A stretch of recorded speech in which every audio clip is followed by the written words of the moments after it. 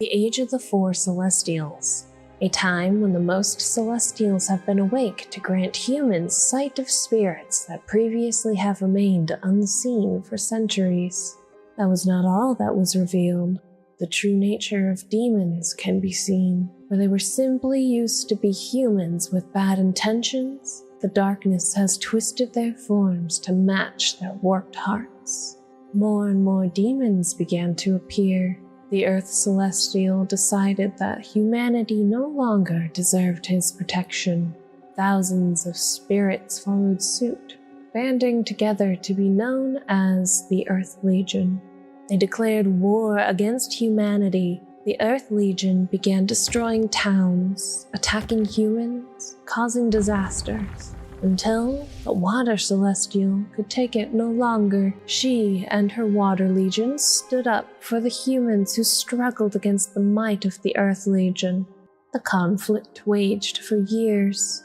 Even when the Fire Celestial joined the fight alongside her, the conflict remained unchanged. All the while, the Wind Celestial refused to take part in the conflict, only wishing to be left alone. Hope seemed dire in this stalemate. Humans were slowly losing faith in the spirits they once revered as gods. However, not all hope is lost. An ancient human organization that was once dwindling now rises again to combat the demons and bridge the gap between humans and spirits. The druids of the Order travel around, purifying the darkness caused by the war with the help of the spirits working alongside them. However, their tale is only a small part of this story.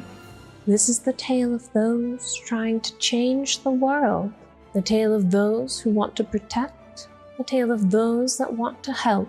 This is the tale of those who are trying to discover themselves and the world. This is the tale of those who are just trying to remain free. This is the tale of their adventures in the world of Mysteria. That's a good. Hello. Oh, hello. Hello. Hello. We're live. Nora decided to get zoomies right as we were starting. Yes, she did. I was telling her to use her inside voice. She screamed. She screamed. So we're here. Yeah, we're here. We're here to read stuff for you guys now. Mm-hmm. Is the music okay, guys? Is it comparable to our voices? It seems good. This one's gonna be on the. This one's one of the louder ones, but they're gonna vary quite a bit. So, if music's too loud or too quiet, let me know. Because I'm gonna switch quite often. I've handpicked a playlist. That was my whole job yesterday. I totally forgot to do it all week. But I made one. So, yeah. Okay. Us being louder? Hang on.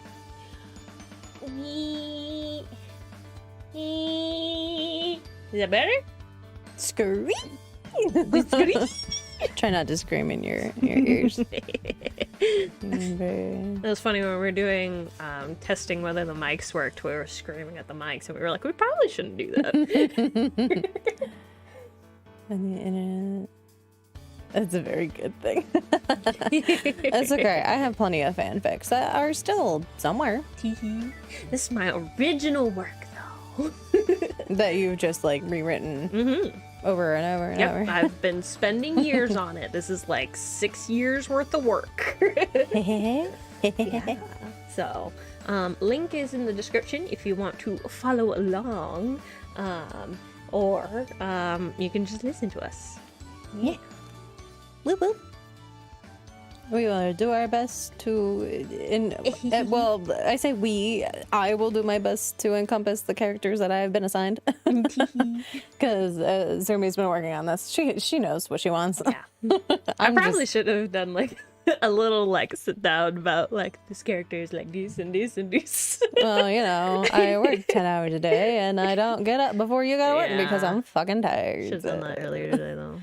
Oh well. But we've been streaming all day. Do it live. Fuck it, we do it live. I kind of figured in between chapters we do a little break for like people who need like a quick intermission and whatnot.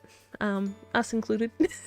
If we need to go to the bathroom, get more drink, because we'll be talking a lot. So, all that fun stuff. Yeah. Yeah. I'm so nervous. I'm also very excited. Like, that's also part of it. Because, like, this is my masterpiece. And I consider this my masterpiece of writing. So, hopefully you enjoy. Hold on, I think Nora's destroying something. Hold on. Yeah, hang on. We wait a moment. Nora's being a little gremlin right now. So. How you guys doing? I'm so glad you're all here. Like, one of my biggest things, like, that I kept putting off the reading stream, I was like, what if nobody shows up? I'm gonna be more sad. But now everybody's here. I'm like, ah! So it's a roller coaster of emotions I feel for this series. But I really hope you guys enjoy. I have a ton of hot characters for you to simp over. You will see the visuals for them too. Yeah. I have drawings for all the characters. Except for two. But they're side characters, so it doesn't matter.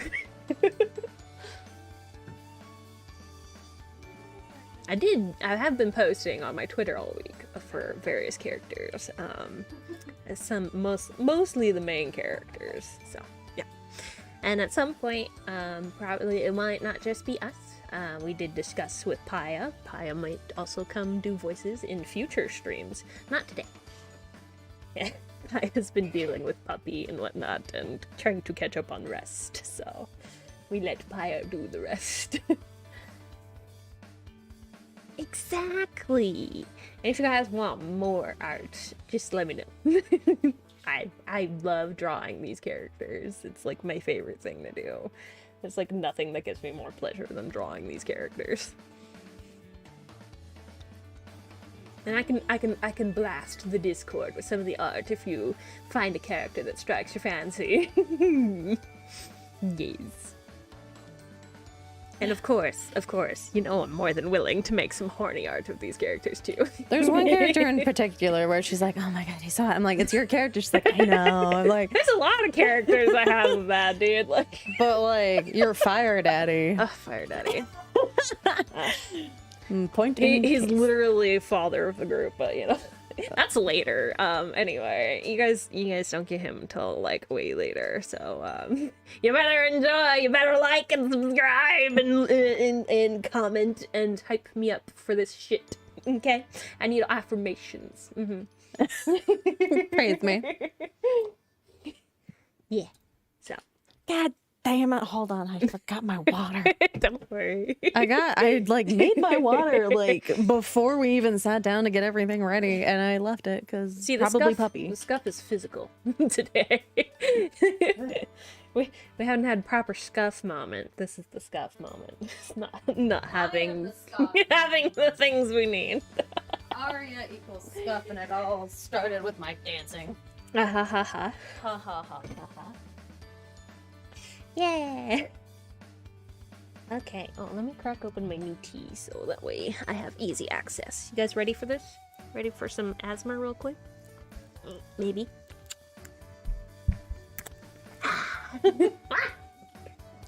A slight bit of asthma. Not quite the same as... I got tea on my teeth! I got tea! Teeth? Teeth! So this is how we're starting the stream. Yeah, so this is the content. This is the stream. Welcome to my reading stream. You subscribe to this. Yeah, y'all subscribe for us being horny and whatever else we are. Energy that we have, yeah. All that fun stuff. Anyway, are we ready? Are we good? We'll find out. Subbed for TTs. TTs. Okay. Let me switch to the appropriate song. Hang on. Okay, that's on the right setting. Yeah. Yeah. It's comfy music. Yeah. Yeah. If you want to listen to music, that's true. I don't know. It depends on whether or not I want to wear these headphones. And if we get enough length, that's better when it's not caught on stuff. Oh yeah. You just gotta not be caught on all the blankets and shit. Atmospheric. Cozy. Yeah. Do you guys feel properly atmospherized? Are you immersed yet?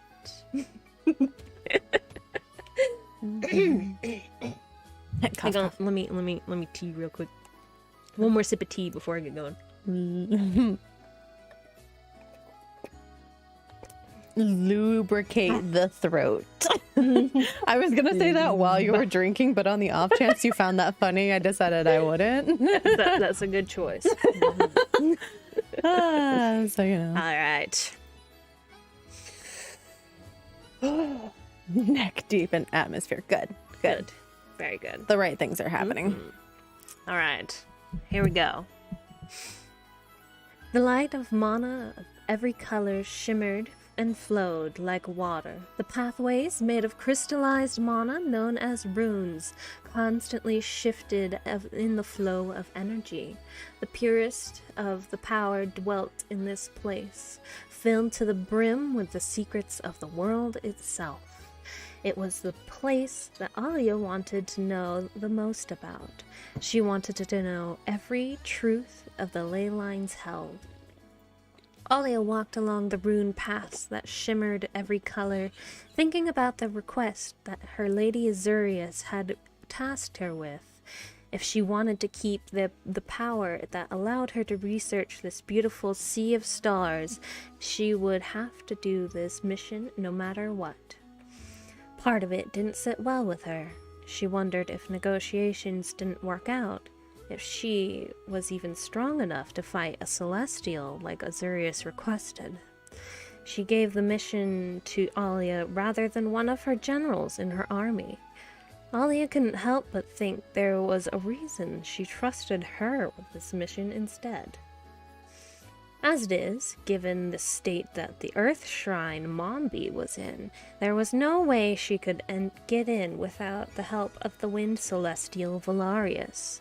The ley line's exit point was way too guarded, and the shrine was now surrounded by mountain peaks too steep to scale, and no openings or trails in or out. She had no choice but to see if there could be a... words are hard. She had no choice but to see if she could cash in a favor and hope her old friend would be able to at least help her fly in from above. Alia stepped out of the ley lines close to Gaelette as close to Gaelette as she could from her mental map of the ley lines. With the pathways always shifting, it wasn't always exact. She almost tripped over someone as soon as she exited. She narrowly avoided a young wind spirit who's simply writing notes in her book as she looked over from the city atop the grassy hill on the outskirts. Her vivid teal eyes glared at Alia bitterly for interrupting her train of thought. She brushed her short, light chestnut hair tipped with mint behind her pointed ear, and with a huff.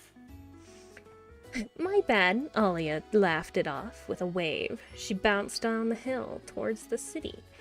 Her azure-tipped white curls were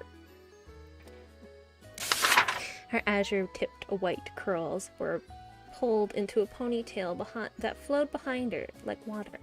She had searched for a bit further. She could have found the ley line point directly underneath the Wind Shrine Lacosta, but she didn't want to seem intrusive given the tense times during the war among spirits, despite the neutral stance Valarius took. This kept her ability to traverse the ley lines a secret, and was agreed upon that she was granted this kept her ability to traverse the ley lines a secret as agreed upon when she was granted the power.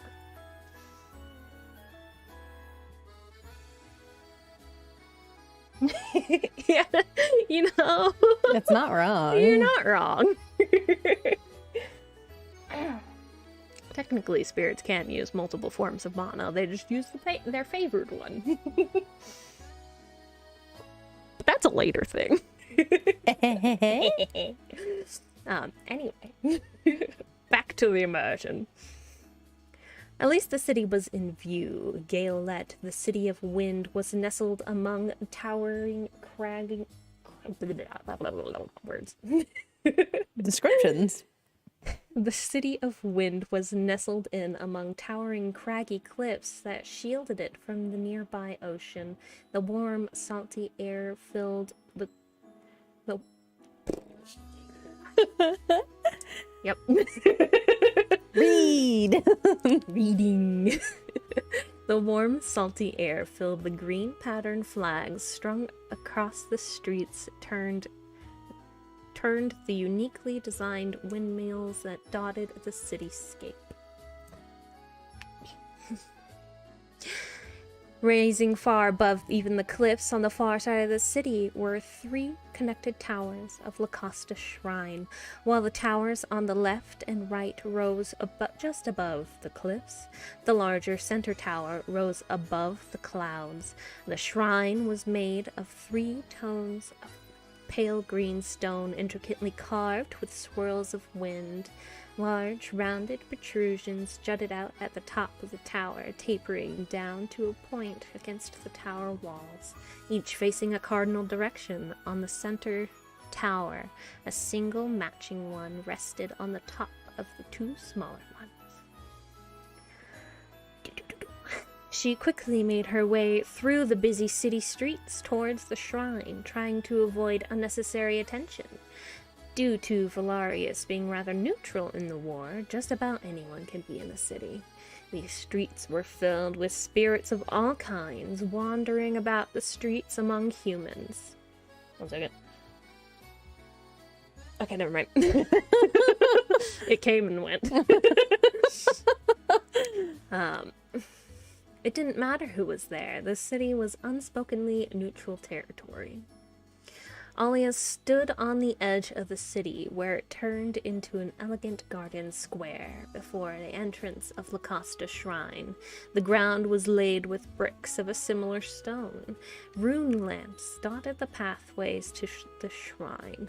Grass and white flowered bushes between paths rustle in the breeze, carrying a sweet scent along with the salt and ocean beyond the cliff, so close behind the shrine.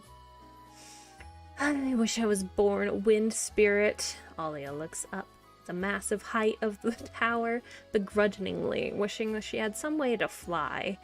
If that were the case, though, she wouldn't be here in the first place.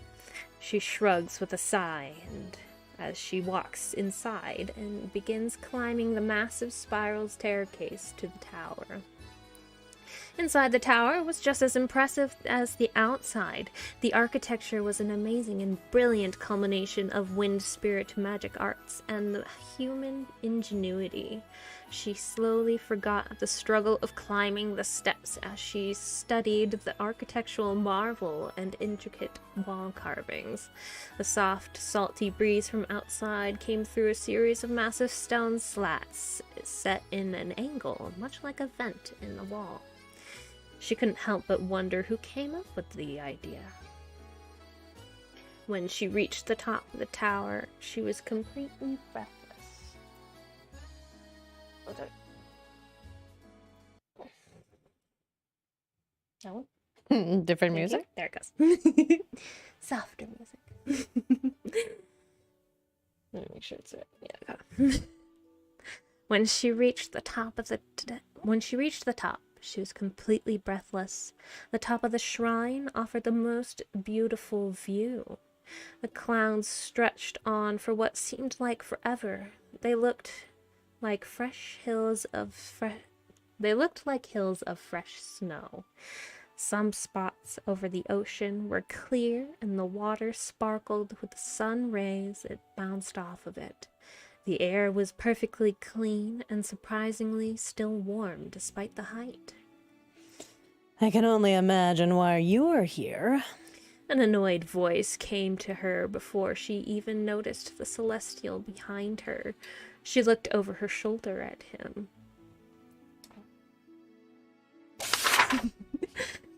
He looked older than when she last saw him, which was surprising since spirits aged so slowly.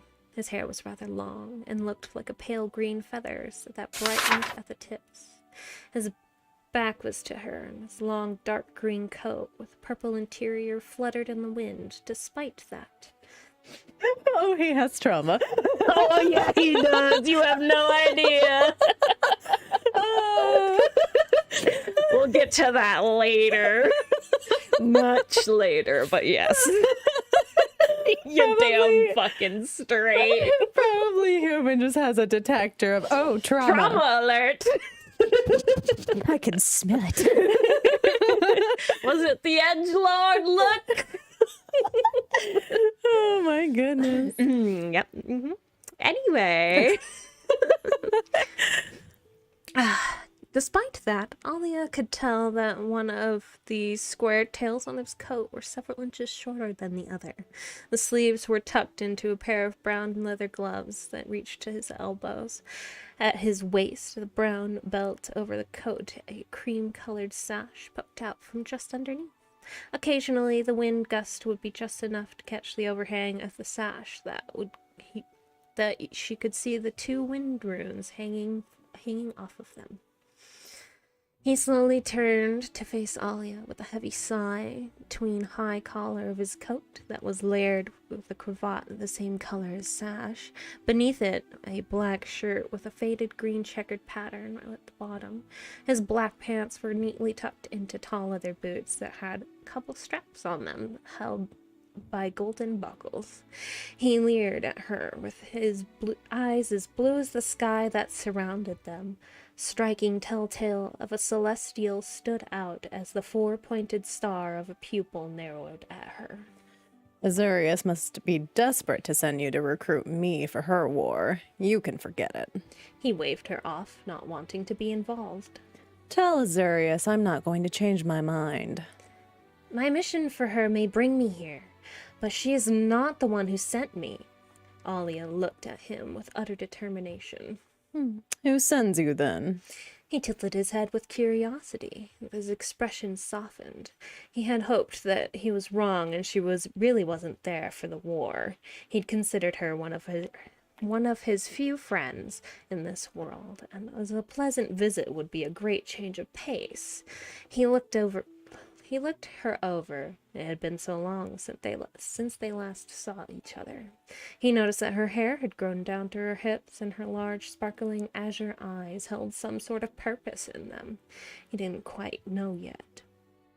She was wearing a cerulean half-coat trimmed with a white swirl pattern that looked like the waves, pinned closed at her clavicle with a perfectly rounded piece of crystallized water mana, embedded within the silver as a brooch.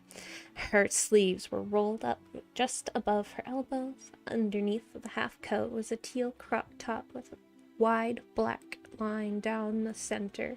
She wore 2 deep blue belts, with one with a water rune buckle to match her brooch, and the other thinner and off-kilter.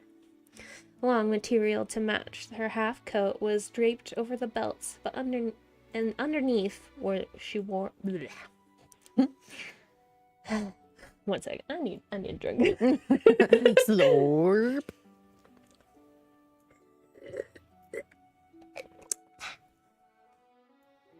Remember to hydrate, chat. Yes. Especially if you do a lot of reading aloud. And underneath she wore a pair of pants that were black down the center and teal on the outside, much like her shirt.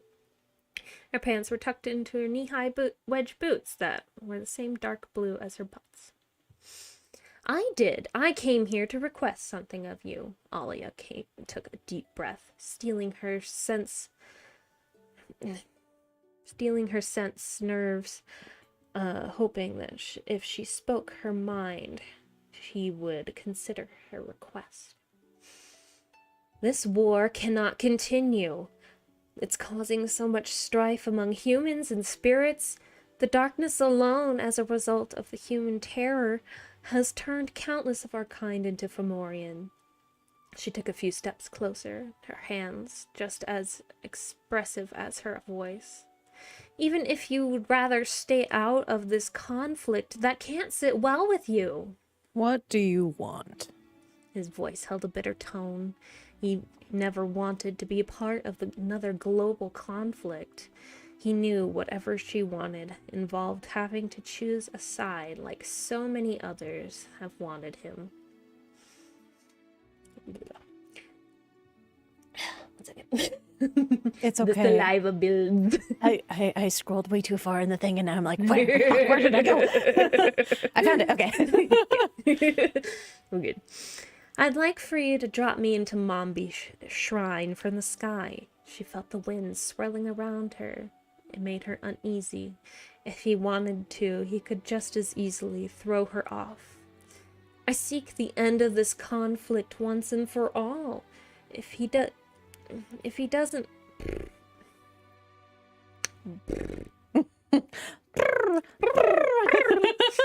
Vocal exercises. Yep.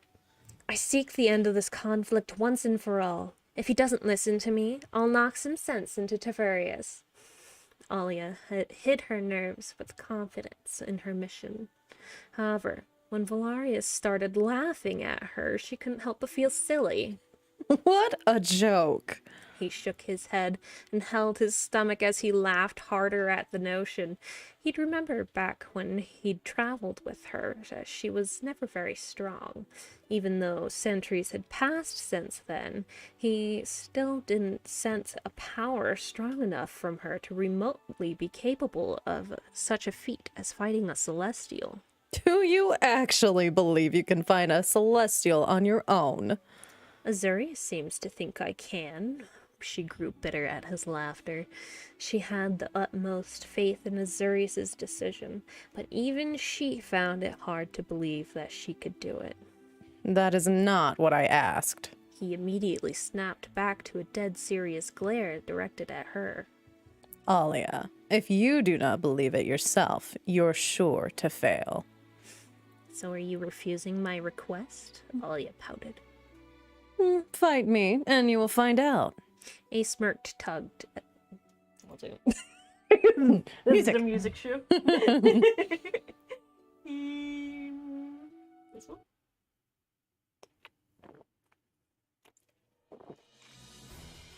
Yeah. Fight music.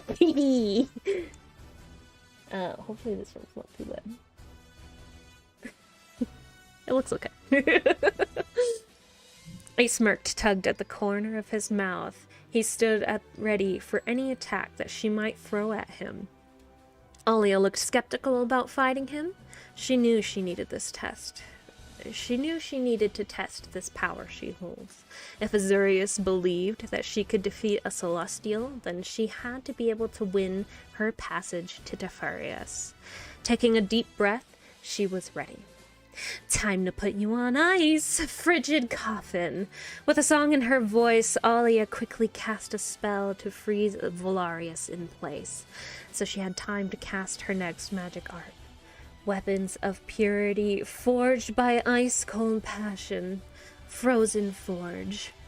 In her hands, swirling snow quickly formed a warhammer made of ice. She held it in one hand, resting the head on the floor as she prepared her next art quickly. She saw the ice around Valarius starting to crack faster than she expected. She held out her hand. Bleh, words. She held out her free hand, pointing 2 fingers at her target. Lightning blast, an icy crash, invertent storm. A magic glyph formed beneath Valarius just as he broke free. Wind and ice rushed upwards from below, knocking him into the air. Alia then grabbed her hammer with both hands, launched off the ground. She jumped above Valarius, and just as her invertent storm stopped and he begins to fall, she swung her ice hammer down on him so hard it shattered the ice as he slammed into the floor. What a shame.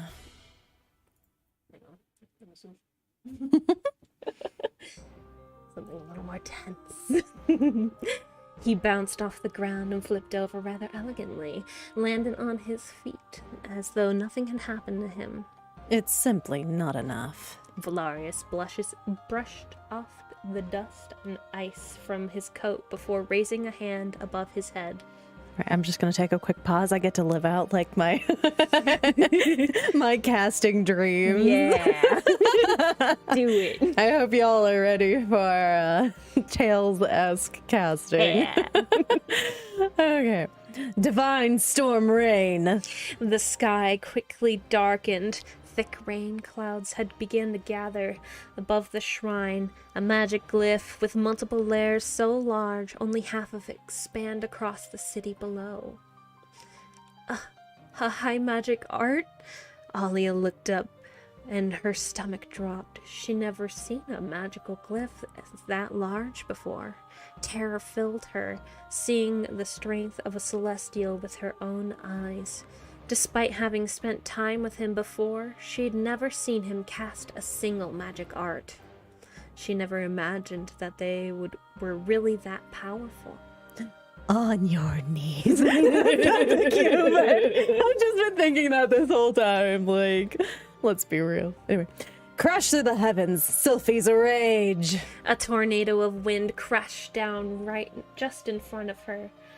Were mixed in with bladed feathers. The wind's outward force knocked Alia back towards the stairs, the sharpened feathers shredding her clothes, leaving shallow cuts on her skin. Alia was down. She was struggling to even climb to her feet. Look at you. You can barely get back up. Valarius approached Alia as he caught the wind rune that fell from the glyph that once was. That was an indirect hit from my weakest high magic art. Tefurius won't be so merciful. You aren't ready to defeat a celestial on your own. I refuse to send anyone to their death. Especially you. Music. Music, please. Alia bit her lip and punched the ground out of anger. The ground cracked widely under her force. Valarius looked over his shoulder at the crack in the structure, surprised upon feeling the abnormal surge of power from her just then. He was even more shocked to watch her jump off the edge of the tower.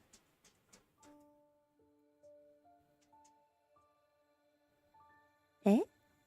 Did I not put it in? I don't see it. I see he turned no. away. Hang on a second. Giotto. I must have skipped a bit. Here, let me... ちょっと待って、I gotta adjust the script a little bit. Giotto. Just a smidgen, just so I know what I'm saying. Yeah. I will unleash my Chuni when I have the capability. I am ready. Yes. And for those of you who want a Tales comparison to that, it's that was a mystic art. Cough, cough. Oh, I'm far down. No, give me all the way back up. Page 5, I think, is where I am. Yeah, page 5. Fuck it, we do it live! Oh, wait. I didn't realize I missed a bit. Whoopsie.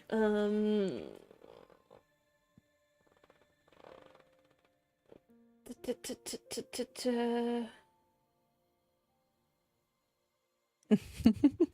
Guess what, guys? I found more stuff.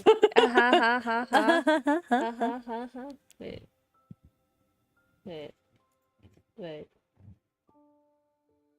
Eh? Scroll. Yeah, no, there's a little bit in there. Yes. I think. Yeah. Jump off the tower.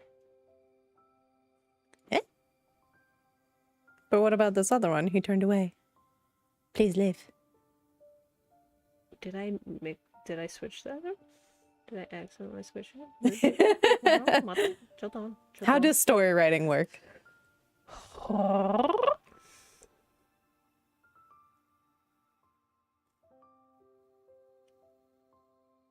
Joto?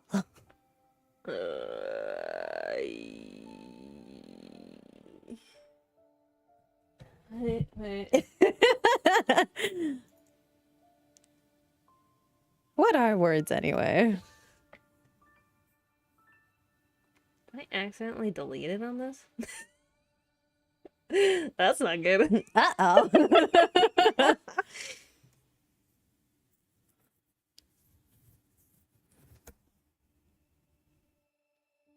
Uh-oh.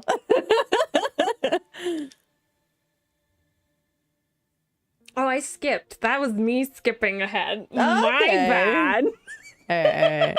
That was me accidentally reading ahead. You're just I ready. see where we are now.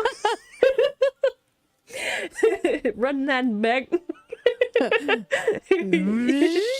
He turned away with a heavy heart, hoping his words really sunk in. That makes more sense. No, please leave. I will not aid anyone in this war. Alia bit her lip and punched the ground out of anger. The ground cracked widely under her force. Valarius looked over his shoulder at the crack in the structure, surprised upon feeling an abnormal surge of power from her just then. He was even more shocked to watch her jump off the edge of the tower. She's definitely stronger, but something's not right. He paused and his eyes narrowed. What are you playing at, Azurius? He moved to the edge and watched her fall back beneath the clouds. Part of him wanted to catch her, but he knew she wouldn't have jumped if she didn't have a landing strategy. Alia waited until the ground was in view, and she could see where she'd land. Shoot for the skies! Geyser, rise! A glyph formed on the ground below her, and water came up to greet her, slowing her fall. She landed completely safe, immediately storming off into town. She stopped in an alleyway, somewhat away from the noise of the street, wanting just a moment to herself. She leaned against the wall and slumped down. She took a breath and stared up towards the stormy sky, the reminder of a failure. I hate that he's right. She closed her eyes and hung her head. Perhaps I'll just rest here a bit before Plan B. Chapter 1 concluded. Ta-da! Words are hard. Words are hard. I would just like to point out that that last line that Sumi had written for Valarius, she gives like descriptions of how we should be like reading those lines, and instead of saying like using another word like suspicious or something, she just put sus. Now I'm inclined to believe that Valarius is among us, and I don't trust him. No, Valarius very good boy. Good He's boy, a good angsty boy. Trauma dump boy. Listen, we'll get to that in a future thing. That's a, or I should say technically a past thing, but Wibbly wobbly timey that's a wimey. later us issue. Did he vent? I'm wondering. I mean, there's a lot of events in that tower. He a windy boy. He can just. Whoosh. Yeah. Has he done his test? No, he hasn't. He's avoiding doing his test. He is avoiding them. He's very obsessed. Only for that. Among Us. Tale of Among Us. Yep. Anyway, anybody need a break? Quick little break time. You know, these little drinks, little drink. Stretch break, drink break. Check your posture, you cashew shaped bitches. I hope you're enjoying my bullshittery here. Don't worry, the outfit descriptions get significantly less later on because I realized I hated doing them. Because of my complex ass design. Yeah, that's fair. So, yeah. It's okay. You have pictures. I do. I've got visuals. Yeah. Also, who doesn't like getting read stories by two pretty anime ladies? Thank you. Ah. That makes me so happy. Yeah, I'm glad you like it so far. This next chapter you're really gonna fucking love. You will too, because you get to finally play your favorite character. Yeah, I'm ready. Mommy, sorry. Mommy, sorry. Also, you might have to point out, like, okay, so I know those two, that one. I don't know this one or this one. I might Don't worry, actually... they're side characters. Oh, are these the two you don't have pictures for? Technically, yes. Technically. Okay, there's 3 I don't have pictures for. I think I might recognize Yeah, when them I from put your... sometimes when I put side characters. Yeah, so that this part, I think it's up to chapter 4 is when shit stops being my webtoon. Yeah, because I probably would recognize them from your webtoon, but Yeah. I don't recognize... Yeah, so names. that's the bartender. Okay, And that's what I thought. that's the shitty little dude that yeah. Shitlord? Yeah, not the shitlord, but Shitlord Keeper? no. Neither That's of them? later. That's later. Okay. I think Sumi just has to point out, maybe at the end of chapters or whatever, who characters are, because she tweeted about this. She keeps coming to me. She's like, do you want to be evil blonde number 1 or evil blonde number 2? And I'm like, does it matter?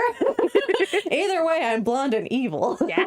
And then the other time she came up to me, she's like, do you want to be Shitlord or do you want to be Shitlord's keeper? And I was like, does it matter?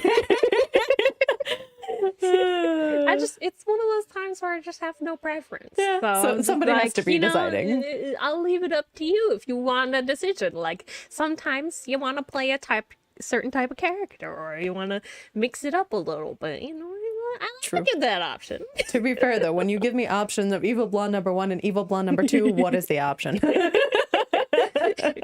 I just like the...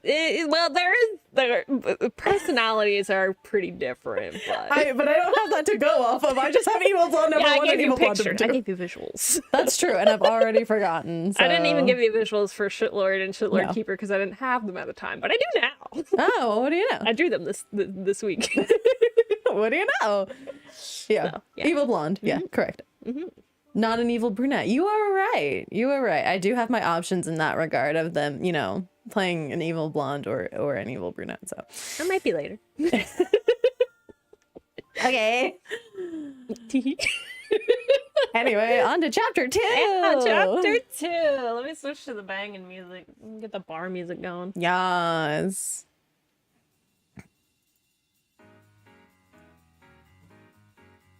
My Vibing. model is freaking out. You're just jamming. We're both jamming. This one's such a jam, though. I'm so glad I found this. All this music, by the way, is Dova Syndrome, so it's all copyright safe and fun stuff. So, yeah.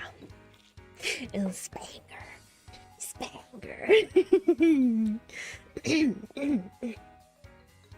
and you read the thing about the twins. Right? Yeah. Yes. Yeah. Okay. Yes. Just wanted to make sure you knew what was up. I kind of figured you would anyway, but I just wanted to put that in there in case anybody else came in and was Fair. voicing them. So Yeah. No. I did read the beginning thing, and I just wrote down the characters I'm playing because the only one I remembered was Mommy. money. So hello, Ray. Hello. You're in time for like a really good chapter. Yeah. For the vibes. Yee. We go to the bar. Are we ready? As ready as we can be. Okay.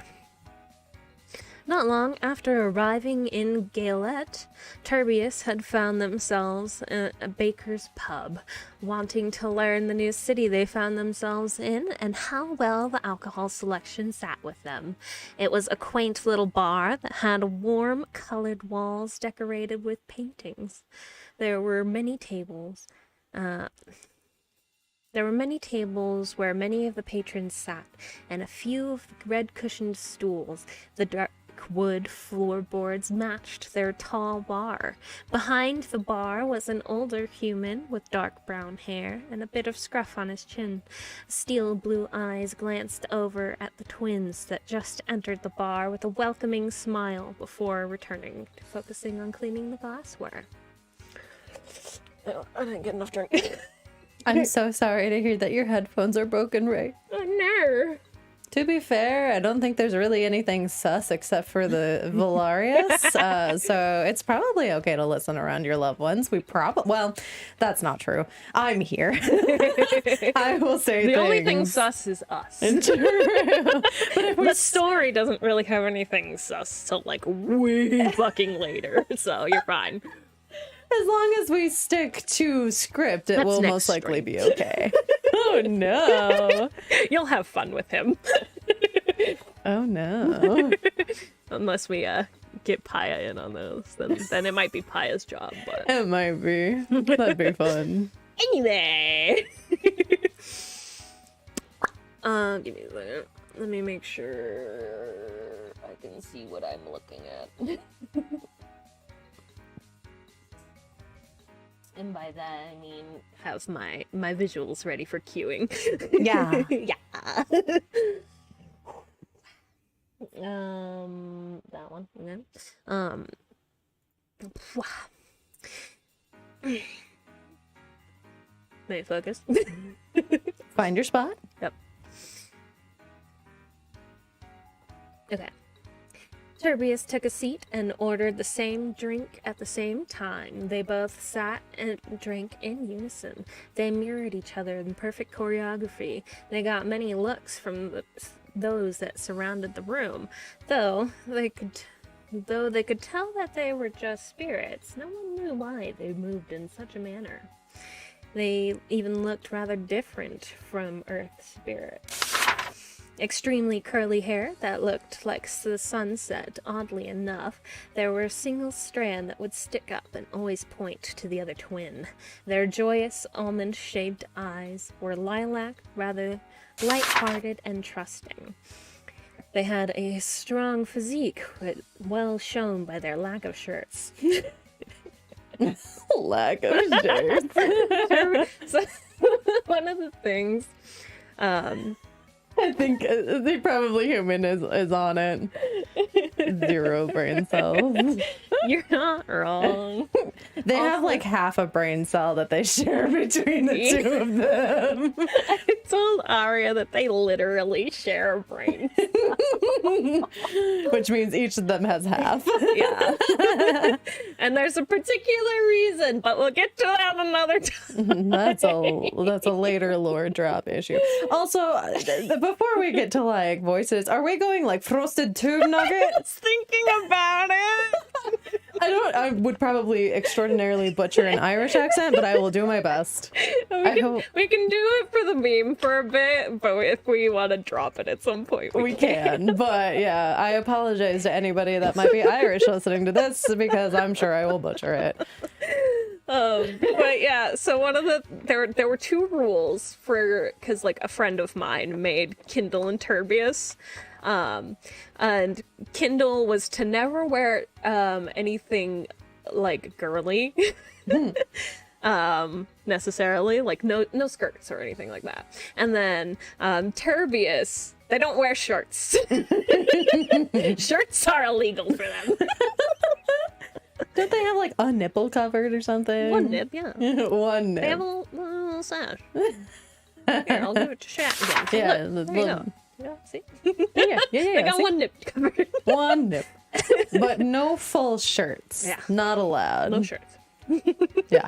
Perfect. Censorship. Don't come at us, YouTube. Don't be a YouTube.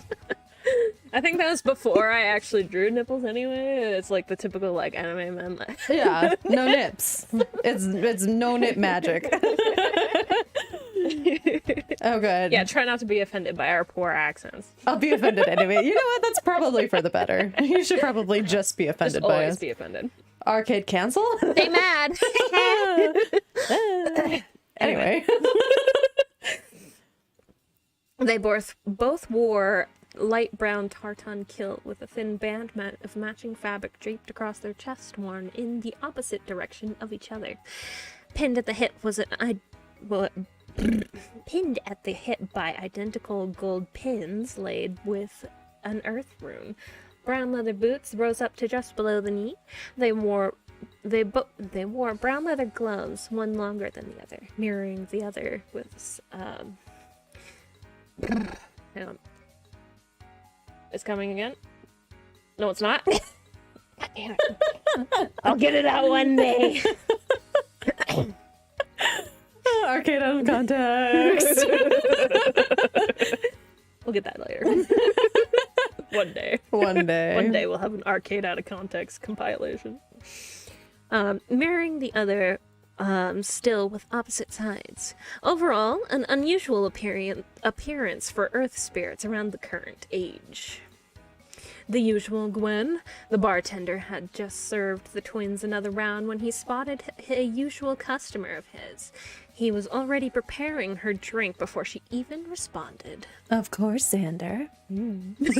Mommy. I'll do my best. Hang on, let me prepare her. Chat isn't ready. Oh. Oh.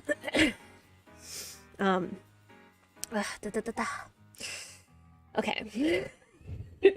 I'm sorry. Get ready, chap. She cheered, sitting down at the bar. Fair-looking young lady sat adjacent to the twins. She was human, with light red hair that was long and layered. She was tall and lean, wearing a sleeveless, bright pink shawl that hung down to her knees. This isn't the outfit, by the way. This is a different outfit, but I liked this image better. No promises, Ray. I can't promise you that.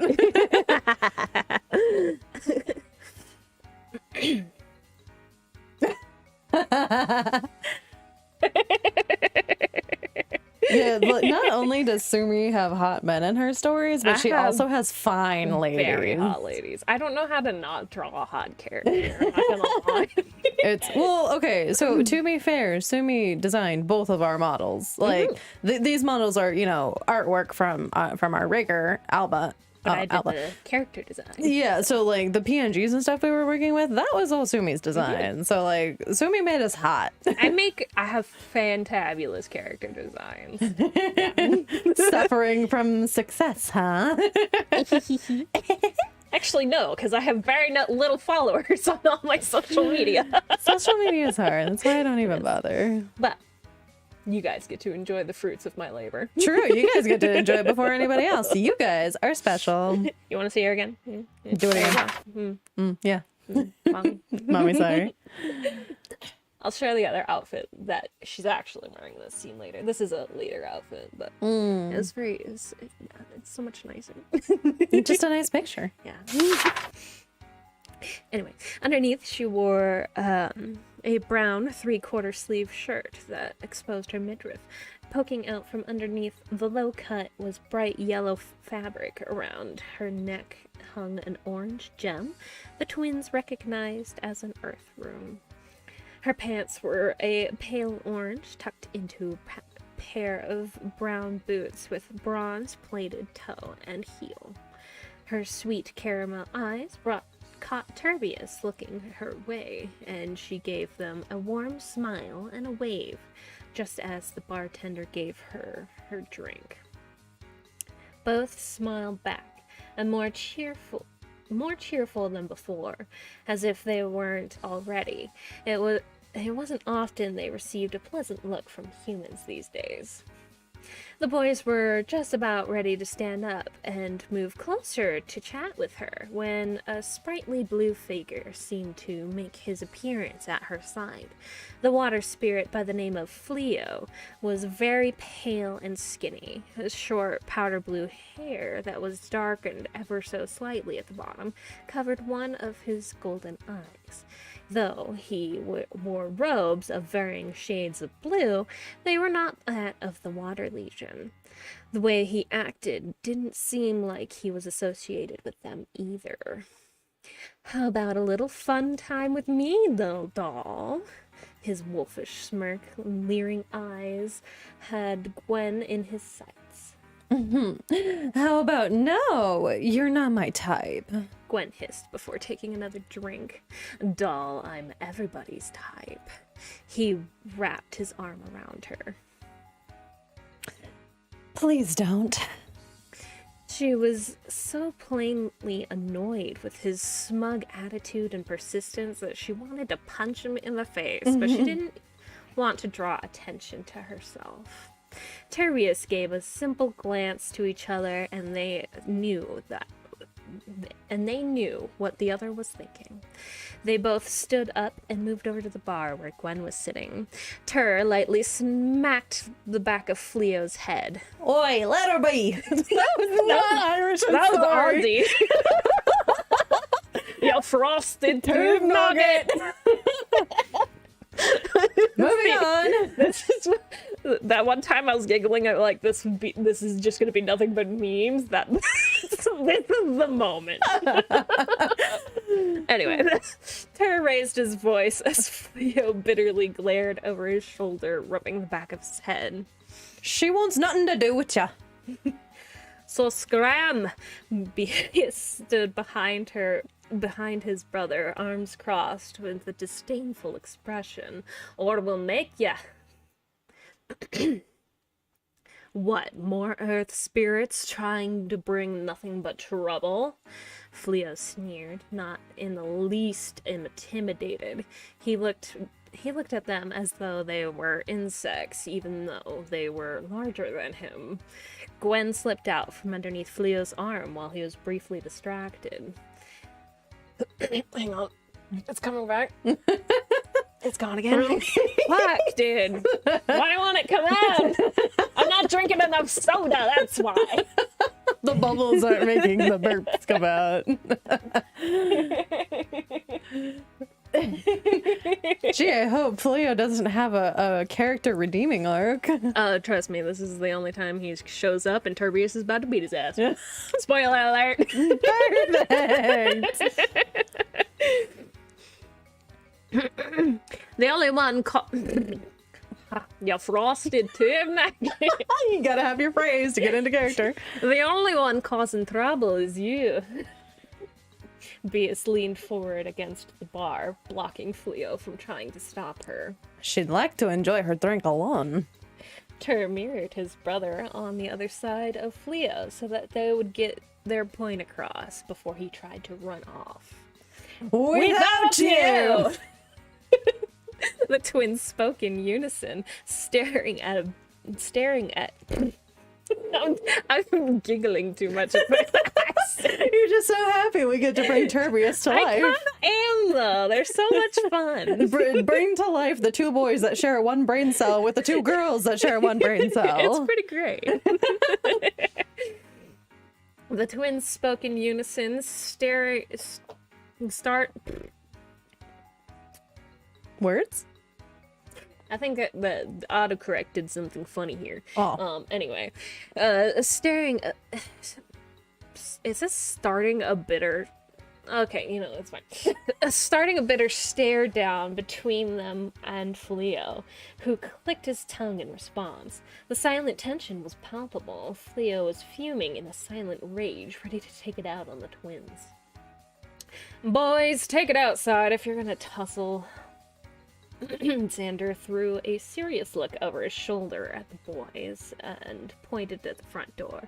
I'd rather not have to clean up any bar fights today. Yeah, let's. I'll wipe the floor with you punks, Fleo quickly agreed, pushing past the twins and walking towards the door. He was not afraid of the two and expected some people standing by to help, seeing two earth spirits ganging up on a water. It's sweet of them, but seems like more trouble for them. Gwen smiled as she watched Turbius excitedly follow the water spirit outside.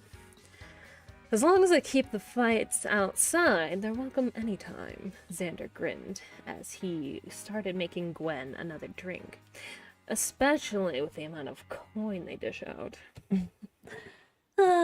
Too bad they aren't my type. Gwen sighed dramatically as she finished off her drink. Do you even have a type? He smirked at her and gave her another drink as he took her glass. I'm a ladies' woman. She's gay! I hope you guys are ready. Bye! No. That makes... Sorry, not sorry. That makes probably human happy. Yeah. Anyway, she gave a sly smirk and took a sip of her new drink. Put the next round on my tab for saving me the trouble of having to punch the guy myself. Welcome, fellow woman enthusiast. Sorry, Ray. Don't worry, there'll be plenty for you later. There's plenty of pretty ladies that will play for your team. Yeah. Yeah, I have many I'm very LGBTQ in this series, so. Anything for you, Gwen? He voiced cheerfully as she walked over to the window and leaned against the wall, looking outside. The small fight started. When a small fight started, though, it was obvious that Turbius stood a far greater chance. Not just by numbers, but the fact that Fleo barely stood above their shoulders. With Fleo going after Tur first, it quickly became a game of ping-pong as the boys simply pushed the man back and forth, not daring to lay a fist, but pure roughhouse the guy out of being a jerk.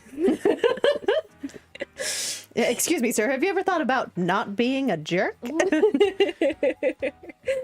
Bias was the first to lunge forward, grabbing the man in a grapple and tossing him through the air, only to be caught by Tur and smashed into the ground. Though not enough to break anything, and if he wasn't earth tough, there wasn't surely no booze to last. Turbius! A loud shout from a petite fire spirit echoed through the streets. She stood not far from the commotion. She was just in the crowd. She was just in front of the crowd that had formed. Kindle started to stomp her way towards her younger brother. Immediately, the boys released the water spirit, who was too weak to get up from a simple tackle. Turbius stood at attention, ready to receive any punishments that they might be getting. The two were truly terrified of her, even though she stood only half their height, and her dark, curly twin tails blazed down brilliant red, and large, fiery eyes posed little threat by appearance. She still had a strong punch, enough to knock them both out cold. Alleyway, now. A fiery tone in her voice as she marched Turbius over and away from the streets to avoid any more unwanted attention. She goes, I punch my friends harder than my enemy's energy. Not wrong.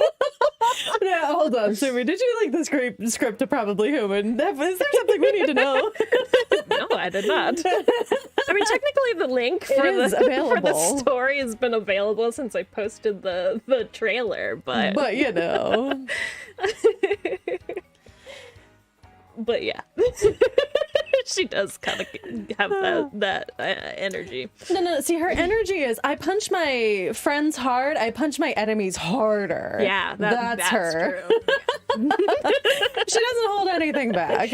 Especially against her brothers. Her brothers can fucking take it. They're earth tough. They're earth tough. Earth tough. Earth tough. And that's the meme. That's the meme. We had that meme since I made this with my friend. Yeah. Earth turf. Earth turf. Anyway, you ready? Yes. Yes! The twins' voice shook in unified fear as they quickly obliged to her orders. What did I tell you, boys? We just got here and here you are making a scene in the middle of the street, let alone a water spirit of all people. A tiny flame lit up from the single curl on the top of her head that stuck out, which almost always happened when she was angry. Turbius had nothing to say. They were told not to cause trouble, but they couldn't help it words are hard. They were told. Let me get a drink real quick. Fix it all with another drink. Yep, all the giggling.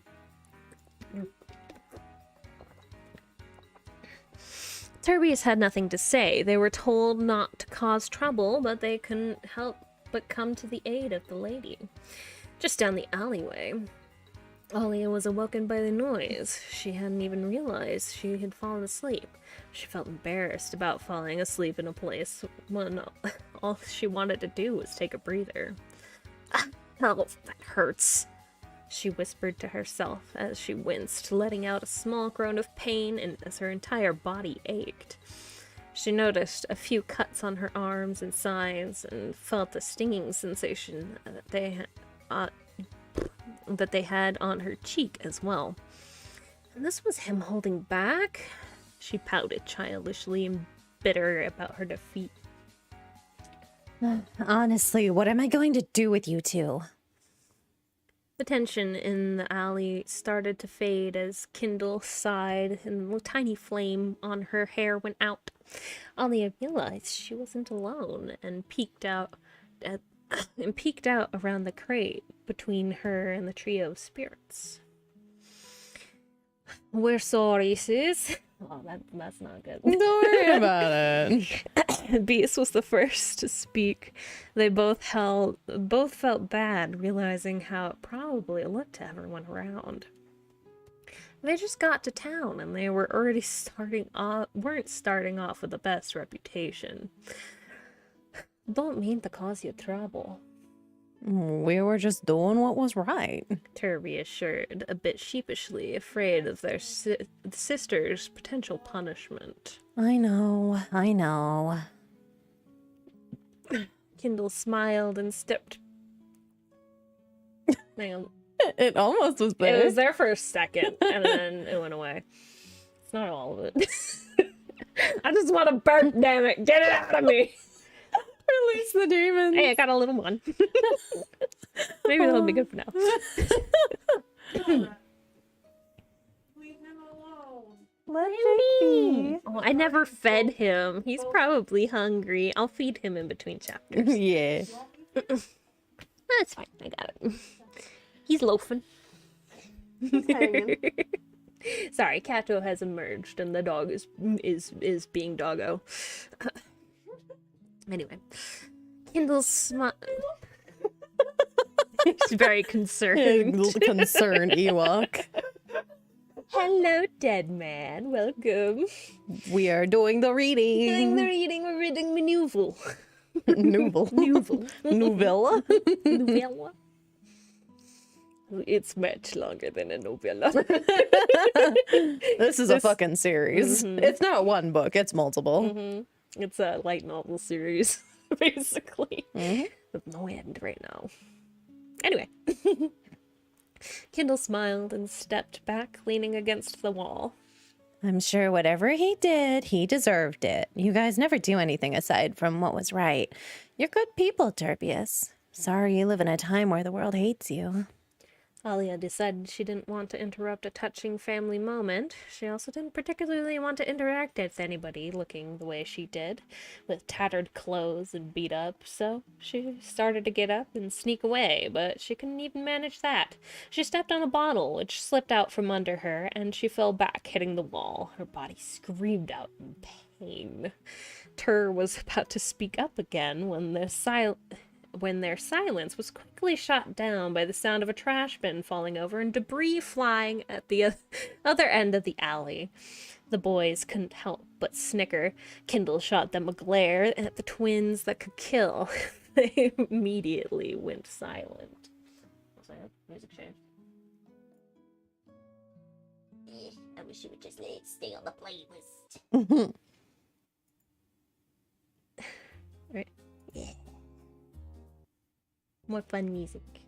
Let's think funky. Here we go. Okay. Oh, there it is. This is lame! Alia yelled out in frustration. Today is not my day. She stopped caring about leaving and just lay in defeat. She put her hand up and waved it about a bit. Can I get a little help here? Turbius reacted without hesitation, and without a word from their older sister, the two dashed down the alley. Both of them manipulated the earth beneath their feet to accelerate the speed towards the damsel in distress. Tur rode the wall, going high before slowly coming back down on one side of Alia, while Bias maneuvered around the debris so he too was still by her side. They both paused for a moment, and as they realized she was a water spirit, but they were not discriminating against anyone who needed help. They gently lifted her up to her feet from either side. Are you okay? I'm not doing the scholar's thing anymore. I've given up. We did it for the memes. Yeah, and we got Earth tough, and now we're good. Tara couldn't keep quiet. The twins were rather worried that with the state she was in. They couldn't help but wonder if she was a spirit or if there was a spirit from the Earth Legion behind it. "You look pretty roughed up," Bias voiced, noticing that her wounds were not bleeding much, despite some of them looking rather deep. Kindle had made her way over, though not in the time that the boys had. She gave her brothers room to help, and just... Ugh, words are hard. And just like them, she wasn't discriminating against people in need. Ready? I'm Turbius! They both spoke together as cheerfully introduced themselves. "I'm good now, thank you. The name is Alia." She paused, then it finally processed with her that they both said that they were Turbius. Wait, so both your names are Turbius? She looked very confused as she tried to wrap her head around the mirror image that was going by the same name. Or am I just seeing double? Yep, we're Turbius! The two wrapped an arm around each other's shoulders and gave Alia a big goofy grin. Sorry about them. They weren't rough with you, were they? Kindle asked in concern, knowing that Turbius could be a little bit rough sometimes, though they usually kept a good job at watching their strength as of late. Need me to treat your wounds? A coy smirk fell upon Kindle's face. Looks like that trash can was quite the enemy. It said I looked trashy, so we got locked in a fierce battle. Alia smirked, trying to keep things light. I like to think I took out the trash. Why do these sound like JoJo jokes? You need to draw Alia in JoJo fashion. And if I don't see that, my life is not complete. I want all your characters in JoJo fashion. That's gonna be an effort, but I'll do it. I'll do it at some point. I mean, if nothing else, at least just Alia. This was long before I watched anything JoJo. Which is why it's perfect to do it now, because you have the perfect basis, like you have the perfect outline for your characters, what they're supposed to look like. Now you just meme it the fuck up. Yeah. For the meme! For the meme! Some healing would be nice, though. She laughed and appreciated her offer for healing. Her own mana was too low to use any healing arts on herself for a while yet. The small fire spirit nodded, and her golden gauntlets glowed in a faint red light. A glyph below Alia began to take shape more clearly and glow with the same pattern, while the second... Oh. Brain, hang on. And glow with the same pattern while the second glyph took form above, slowly getting brighter and brighter. Kindle? She's water. Terror stated, both boys looked confused by her choice of magic healing arts. You sure that art will even work? Bias continued his brother's train of thought. Of course it'll work. I use it on you too, don't I? It draws power from the fire within. Yeah, she's made up of mostly water mana, but even if it's minuscule in comparison, even a water spirit has the fire mana to spark it. Her hands took the position one above the other, mimicking the position of the larger glyphs around Alia. Ignite heart, she said quickly, but not loud enough to draw attention. While bringing her hands together, pretending to squish Alia between her hands, and the glyphs moved onto Alia and enveloped her in a bright flame-like glow and removed her injuries. There, that should do it. Mainly for my younger brothers, so it should revitalize you a tremendous amount. Turbius began to clap with excitement for their older sister. Words are hard. Turbius began to clap with excitement after their older sister completed such an art. They were always fond of her performance, especially when it came to healing, considering the fact that they were always getting hurt in the most absurd ways. Thanks a ton, Alia stretched, rather impressed that she cast a unique healing art without having to use an incantation. Alia had learned to shorten her own incantations, but it wasn't very often she could cast one with just a name. We know injuries, Bias started. They knew trash can was not what actually caused the injuries, so they stepped forward about it. And those weren't from a dumpster. So what really hurt you? Tur continued, curiosity getting the better of them. Because we want in on the fight. They both said with passion in their eyes, wanting a strong enemy to fight against. You probably wouldn't want to do that, Alia laughed, a bit uneasy. Honestly, it was just a test of power from the wind celestial. It was definitely not a breeze. She laughed lightheartedly, tapped her fist against her head. I failed. It really bothered her deep down still. Wait, you fought a celestial? Oh, sorry, my bad. Shall we do that again? Run that back? Where? That was supposed to be both of us. Oh, I thought it was Kindle. Mobby. Oh, did I put Kindle? No, it says Turbius. I think I just saw Kindle under there, and I just thought. I think in the original version, it was in like the webcomic version, it was all three of them. Oh, what do you know? Good night, Cleo. Thanks for hanging out. Yeah. The VOD will be up later, so if you want to hear more. Yeah. Ready? Wind it back. Run it back. Wait, you fought a celestial? Turbius shouted in unison. Kindle was also shocked. Turbius's collective minds started working, wondering why and for what reason they wouldn't dream of fighting someone as strong as that. Though seeing Alia with such injuries and remarks about the fight brought passion to the boys. They challenged themselves to one day combat a celestial. Yep, that's my boys. Earth turf. Earth turf. Yeah, that's the goal, Alia voiced with a grin. I plan on fighting Teferius himself eventually, but it seems I don't make the cut by myself, according to Valarius. Azurius seemed to believe she had what it took. Maybe there was something that she was lacking. Regardless, some extra help would make sense since she was taking on a whole army of spirits. She looked down the alley to the busy streets, hoping she wouldn't have to search too hard.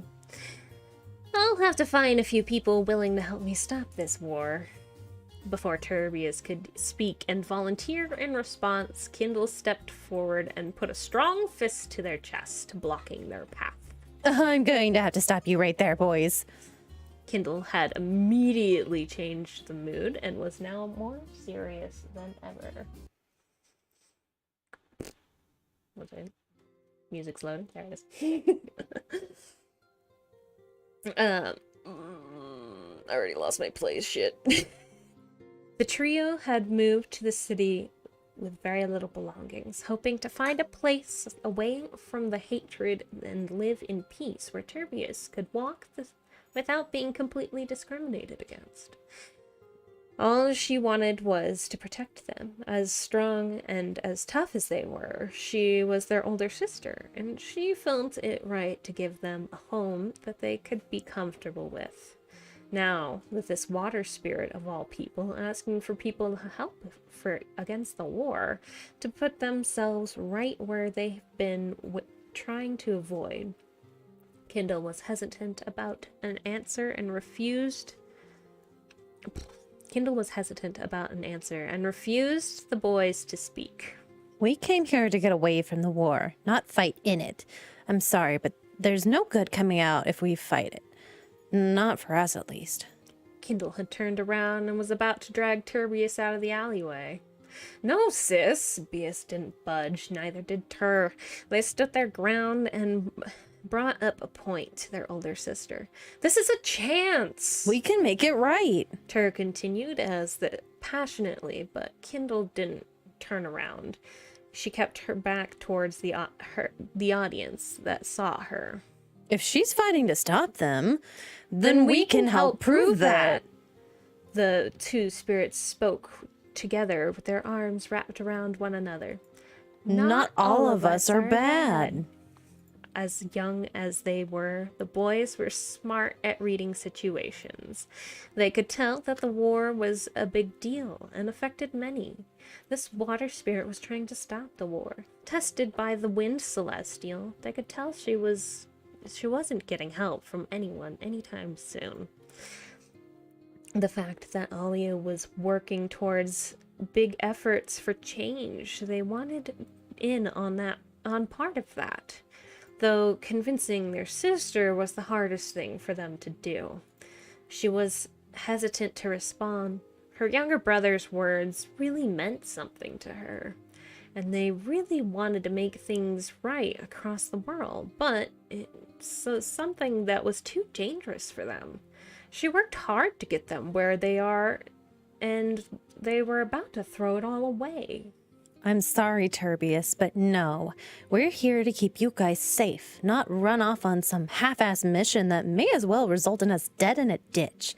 We may help anyone who needs it, but how do we know she's not part of some cult out to hunt spirits such as you down? Kindle didn't intend to sound harsh towards Alia, but it was the best she could come up with to try and stop the boys. Cults are for the weak-minded and brainwashed. I chart my own course in life. Alia crossed her arms. Her expression turned ice cold. Also, I'm not trying to fight a war. I'm trying to stop one, so no more spirits or even humans have to lose their lives. In any case, I would only ask those with the fire for it. If your heart isn't in it, it's better to just stay home. Alia patted Kindle on the head and walked past her to the street. A searing, silent rage started filling Kindle at the way Alia talked. Thanks a ton for the heals. Maybe I'll see you around. Alia waved before she vanished among the crowd of the busy street. She decided to head to an inn. She figured she could get a room for a night. She changed out of her tattered clothing into a sleeveless blue coat with long tails. Ta-da! New outfit! Outfit change. Yeah. Chapter 2. I like this outfit way better though. Anyway, she changed out of her tattered clothes into a sleeveless ocean blue coat with long tails. The wave swirl pattern with an amethyst over the back, down the middle, and of the front. She wore her long black gloves with midnight blue cuff at the top and then thigh-high boots to match over top white pants. She wore the same belt with the water-ruined buckle higher on her waist. Hanging off of the smaller belt was an ornate dagger she always carried but never used. She decided to head out and try to see if she could recruit anyone before she went to sleep. She didn't realize that she was being watched by a wind spirit who had run into her outside of town. Teal eyes observed, as they always did, with a strange fascination in regards to the water spirit.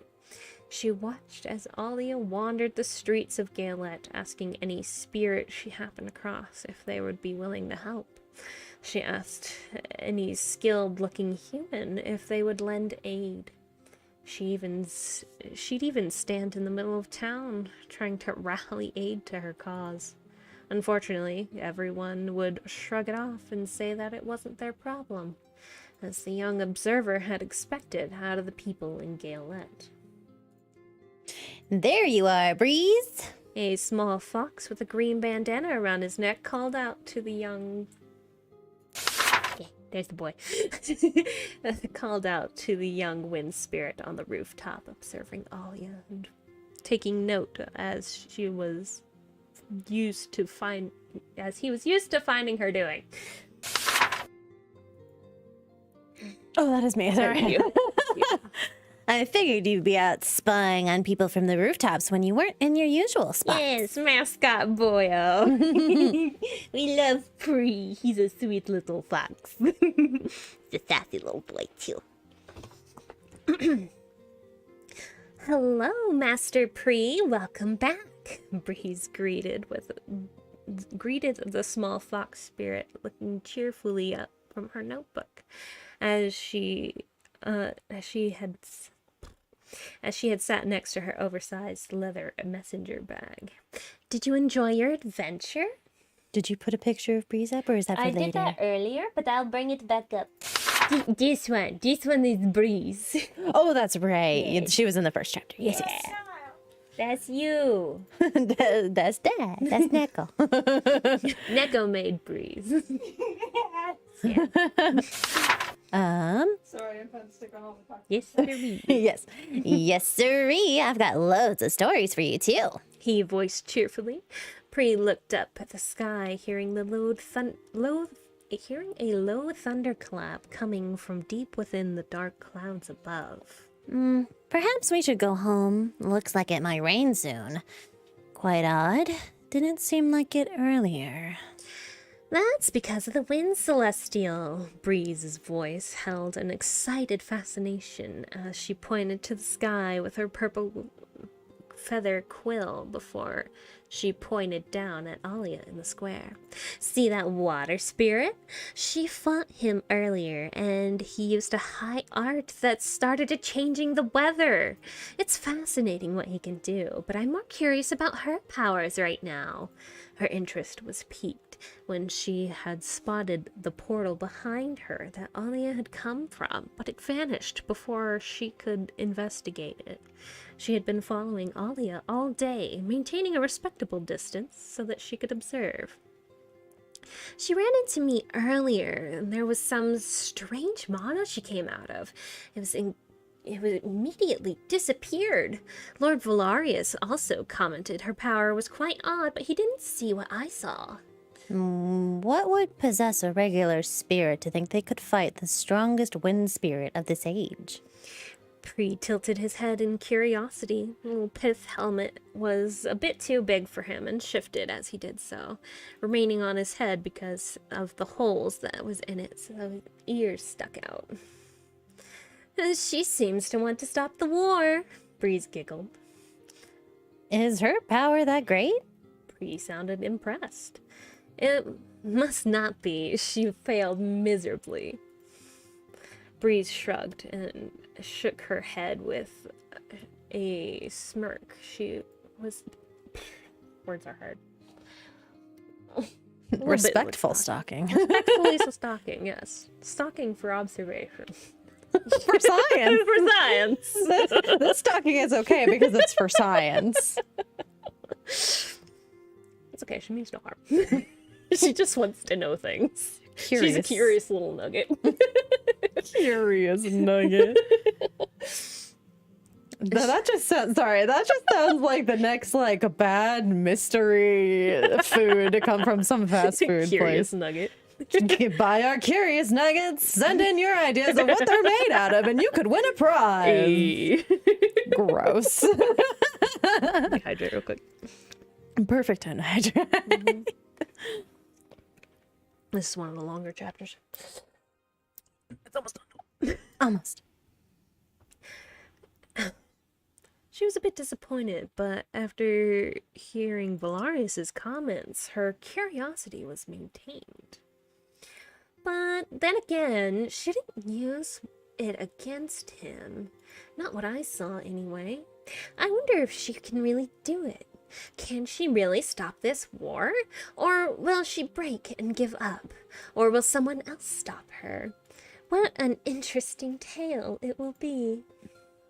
Breeze and Pri watched as Alia sighed, sitting on the bench in the middle of the city square, taking a break from her recruitment attempts and having nothing to show for it. Everyone she talked to was some variation of, "It's not my problem." She could tell everyone in the city was she could tell everyone in the city was just being stubborn, ignorant, or wanted to avoid it altogether.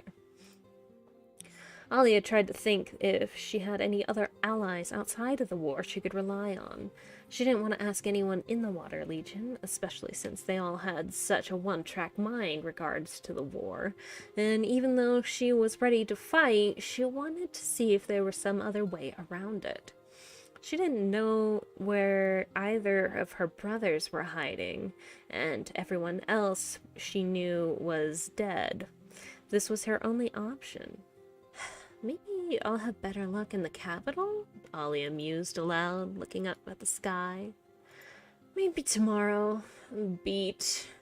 She yawned and stretched, getting up and returning to the inn. End of chapter 2.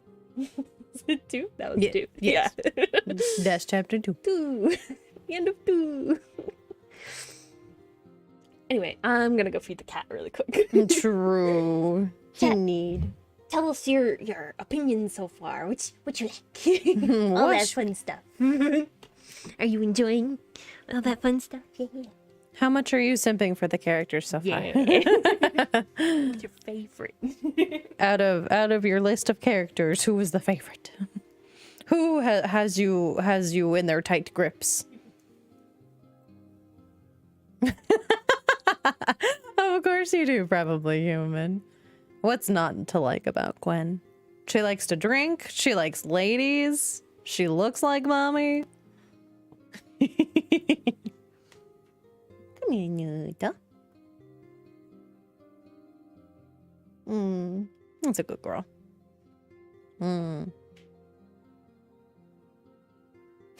I wonder why that could be, Neko.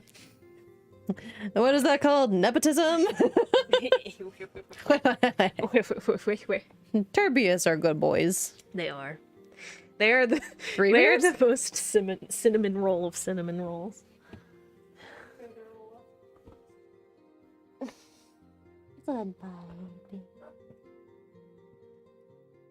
So I guess you need to be doing what probably Human has been doing and drip feed them some of your hottest characters. Yeah. Mostly Gwen, I think. Gwen seems to be the favorite. People want Gwen. More Gwen. Petition for Gwen. Don't worry, you guys will get a lot of Gwen, but I have to wait a little bit. We'll have to wait at least till after next stream. I know it might be later. Actually, I forget the reveal for her secret. It's not till later. Bam, bam, bam. I thought she came in later. She does.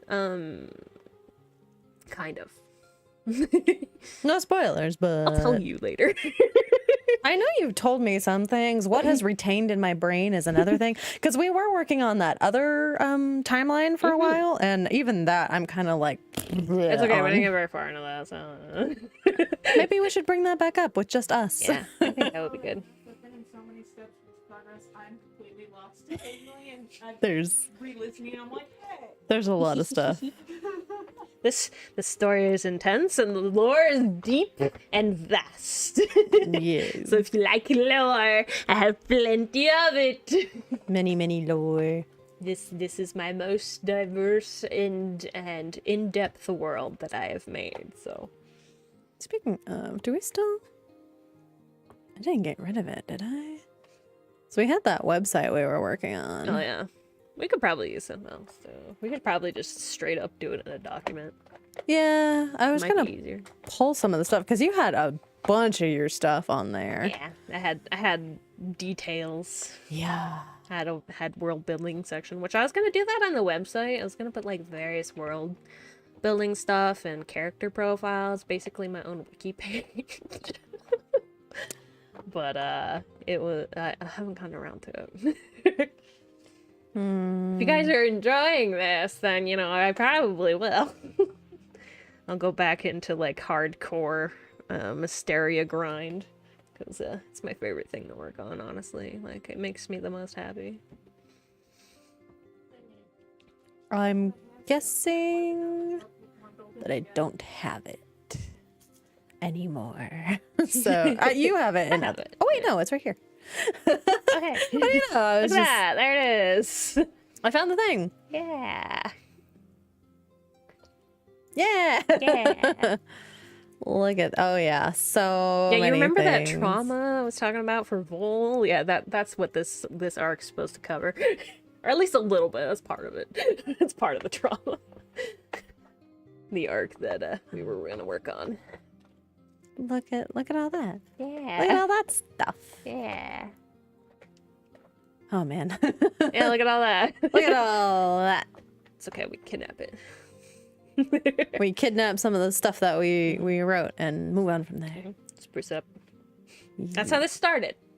This started just like that. Those first 2 chapters. Yep. That was all like RP stuff. Some of the original text is still there. I just spruced it up. Fun times. Yeah. Maybe TV and a mic or stick to that. I'm figuring it out. We'll work with that stuff again later, I'm sure. That's a later us issue. There's just a lot of... God, I hope I have some of that shit written down. Fae names. Oh boy. Yeah, that's a complication. We'll get to that later. I'm pretty sure I have it written somewhere. I'm sure in my character profiles, but it only matters for one. So, right? No, 2. I have 2 Fae. Oh no. I forgot about the one. Ah, yes. These, yes. Did I even... Yeah, honestly, I think we just had too many people when we started doing that. It's a lot easier doing it with less. Yeah. Ugh, beans. I forgot about beans. How did I forget about beans? Don't forget about the beans. I don't think I put Cinder in here. I think Cinder was something that we were considering for later. Yeah, I think she was going to be later pop up anyway. 'cause Much later. She was with a druid. Yeah. Drama. What? No, never. Woo. Anyway, back to this. back to different trauma. Different kind of trauma. Do I have the right music for this? Hang on. I think I have another music for this chapter. Is it this one? Is this right? They're all Japanese names, so I can't fucking tell. Yeah, this is it. Gotta learn how to read some kanji there. Yeah, I know. Soon. I'm gonna learn the Japanese in the near future. Just gotta find the time. Right? What time? I don't know. Anyway, some jazzy music for the return to the bar. What's that?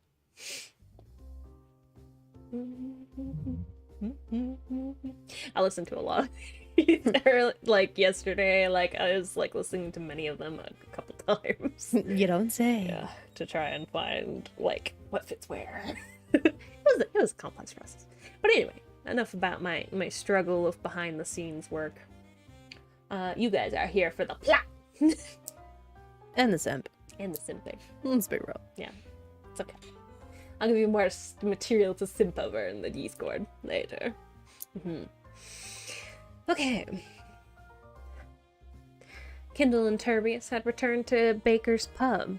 They had all ordered a drink. Gwen was gone, but Xander informed them that their drinks for the night were on her. A silence remained among the trio for a while, their thoughts realizing what had happened in the past hour and how much it would affect their stay. Kindle was already coming up with the ideas for 3 of them to live outside of any province and away from any possible commotion. Then again, she would probably have to leave them from time to time to get supplies. Turbius were both thinking the same thing. They probably ruined their chances of staying in probably the only city that would welcome them. That ungrateful water wench! The small fire spirit was still fuming mad, having thought about the interaction with Alia again. She was in her she was in her head and she couldn't think of why. Those with the fire for it. Kindle mocked before standing on the stool and slamming her foot down on the bar. I'll show her fire. So we're going? Oh, sorry. I didn't see the Turbius. Ready? Do it. So we're going? Turbius both grew ecstatic, a sparkle in their eyes. Hell no! Kindle shot them down immediately as she settled down on her bar stool, once again taking a big swig of her mead. We said we were going to stay away from this war, and that's how it's going to stay. It's like Alia said, we are staying home. As soon as we find one, that is. In any case, we are going to have to find a new town before rumors spread. Sorry, sis. Our bad. Turbius voiced in unison, rather dejectedly. It wasn't that bad, Xander reassured them with a smile. What you boys did was pretty noble. The people in the street won't see it that way. Kindle mumbled bitterly under her breath. True, but Gwen was grateful, Xander pointed out. That act alone had put them in his good books since she was such a close friend. A little good can go a long way nowadays. That's it. We could stay. It's gonna be a lot of you talking to you. Oh, good. That's all I have. That's it. We could stay. Oh, yeah, my bad. I was just realizing what part we're in. I'm just gonna be talking to myself. It's fine. I don't mind. Yeah. Anyway, an idea had sparked in Tur's mind as he lit up. How, Tur? How? The force in her voice was enough to cause those around them to jump back a bit. The boys weren't affected at all. Oh. If you remember. I will do my best. You don't have to do it according to that, but it's the thought that was in my brain. So it's the inspiration. I know it's been a while since we watched that, so it has been. Okay, we did something bad, something that put the wrong impression on us in public. Tur continued with the conversation with his older sister alone. Rumors have probably already spread about the two of us looking to harm others. What if we did the opposite? What do you mean? The fiery childlike figure eased her tone and responded. Do something good? Who's gonna take that as a genuine action and not a lie? We do something big. Something... Tur paused, trying to think of what word would fit best with what he had in mind. Heroic? Maybe? Yeah, right. Get your head out of the clouds and just let me deal with this. Kindle took a swig from her mug and continued to let the gears in her head turn to solve the problem. What's new with the war? Anything crazy happen? Beas leaned on the bar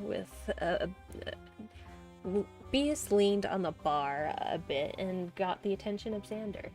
He asked with the interest of the two parties, one to see if there was something for them to do, and the other to see where and how close the war had escalated in the area, to eliminate any areas they would seek refuge. Gwen mentioned that she passed through Ervik earlier, and the Earth Legion hit them pretty hard. It's the next town over. He hoped someone would help the people of Ervik out. He had a handful of close friends there and wanted to help himself, but his responsibilities in Galette kept him from being able to. Should definitely be up your alley. Beas's eyes lit up as the situation turned his words are hard. Beas's eyes lit up at the situation and turned towards his brother Tur, who had the same fire in his eyes. They glanced at Kindle, who heard the man talk, then she simply took the knowledge in another aspect. They've come this far? Kindle slammed her hands down on the bar. She was shocked for just how far west the Earth Legion had made it. She leaned back and huffed as she waved away the notion. Just great. Another town to avoid. No, Kindle! Turbius, in unison, slammed their fist onto the countertop, cracking it slightly. This was the first time they were really defiant against their caretaker. She was stunned at their outburst. Enough running away, Bias led off the exchange. We've been at this for too long, and this is our chance. We can prove that we aren't all bad. Helping this town could really make a difference for us. Tur backed his brother up. People nearby needed help, and they knew they can make all the difference. We might even receive acceptance there. Just give us a chance! They softened up their voices, speaking together. A silence fell throughout the whole bar. Everyone seemed to be involved and could probably piece together the history of the trio. Fine, Turbius. Kindle sighed heavily before downing the rest of her mug and letting the loud clang echo through the pub as she set it down on the counter. You've pulled my leg, but if you screw this up, just know it's only going to be harder than it is right now.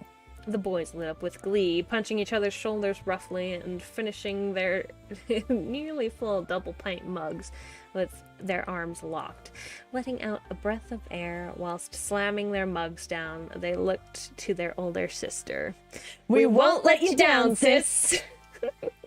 Babies. That chapter is very short, but I wanted them to have their own stuff. Where are we? Anyway, quick hydration. Hydration between chapters.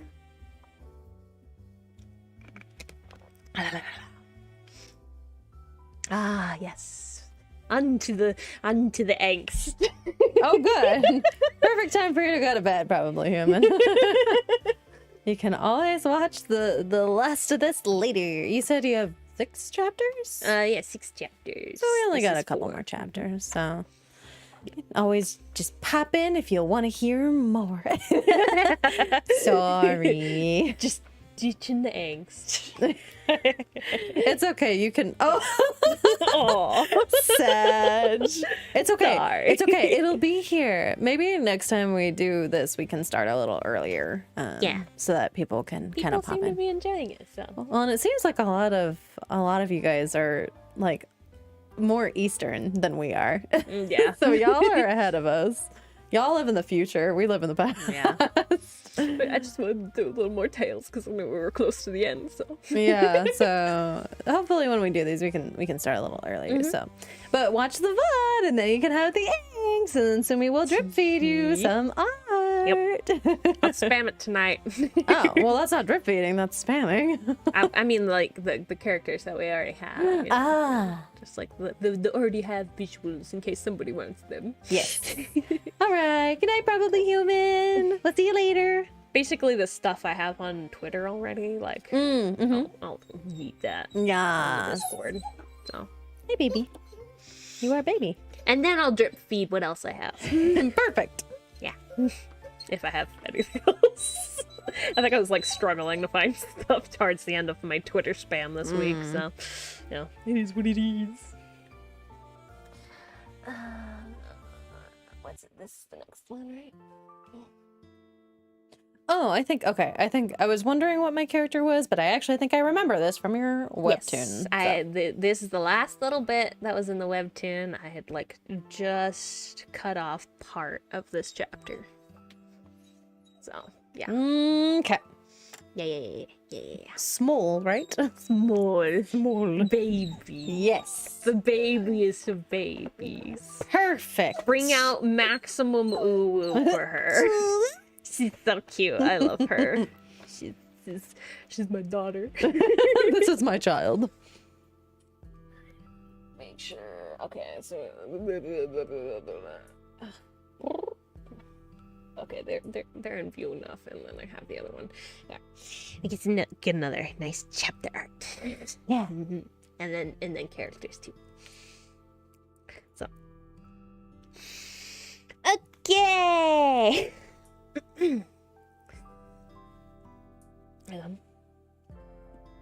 Expel Mouth is demons? being- Dry mouth? A little bit. Tea isn't quite helping in the right way. Maybe I do need to do the soda.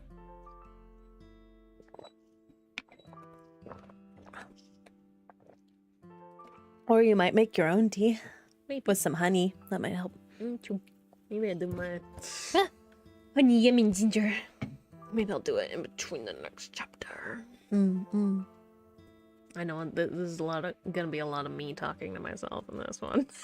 Yeah, I know. I looked at that. I was like, Yeah, I debated giving Molly to you too, but I was like, yeah, whatever works. it is what it is. We already decided.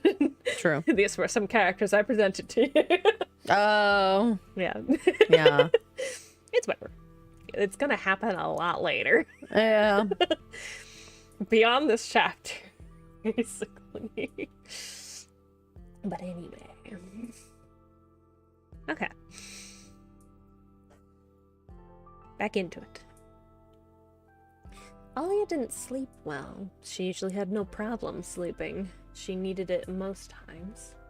Since she was up early, she decided to leave early. And she couldn't recall where the ley line point near her destination was, so she decided to just walk there. She began to gather all her stuff. Began to gather all her stuff together, checking the condition of the dagger she carried. She grabbed the blue hilt just above the diamond-shaped water rune embedded in the golden guard and pulled the blade out of the purple sheath with golden filigree. Engraved into the blade was an ancient spirit script that wasn't very well known in the modern age. The blade was a little worn, despite her meticulous care of it. Dang, it's chipping already. It's only been a month. Alia sighed upon seeing the blade had a new chip in it. The dagger was her tether. It contained her true form and allowed her to remain solid and not dissolve into mana.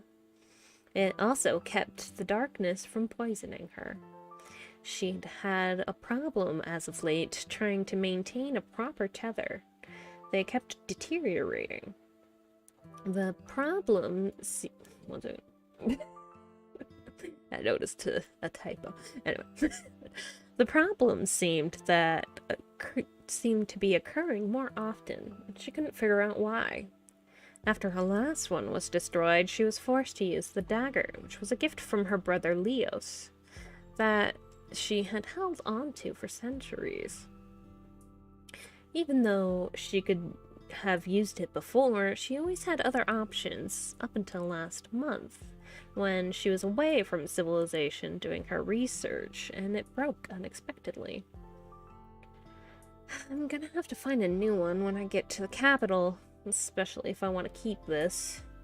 If I find Leos, I'll have to ask him to repair it for me. She carefully fixed the dagger in its place on her She thinks it's almost time for Bunny, which is... It's early! It's early, so but early. it's not so early. It's only an hour. Noodle is trying to live in the future, Bless you, too. baby. No, come here. It's not time yet, honey. She distracted me. Just because I'm sitting out here doesn't mean anything. But Angie, it's time for feeding the bunny him starve. Him skin and bone. It's an hour early, and I'm listening because I'm listening on. Hey, listen. Yeah, I know y'all can't read, so we reading it for you. To be fair, I totally get it because Sumi gave me this. She gave me the entire document that she's been working off of for years. I've had access to this for probably almost as long as I've known her, which is going on like 6 years now or something like that. I've read probably up to this point. I have not read any more because I like have no time to ever read. I can't even read like my own books. So like having audio form actually is pretty nice. Like especially for an audio book. for like a person that works 10-hour shifts, sometimes I just need something to listen to because I don't have time to sit down and read. Or yeah, sit down and read. So like listening to things is way easier than sitting down, and as a person that needs to multitask, audio is so good. Audio is so good. What? No. No. There's a link for it. It's a Google Doc that I've sent you a long time ago. Yes, I know, but there's just been more added. I've always sent it. more. I've sent it to all y'all, and I've sent it to Lily, and nobody's fucking read it. I told you I read like to this point. Slightly past this point. It's not because we don't want to read it and consume I it. know, life happened. I'm just being a shithead. Shitlord or shitlord keeper? Yes, both. What did I choose? You chose the shitlord. Perfect. That's the way it works out. He's hot too. So. Oh, you didn't tell me that. Hold on. I'm a hot man now? You'll see him later. More arcade out of context. I'm a hot man now? Anyway. She carefully fixed the dagger in its place on her belt behind her back, and on her... Words? Why did I phrase it like that? What the fuck? What the fuck is wrong with me? Fix it. That's why reading out loud is also good. This actually is gonna help you find like typos and like figure out phrasing. To, like redo and stuff later for the official book. Because it's okay. Nobody's like only one person has bought it. By the way, it's on Amazon. But I don't advise buying the physical copy until I finish fixing everything. Drugs? Drug time. Hang on. Drug time. Take your drugs, chat. Remember to take drugs. Be healthy. Or do this. Hydrate, Remember to- eat food, take drugs. My cheek doesn't flare up. I'm gonna need more drink here in a minute. Shit. This is my last tea.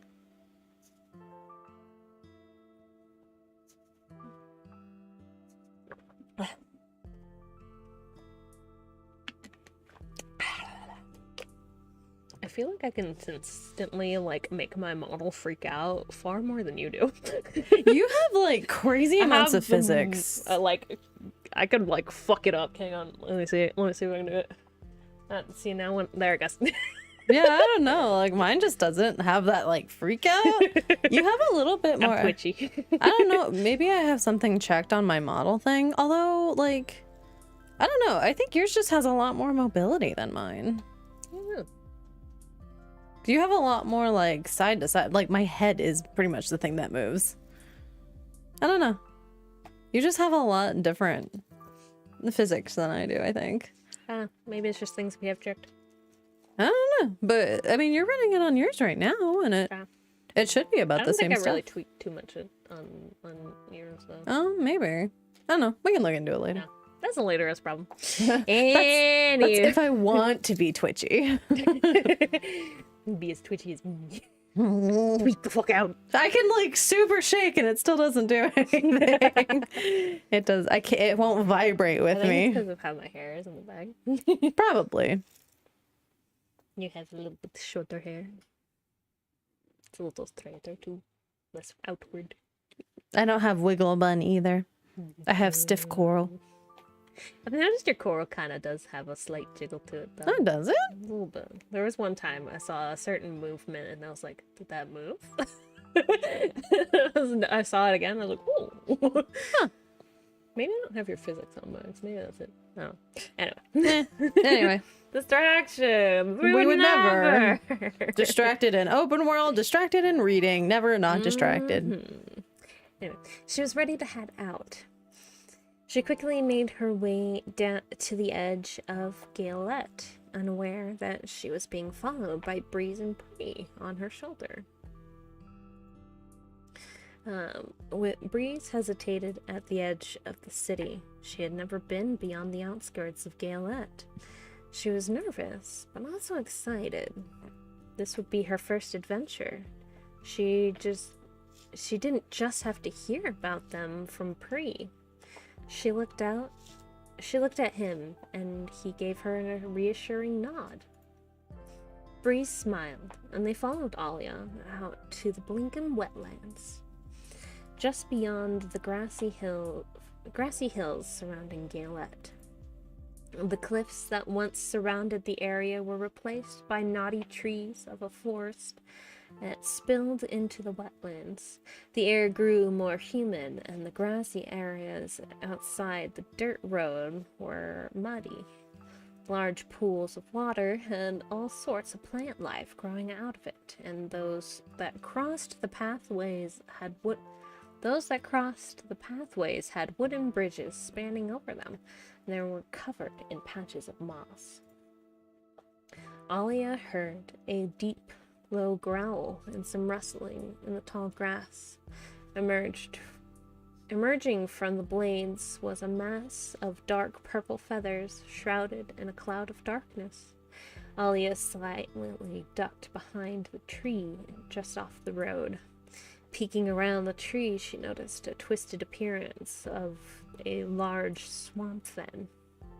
Its beak was all bent out of shape, and some of its flesh was rotting away, practically dripping off of its body. Its void eyes scanned the area as though it were looking for prey. Alia spotted more down the road and grew concerned, seeing so much of the local wildlife being corrupted by darkness, turning them into demons. She couldn't help but wonder if the war hit a nearby town, since the darkness could only come from humans. When too much darkness was in one spot, it often leaked out and started infecting nearby life. Moisture. Okay. Alia snuck along the edge of the forest, trying to avoid the mindless demons. It wasn't long before she came across the devastating scene of the town of Ervik. The destruction was heavy. Wait, I'm losing my book now.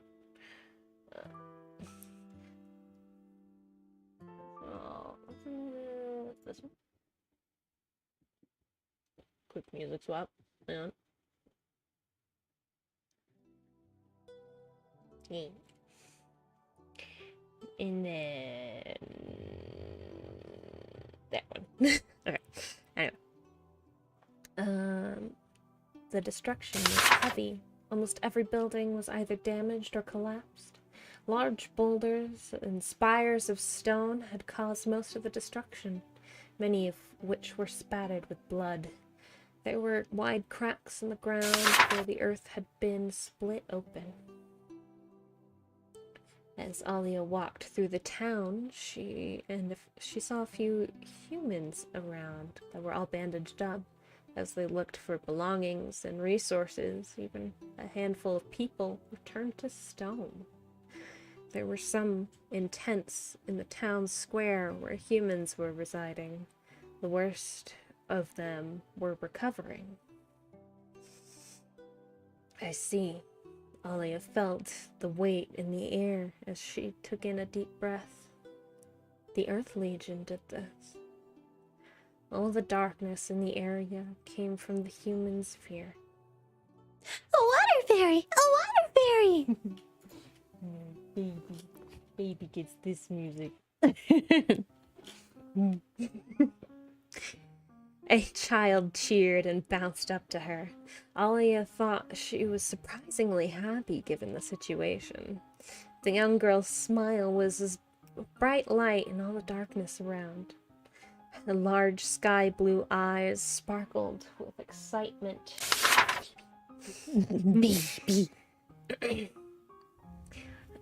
Her large blue eyes sparkled with excitement over meeting a water spirit as she held tightly onto her cat stuffed doll.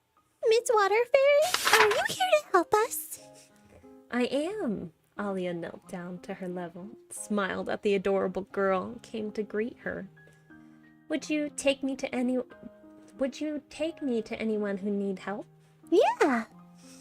The little girl nodded, and her thick strawberry blonde hair bouncing as she did.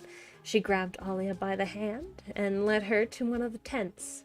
She quickly burst through the tent's entrance, fabric billowing back to make way for the girl, and Alia and Alia to enter. Mommy, Vivi, look! I found a water fairy! Oh goodness, Lee, you did. A youthful blonde woman by the name of Molly lit up. Alia could tell she hadn't had much rest, even though she was helping others and was bandaged up.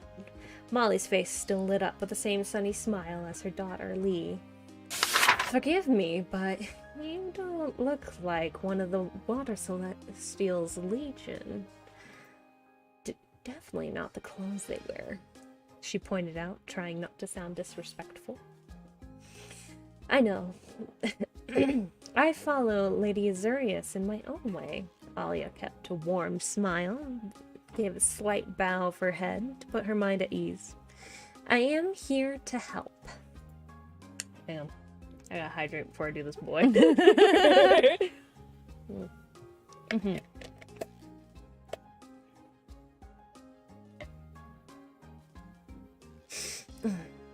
Thank Mother, I'm beat. A skinny-looking wind spirit groaned out as he slumped down in his chair. The healing magic arts definitely aren't my forte. He had been doing his best to try and heal people.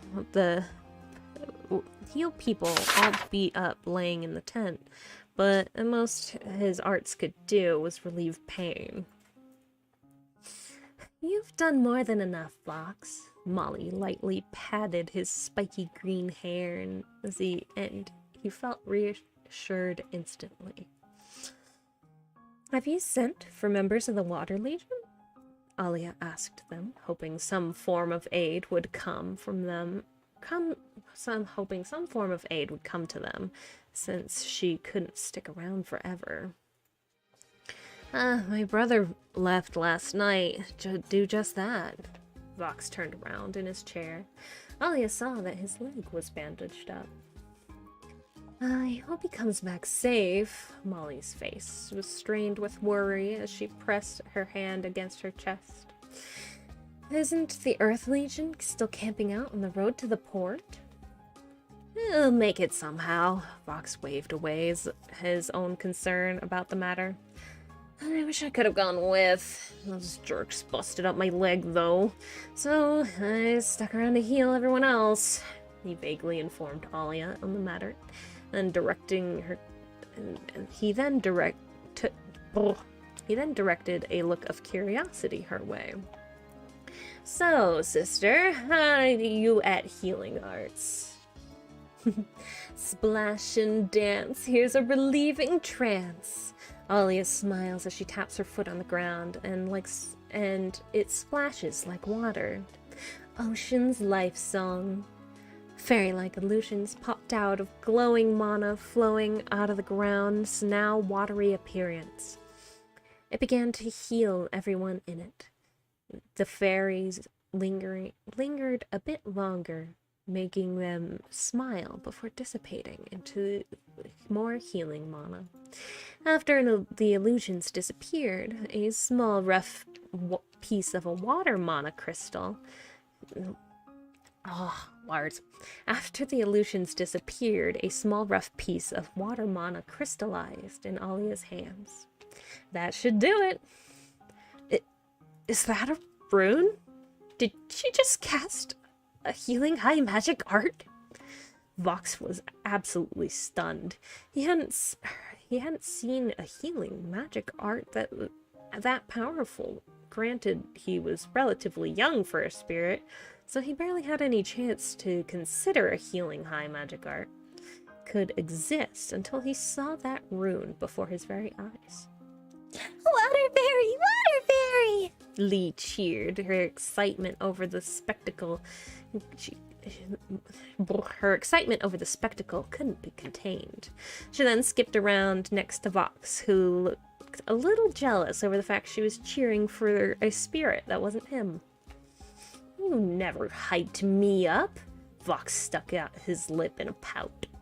Maybe if you weren't so lazy.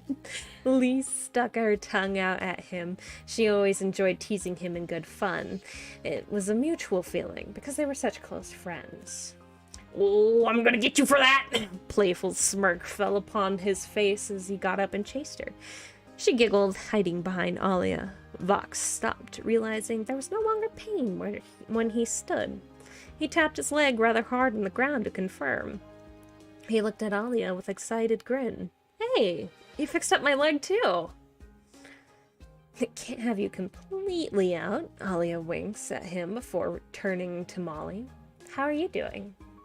Oh, these weren't anything too serious to begin with. Thank you for finishing healing them, though. Molly beams, grateful for all the assistance she'd been receiving since the chaos started. If it weren't for Vox helping myself and Lee, they'd be a lot worse. I feel bad he got hurt protecting us. Don't sweat it. I'd do anything for you two. Vox stood tall and proud. They were two humans he considered family. The Earth Legions started the attack, and he was standing between them, defending Molly and Lee the best he could.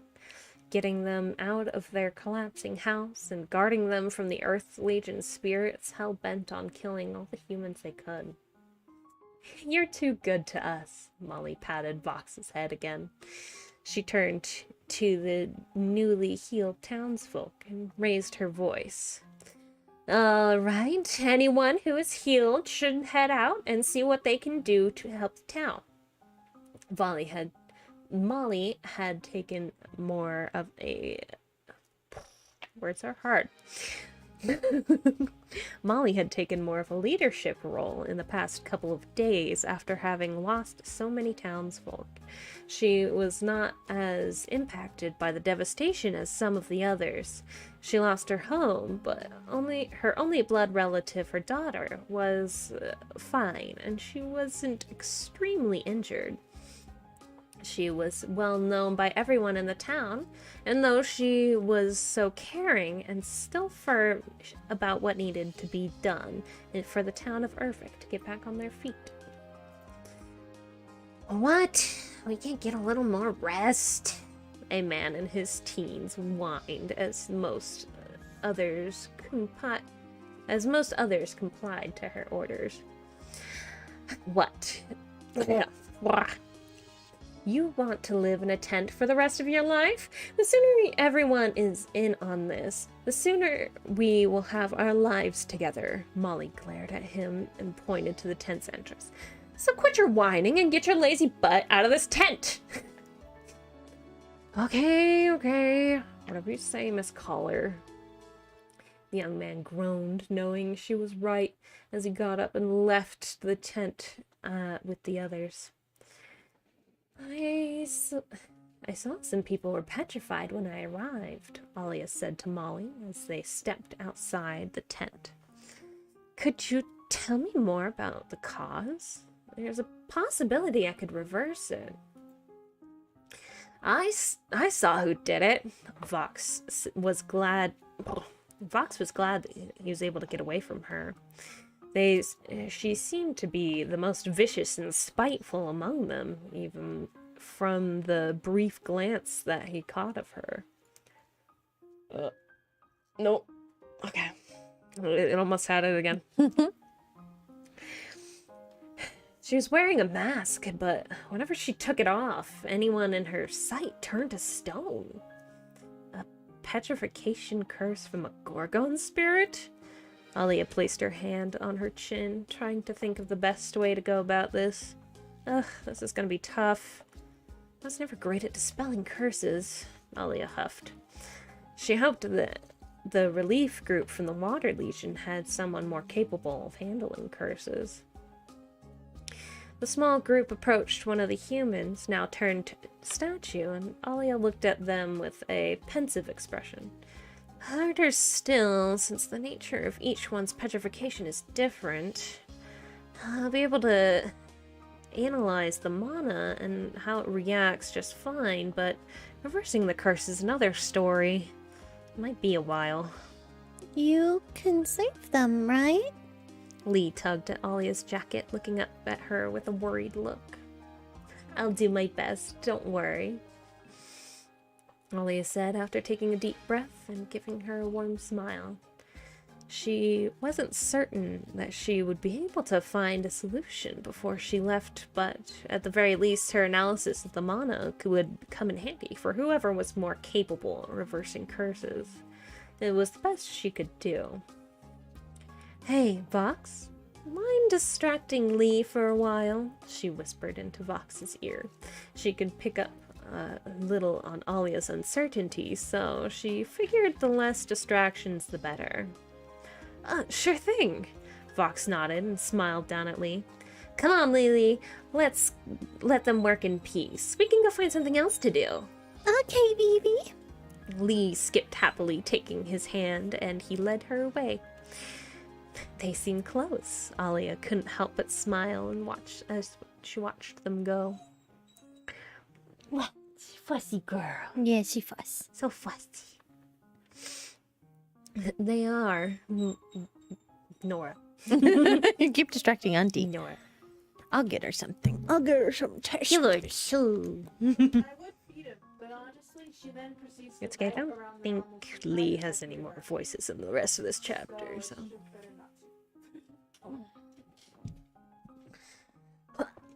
Let me get comfy real quick.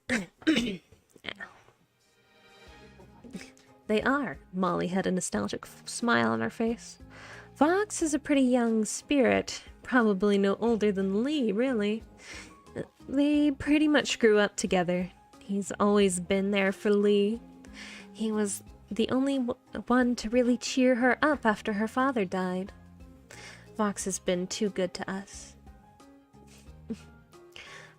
What's his brother like? Alia asked out of curiosity, wondering if he made it to the Water Legion by now, or if he was stopped. Exalt? Oh, he's a sweetheart too. He's protected this town for decades, supposedly before humans could even see him. Molly lit up as she talked. Alia could tell she had held a lot of admiration for Exalt. So he was this town's guardian? Alia figured if he had been around that long, he was strong enough to have a protective aura to expand the surrounding area, likely one that slows the spread of darkness. She had always remembered this area being so pure when she passed through on her travels before, so it made sense. Since he's not here, I'm guessing his tether broke in the chaos, and he's able to wander so far to get help. Yes,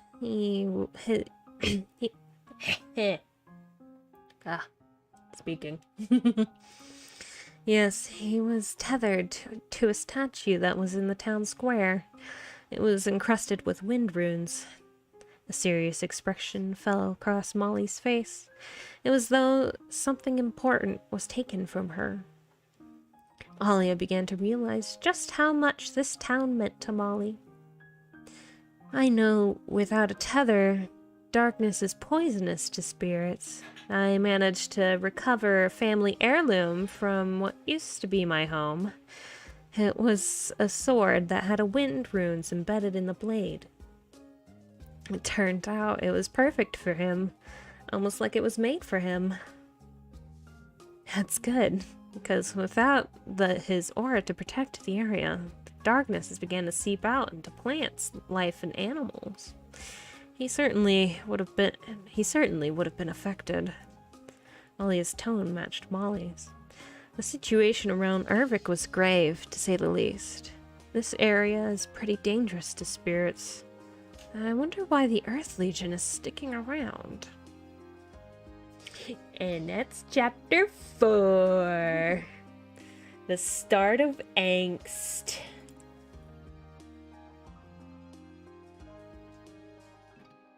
Oh yeah.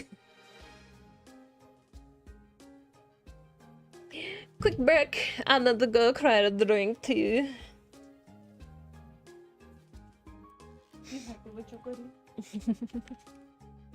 I'm gonna slap on the BRB.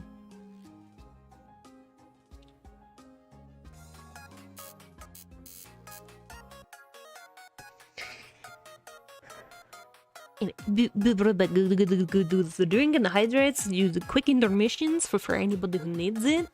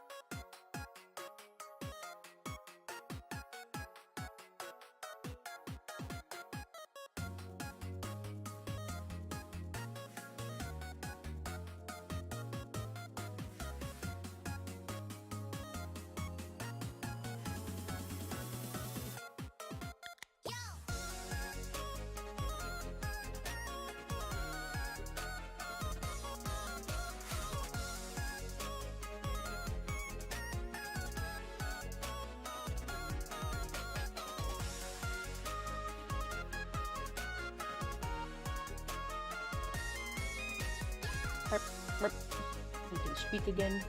Speaks. Speaking. Hello, we speak. The age of the four celestials. A time. Nope. I forgot to turn that off. You probably get rid of it now. That's true. You probably don't need it anymore. If you weren't here at the beginning, there's still a VOD. And chances are, if you were here at the beginning, you're skipping to the place you need to be. And if you weren't, you have already watched from the beginning, because that's typically how storytelling goes. Okay. Yes.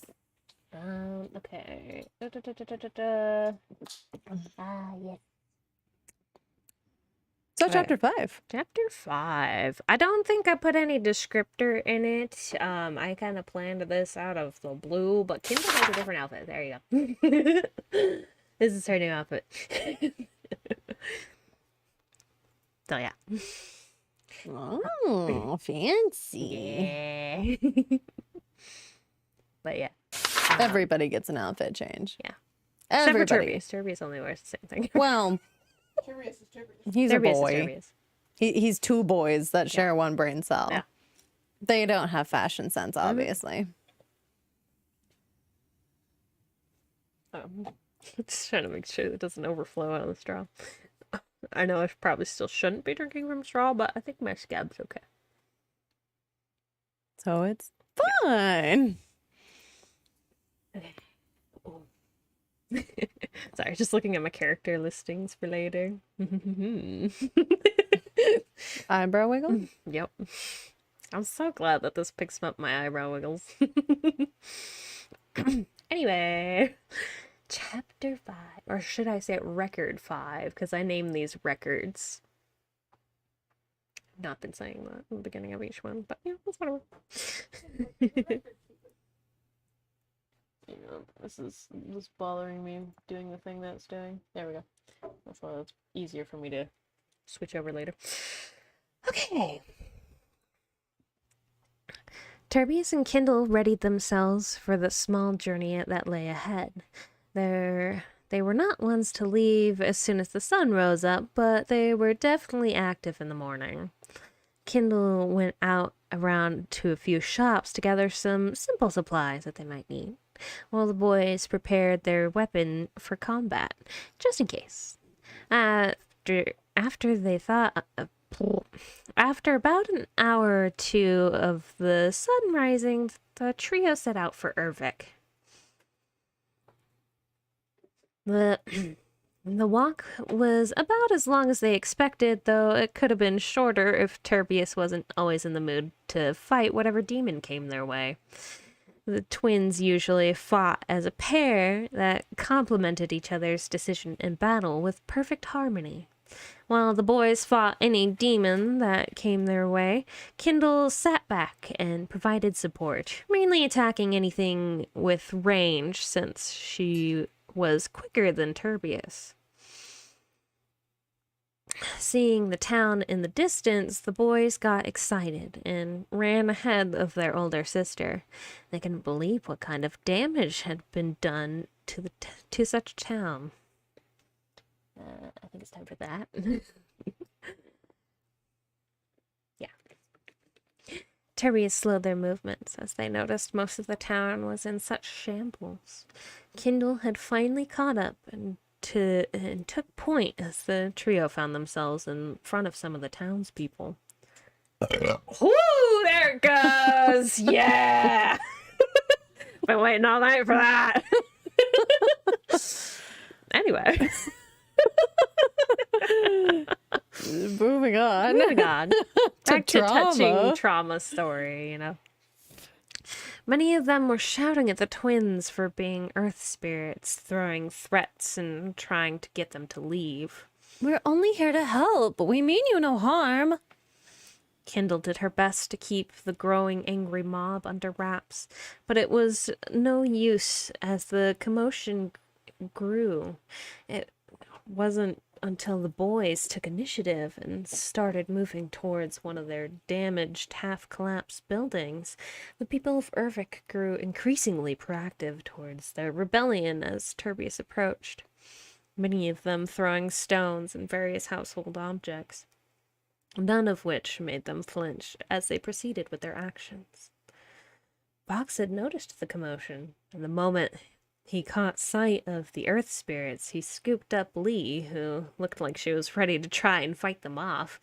He quickly made his way back to Alia, who was absolutely focused on analyzing the mana from the cursed townsfolk.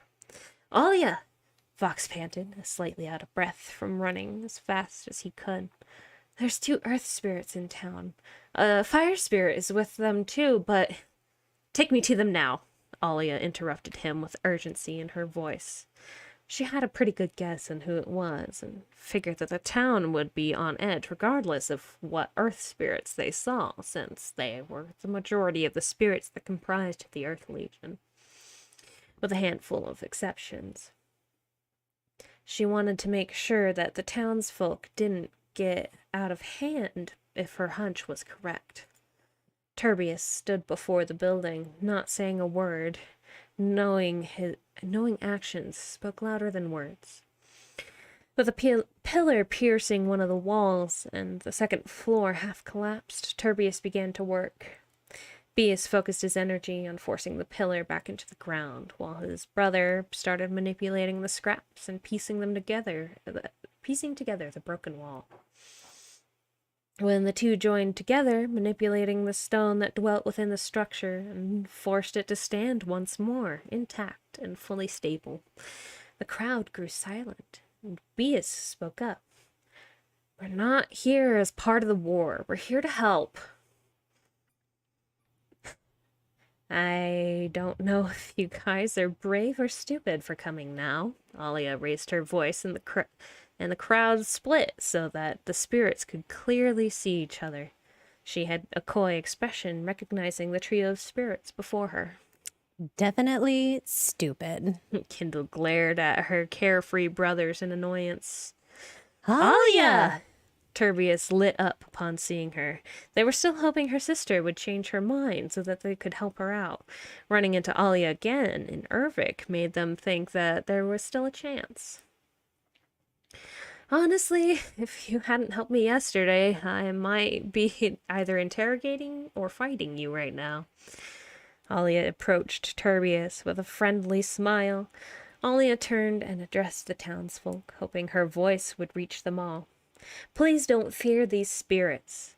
I know it's hard to think, but these spirits do not follow the will of the Earth Celestial. They helped me before, and they will help you too if you allow them." The people around seemed to instantly ease up upon hearing her words.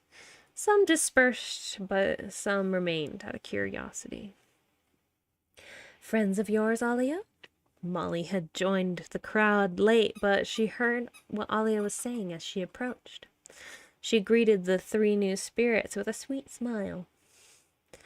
"Sort of. We really only met yesterday, but they have good hearts." Alia looked at them with approval in her eyes. Kindle felt bad for getting mad at Alia before, since she was now standing up for them. Despite how Alia reacted to her negative words towards her before, she was surprised Alia wasn't mad at her.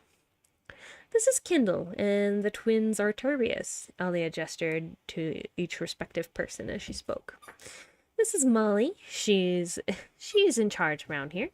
The wind spirit there is Vox, and the tiny one attached to him is Lee." "Wait, both of them are Turbius?" Vox looked confused over the notion, and Lee hid behind him, peeking out from behind his leg. "Yeah, I don't quite get it either, but that's what they told me." Alia shrugged. They aren't baddies, right? Lee asked quietly, watching over them nervously. No way, we're friends! Turbius smiled cheerfully, kneeling down to her level. My brothers may look big and scary, but they won't hurt anyone here. Kindle knelt down on Lee's level and smiled. They're just big softies. You guys are going to help us? Lee stepped out from behind Vox, now only hiding behind her cat plush. You bet. Oh, my bad. Run it back. You bet. Turbius both put on a big goofy grin for her as she eased up. Satisfied that people weren't terrified of them now, they focused on what they came here to do. We'll make sure all of your homes are repaired. Tur stood towards the crowd and offered assistance to all, along with any other damages that they may have caused, Bias voiced as they stepped forward to work on fixing the town. Molly found their enthusiasm admirable. I'll stick with them, make sure nobody gives them trouble, Alia told them with a faint laugh in her voice as she was walking after them.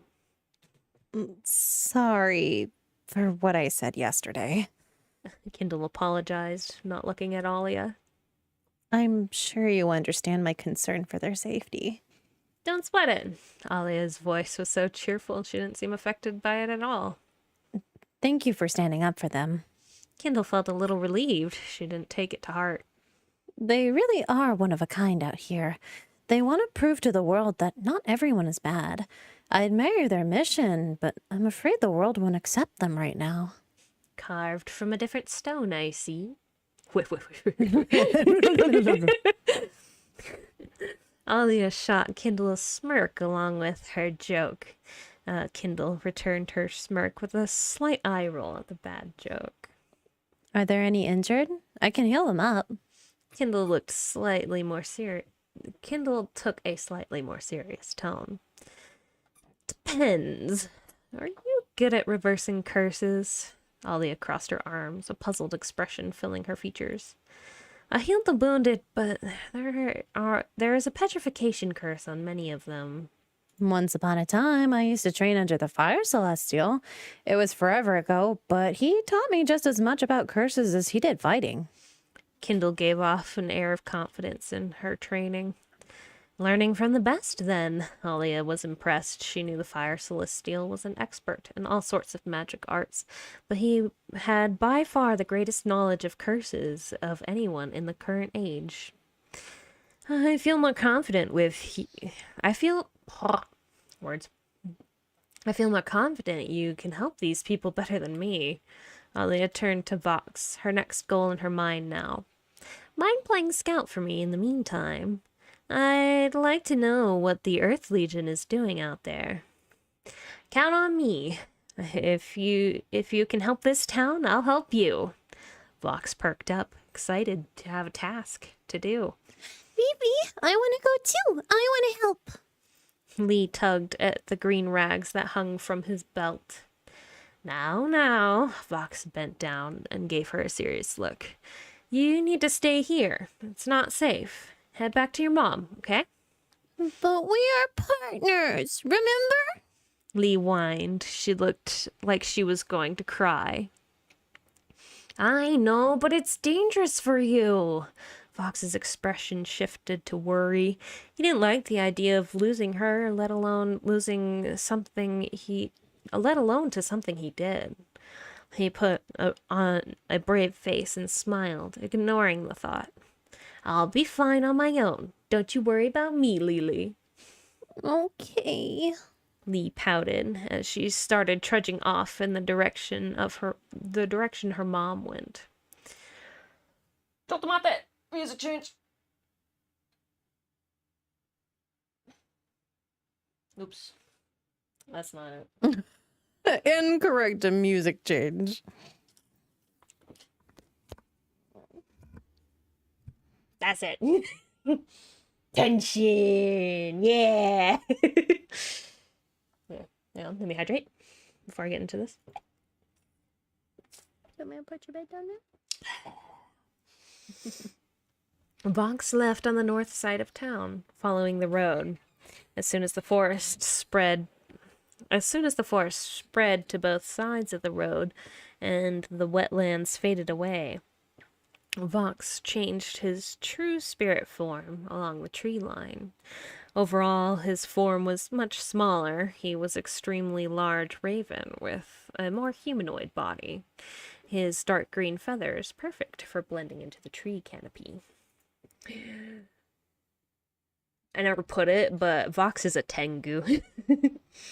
So. Oh. Good for a little wind boy. Yeah. He's a little Tengu bird.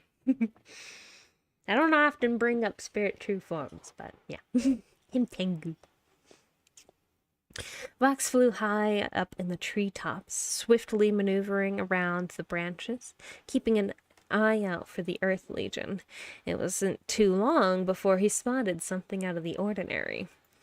The earth of the road was raised to meet the tree line. Oh, give a heckin' startle. I dropped napkins on the dog. I'm sorry. Could have been worse. Could have been something hard. True. It just spooked her. Gently caressing your back is very spooky. That's scary. I'm sorry. I fixed, okay? I fixed you for the dog.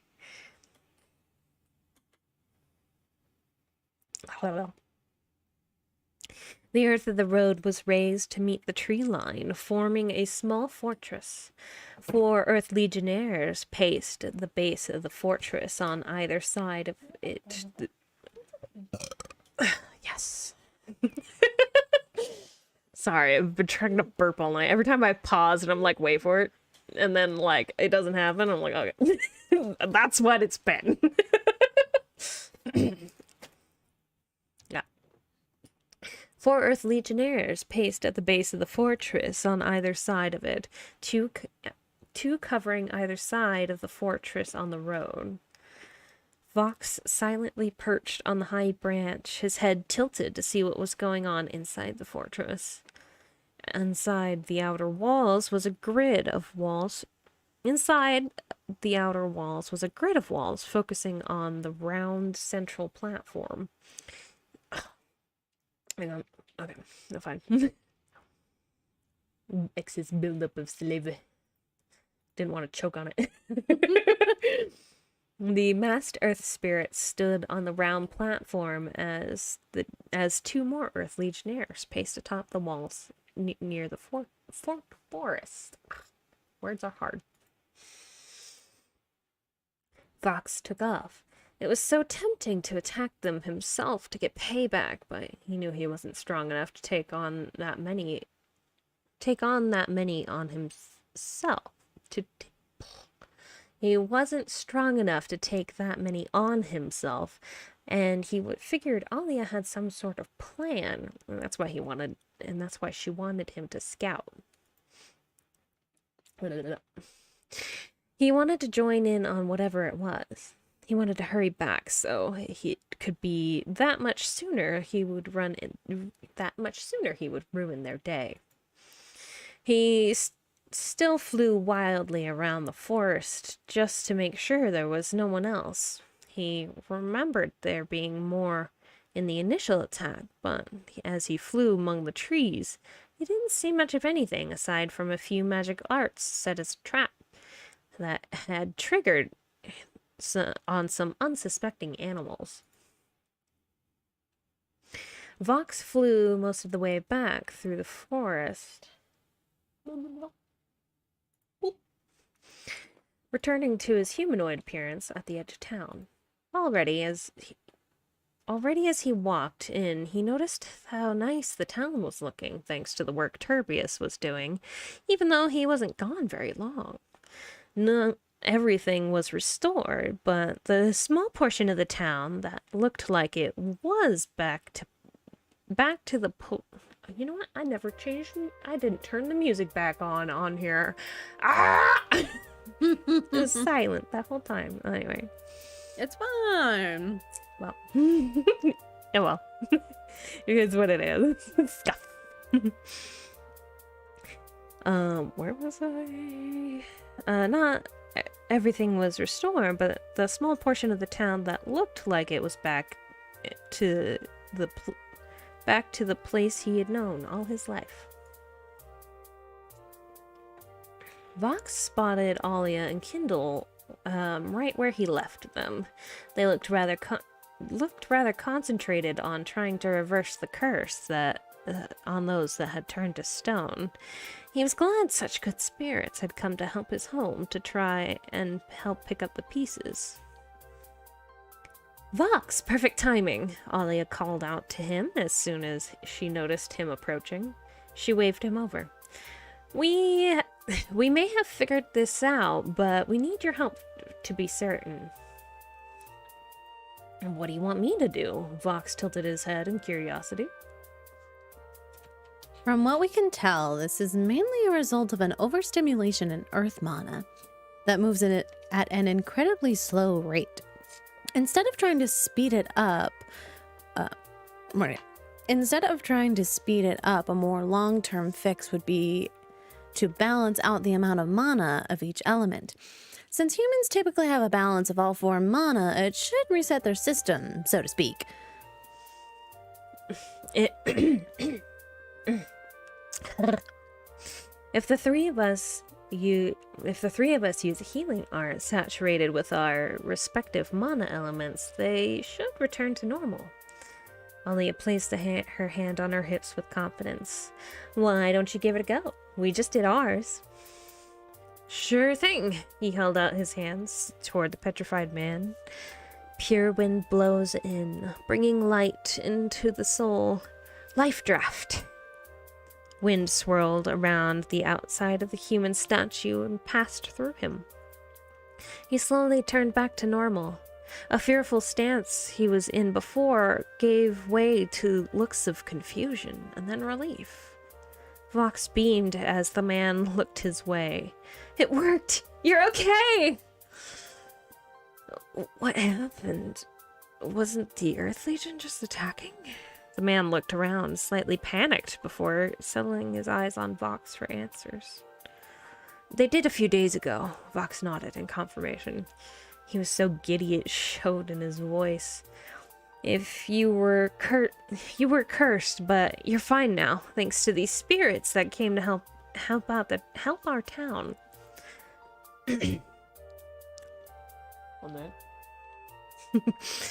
Alia and Kindle both gave a warm smile and then a wave to the man. Alia and Kindle both gave a warm smile and a wave to the man as the man looked their way. Words are hard. Hello, music? Where'd you go? What are you doing? Music? Music, are you okay? Music gone? Man, what a YouTube. What a YouTube. Wait, I didn't accidentally skip one, did I? Is that right? Did I do that right? I think that's right. Wait, let me make sure. Okay, yeah. No, yeah. Yeah.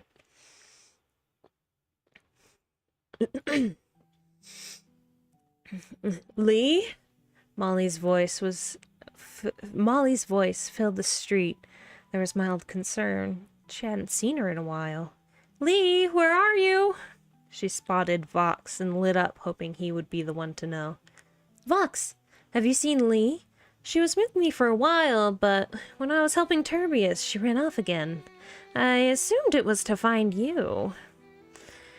I haven't seen her since I left. Vox's voice began to fall away as his eyes filled with panic. No, she didn't try to follow me, did she? If she did, then we need to go after her immediately, Alia stated urgently. She knew that they would want to regardless. If she's out there, then the Earth Legion or Demon could attack her at any moment. Actually, just the Earth Legion to worry about. Kindle's matter-of-fact tone did not match her serious expression on the matter. Turbius and I handled most of the mindless demons in the area before we showed up in town. If there are any around now, they'll probably be human. And now's as good a time as any to attack, then. Alia looked down at Kindle, hoping she would join her for at least the given circumstances. Kindle, would you and the boys help me take them out and rescue the girl? Do you even have to ask? Kindle turned in the direction Molly had come from, cupped her hands around her mouth to amplify her already booming yell. Turbius! Yes, sis? Oh, my bad. I was busy pulling my mic No back. worries. That's fine. Move forward. They both poked their heads around the corner and they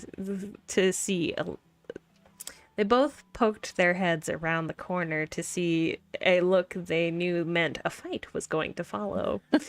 They came running up before she could even say anything. Gotta go save a little girl.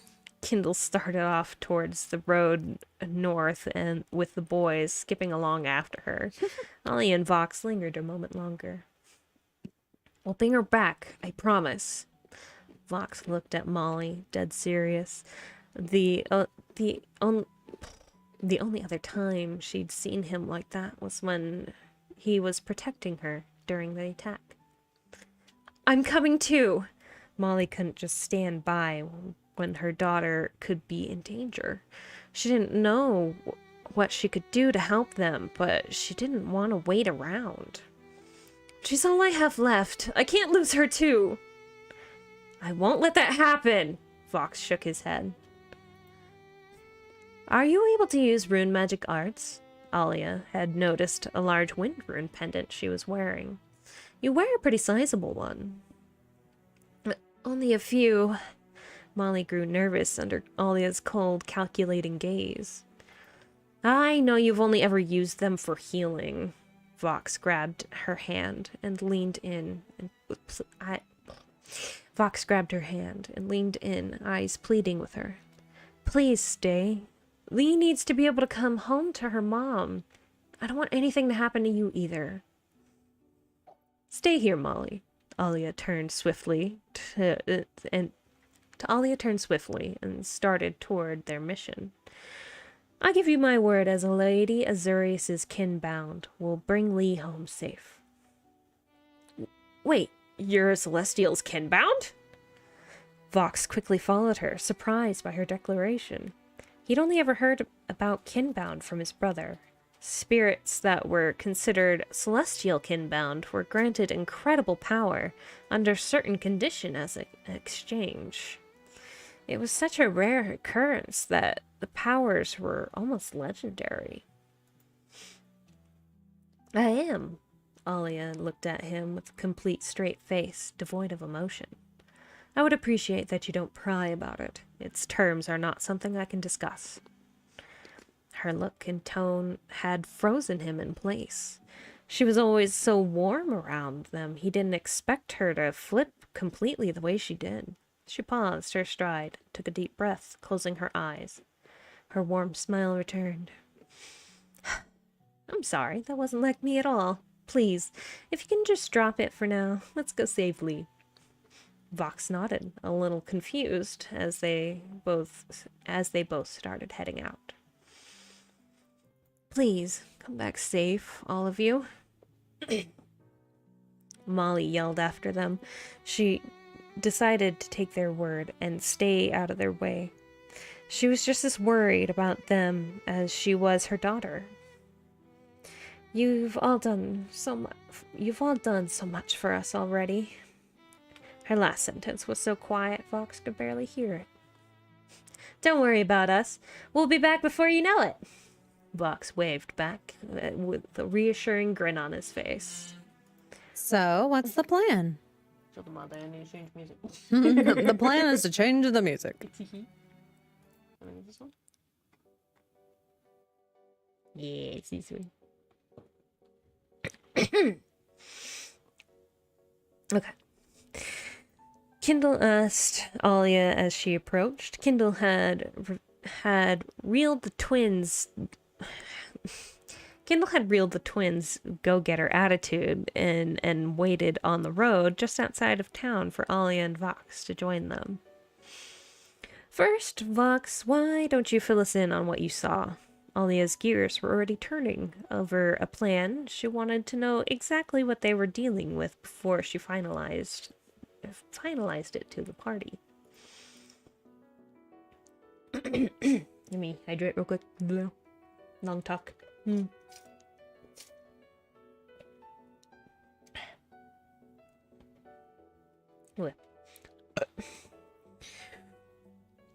Well, if we're sneaking up on them, Well, if we're sneaking up on them, we have to be careful, because they have magic arts set up all over the forest to act as a trap.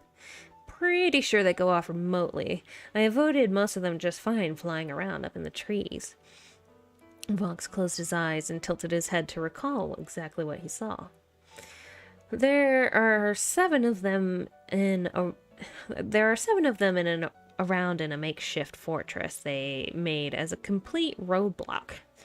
2 on each side of the road on the ground level, and 3 up top pacing the walls.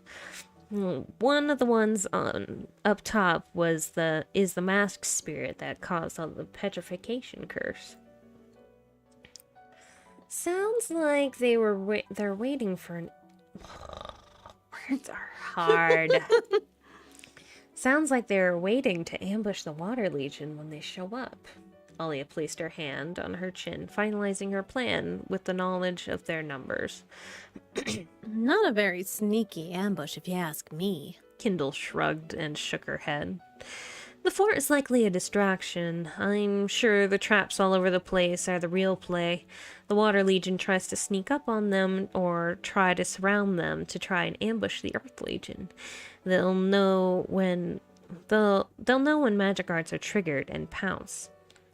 One minute. There we go. And ambush the ambush, so to speak. Alia explained, she didn't know much of the tactics involved with the war, but she guessed based on her own experience in the past. She turned to Vox again, ready to start the plan.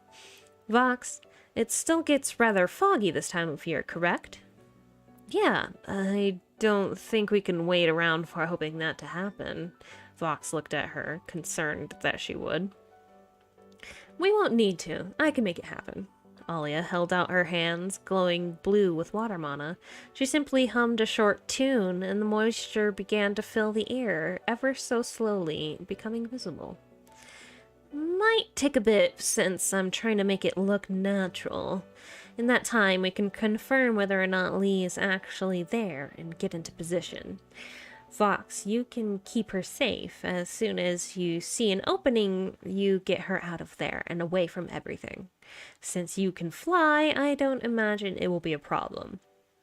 If she isn't there, then you focus on finding her in the forest. She looked towards Kindle and Turbius with a thoughtful smile. I'll sneak around to the other side and distract them. They're looking for water spirits after all. Kindle, if you could attack them at that time... Kindle, if you could attack them at the time, you could get the jump on them. Turbius, if you can bring their walls down, that would be perfect. Shouldn't be a problem. Kindle placed her hands on her hips, confident that she and the twins could do their part. We got this, Turbius voiced his confidence. And that was record 5. I hope you guys are enjoying this story so far.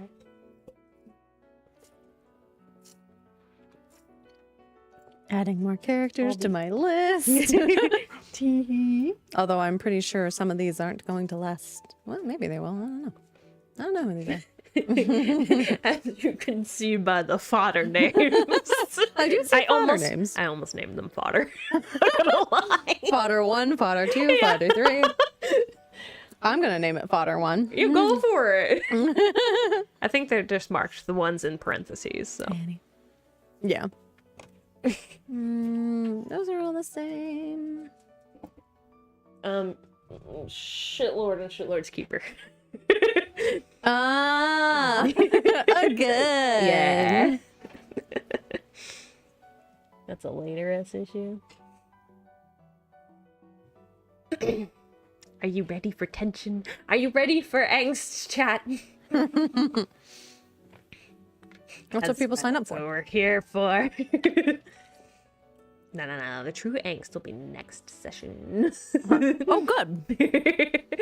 So this one, this chapter is like the first peek into the angst. Even better. Seems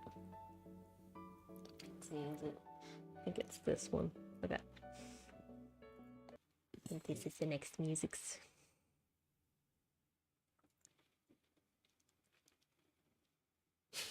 Thinking about it. Tension. Last hydration. Huh? This is one of the longer chapters, so buckle in. But it's probably going to be our last one for the night. Yes, this is the last one for the night. This is the final chapter for tonight. So. Okay. Was this starting off with me? Um, Because I don't see a cue. I think I was gonna do the wait. Wait. What? Oh yeah, you're one. I didn't put a cue, did I? Oh no, that's because there is no cue. You're starting. That's what I was asking. I Yeah. start this chapter. You are start. All right, we ready? Yeah. Damn, what's with this fog? One of the Earth Legionnaires guarding the north side of the fortress sighed in annoyance. He was leaning on his spear, getting a little bored of waiting around. I can't see a thing. Isn't it normal in this area?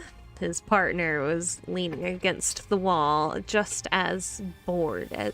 Hang on, this music is a little bit loud in my ear. I don't want to turn that down. I'm like, I'll do this. Oh, just in case. Just in case. I just peered off my.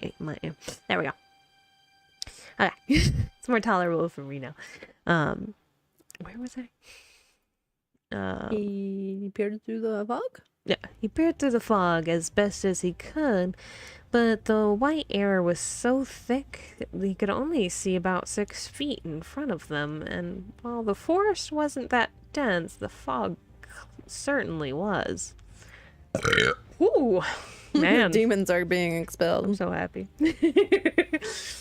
So happy to have soda again. It's only been like 2 days, but damn. Anyway. The air in Blinkham Wetlands is too heavy with water mana. That's why it's so humid. The ground is soggy and the fog rolls in like this even out here in Kaleida Woods. Keep your eyes peeled. Oh, yes. Mommy. Oh, this is a lady. Yeah. Yeah. Is this one of the evil blondes? Yes, this is Evil Blonde 1, the one you chose. But yeah. I suppose I'll actually show her to chat now. The masked earth spirit raised her voice, annoyed by the murmurs of her subordinates. I'm waiting for a pic. Oh, because you showed me a picture, but it's been a minute. Mommy? Ah, evil mommy. Evil I mommy, see. yep. Got you. Mm-hmm. Okay, just because it's normal for this area doesn't mean it can't be the Water Legion. Commander Theris, one of the Earth Legionnaires up on top with the masked spirit, couldn't help but wonder what her plan was involving the little girl that had wandered their way. Forgive me if I'm out of place, ma'am, but was it really necessary for you to use your curse on this little girl? It's not like she's done anything wrong. All of humanity is a hazard to the spirits. They are the only ones that create darkness. We're cleaning the trash that taints our perfect world. Ending them early is only natural. Terrace had a sadistic smirk on her lips as she tipped the petrified Lee back and forth. I'll shatter her when we're finished using her as bait. We'll wipe out all those that opposed Lord Turfurius. Turfurius' will in this region, and nothing will stop us. That's a bit ambitious, don't you think? Alia's voice carried through the fog. There's no mistaking that they were warriors of Turfurius. Their traditional white robes looked boxy and thick with golden trim. They were dead giveaway, along with Turfurius' crest emblazoned upon them. Most of them had either black or dark brown pants and boots. Terrace was the only one that stood out from the rest. It was clear to Alia that she was pretty highly ranked. Her white robes were sleeveless and more form-fitting than her thinner trim, giving them an air of elegance the normal robes didn't have. It was shorter in the front than it was in the back. The inside had a bright amber lining, Grandwa chain belt of belt of gold hexagonal plates and beads hung around her waist. Loose black pants were tucked into her brown leather boots, armored with similar hexagonal shapes. She wore protective leather sleeve with light armor similar to her boots. Her long hair was a rich golden blonde that was pulled into a thin, straight ponytail, with bangs to frame her golden mask. The golden mask only covered her upper half of her face and consisted of three narrow hexagons. Words are hard. So many hexagons. I actually hated drawing all the hexagons. I'm kind of glad I stopped the webtoon before she She's too geometric. It would have been really hard. Anyway, the center one was larger than the others. No visible eye holes, but it would appear that she could see through it. You don't look like you're from the Water Legion. Terrace hissed, her lips in a thin grimace. She saw Alia's ice sword in hand as she approached them with overconfidence. When Alia stopped and stood in a rather relaxed stance, Terrace gave a short and quick nod to the Earth Legionnaires on the ground and near her as they walked wide around Alia to see if she was really by herself and to surround her. One second. That is speaking. Hydration. Looks can be deceiving, Alia shrugged and pointed her sword up at Terrace. Safe to assume you are the host of this party? Her eyes were fixed on the one who spoke. She didn't even appear to pay any attention to the spirits behind her taking an offensive stance, ready to attack at a moment's notice. Yes, and you were stupid to come alone. Consider this a celebration of your death. Terrace flashed a smug smirk as she gestured to the overall fortress and her subordinates. Looks can be deceiving, you know. Alia laughed, noticing as Kindle launched out of the treetops.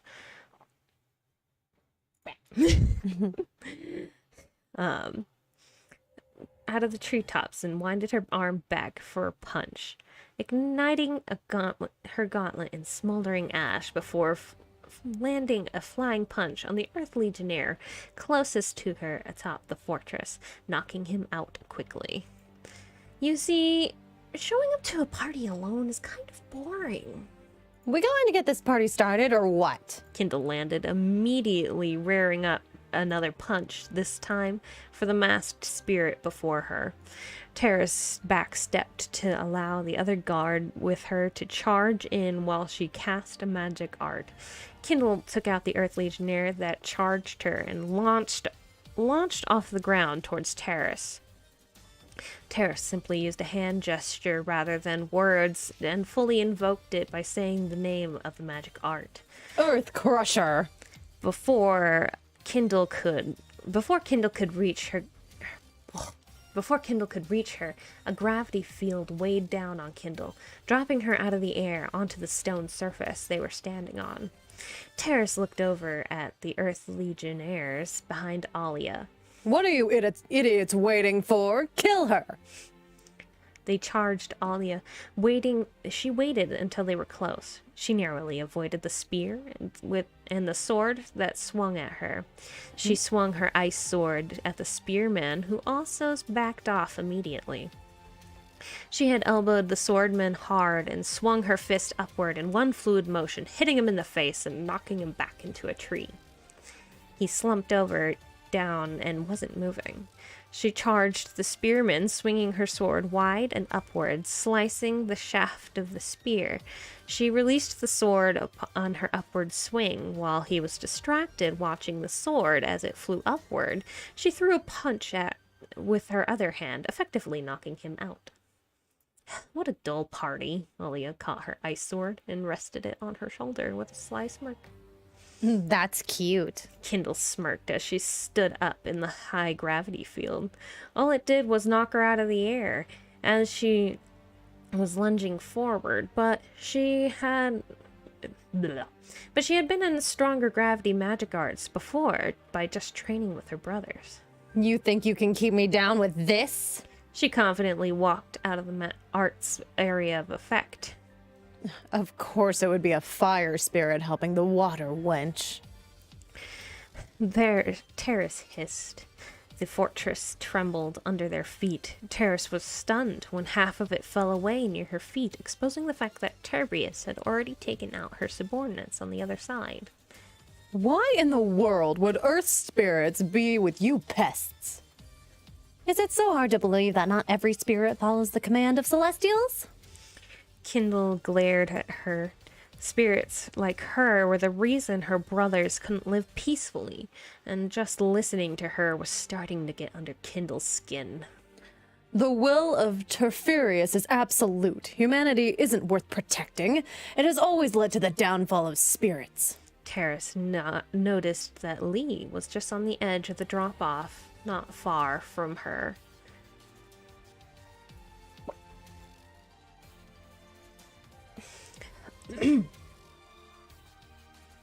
A sadistic smirk returned to her lips as she positioned herself and placed a hand on Lee's head.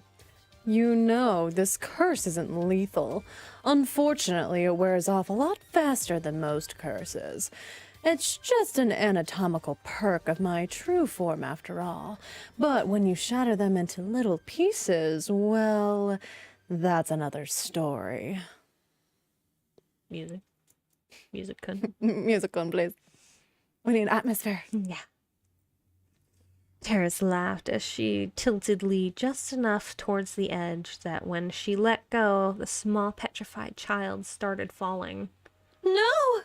Kindle panicked as she dashed forward, but Terrace pulled out her chained dagger from beneath her robes and swung it towards Kindle, causing her to try and step back to avoid it, but ended up cutting into her side and the side of her waist rather deep. A blur of dark green dashes past Kindle and Terrace just below the top of the wall. Vox snatched Lee out of the air before she could even touch the ground. Ah, too close. Vox sighs in relief. His heart was pounding so hard that he was glad he was able to manifest just his wings rather than completely transforming. He wasn't sure he would have been able to grab her with his talons without damaging her, holding her tiny stone body in his arms still weighed heavy on his heart. Vox, take her back to town. We'll finish up here, Alia called down, having made it up top with some well-placed frozen shots, creating bursts of ice along the wall. Vox nodded and took to the sky without hesitation, back towards Ervik. Terbius, round up the other members of the Earth Legion and make sure they stay down. Leave this one to us. You got it! The twins nodded and went to work. Run while you can. Terrace's quiet voice was seething with rage and hatred. Because as soon as I eviscerate you scum that dare to stand in the way of the Earth Celestial's will, I will finish off that pathetic town like I should have in the first place. Shut the hell up! Kindle moved so fast, with fire mana boosting her steps, she punched Terrace in the face, knocking her through the earthen wall they were standing on. Kindle recoiled recoiled from the pain in her side, pressing a hand against the bleeding wound. It's spirits like you that makes it so the world hates my precious brothers. Mindless drones spouting the nonsense of a fossil that wants to be relevant again. You dare mock Terfurius? Terrace choked out bitterly, trying to catch her breath after having the wind knocked out of her. She rolled out of the rubble and slowly got to her feet. She covered her cracking mask, not wanting it to break further, since it was both her tether and what kept her eyes from affecting the world. We'll wipe out all of humanity. We should all be helping him. Humans are pathetic, destructive, and slaughterers. The only thing I've seen that fits that description around here has been you. Alia jumped down from the wall and swung her sword at Terrace, who quickly jumped back. You are just a hypocritical tool. Do you honestly think that? Or are these things just...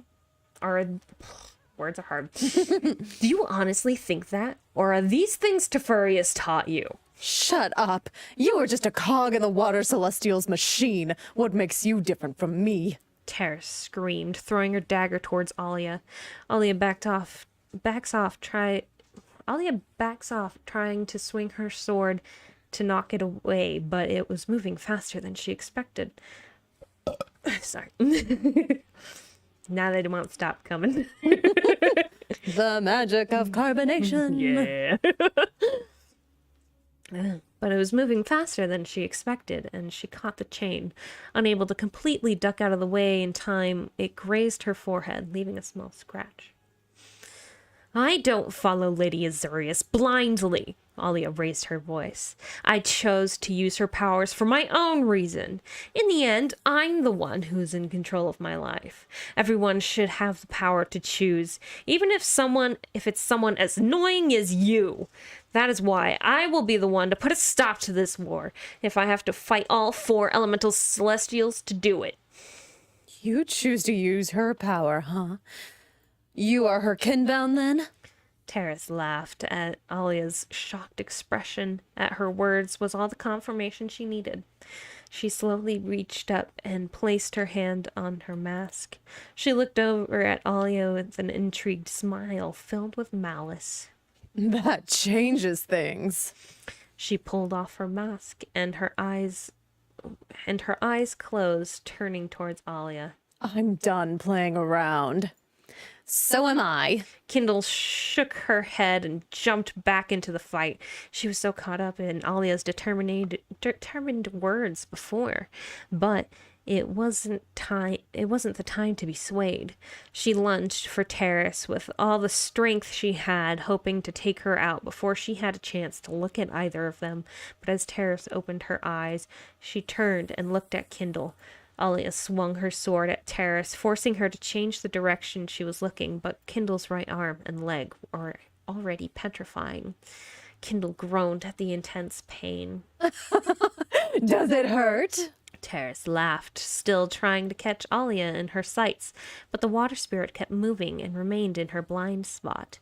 She knew she couldn't keep it up forever. It's usually painful for spirits of another element. It's a flood of earth mana that slows everything in your body to a halt. Then I just need to speed everything up then. Kindle smirked, getting an idea, as it was spreading through her torso and neck. The darker parts of her hair slowly turned as bright red as the tips of her hair. Sparks started flying off her body, and every inch of her was overflowing with energy that vibrated through her. The petrification halts, and starts to reverse slowly as she sped up, the mana coursing through her even more. Impossible! Terrace's moss green eyes widened in shock. She'd never seen anyone counteract the curse on their own before. What did you call it before? Anatomical perk? Kindle gave her a jeering smirk. She was only able to generate such fast-moving mana because of her ability the true form granted her, but it was only the speed that was halting the curse. Since it was only fire and wind mana generating electricity, it was temporary and reversing way too slowly. She wasn't ready to move just yet. Fine, I'll just kill you the old-fashioned way. Terrace threw her dagger in Kindle's direction, knowing she could hit her before Kindle could finish reversing it. Alia intercepted it with her ice sword, but as the chain wrapped around the ice, the dagger's blade gashes the side of Alia's neck rather deeply. The ice started cracking, so she quickly grabbed the chain and wrapped it around her arm so she couldn't try again. Alia began turning to stone under Terrace's bitter glare. You aren't the kind to abandon your weapon, and you chose to use your hands to cast, and you use your hands to cast magic arts. Alia smiles through the pain coursing through her body. Kindle was completely taken by surprise that Alia would risk her life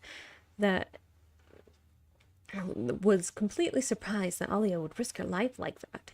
It made her all the more enraged, electricity starting to arc off her as she finally grew able to move. Alia smirked, seeing this out of the corner of her eye, figuring she bought her enough time to strike Terrace down. It looks like Kindle's all fired up. In a blink of an eye and a loud crack of thunder, Terrace was on the ground, unconscious. Kindle had run past Alia with such blinding speed and struck Terrace with pure momentum, saving the mana to dispel the curse on Alia so she could dispel hers in turn. That was reckless, Alia. What were you thinking? She could have killed you. Kindle walked up to Alia, who was frozen in place of how far the petrification was spreading. You, right? You. Something a little more. Yeah. That's it. Okay. It bought you time, didn't it? Alia smiled warmly at Kindle. That looks pretty deep, but it isn't bleeding, really. Kindle noticed how deep the gash on her neck was, thinking that she should be bleeding out, but she grew even more concerned. She sighed and placed her hand on Alia's arm and focused the mana to heal her. Updraft. It was a calculated risk, so, Alia said as the mana coursing through her healed her wounds and started reversing the petrification. I figured you'd be able to take her down with that. Besides, I can take hits like that and not be put in life-threatening situations because of how slow the blood in my veins move. Anatomical perk, I suppose. Alia shrugged, able to move again. I see. Kindle still felt bad that Alia risked her life to save her. Well, my power surge is an overflow of wind and fire mana to boost my speed and power. I usually need to cast a magic art after in order to dispel the mana overload. It works to balance out the curse. I might crash soon, though. It usually wipes me out. Kindle yawned and stretched, a tired smile on her face, satisfied they actually got the job done. Even if it was a bit sloppy, it could have been worse. Only had noticed that Kindle's hands started turning to stone again. Standing brave, healing wave. Alia's sing-song voice cast only her only other healing art, as jam-packed with as much water mana as she could make it to clear out the nasty curse. Alia, sis, what should we do with them? One of the twins called over to the ladies while the other one had waved them over to the pile of Earth Legionnaires. Well, Vox said his brother went to retrieve members of the Water Legion. Alia approached them as Kindle picked up the unconscious Terrace and threw her onto the pile. I'll place a binding art on them, and the Water Legion can deal with them. She held out her hand, and the glyph appeared on the ground underneath them all. Wander in the silent forest, become embraced by the ice, remain still for eternity. Frigid coffin. The Earth Legion members were frozen in ice. Alia stood up tall and clasped her hands together, satisfied with her work. I used the full casting this time, since the binding magic arts are my specialty, that ice won't break or melt easily. Now, let's head back. Let me hydrate really quick.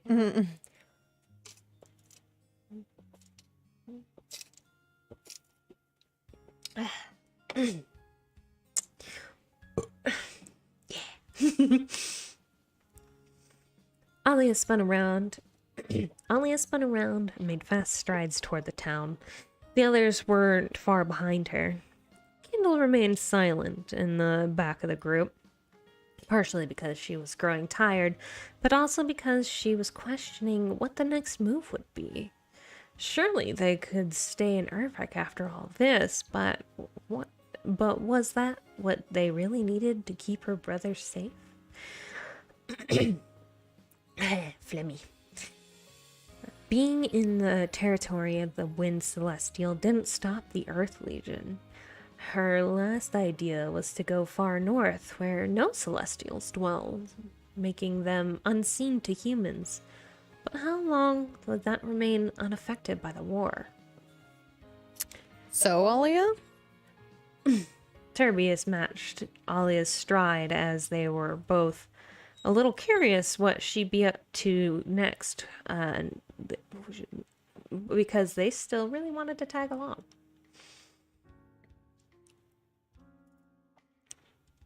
I believe that's you. Oh, I need me, yeah. I actually didn't specify in the text here. You specify as BS here. Yeah, no, that's good. Where are you heading after you leave here? I'm heading to Lurline next, Alia smiled. My brothers and I used to frequent the capital. I haven't seen them in over a century because of my research took me down a separate path from their interests. I didn't want to bore them. Really? That long? Tur was rather shocked by the idea. I don't think we could be separated from Kindle that long. Bias finished up with exactly what his brother was thinking. I didn't intend to be separated for so long, Alia shrugged with a sigh. Before I knew it, just over a century passed in the blink of an eye. Really, they could be anywhere with how much they tend to travel around, but I figure that's the best place to start. Even if I don't find them, I'm sure I'll be able to find some other people to back me up in stopping this war. Okay, no. There it goes. Okay. it went away, it came, it went away, it came back. Hard life of Noodle. You want to do some voice acting too? Yeah, she's the best voice actor. Obviously. Goodest girl. Okay.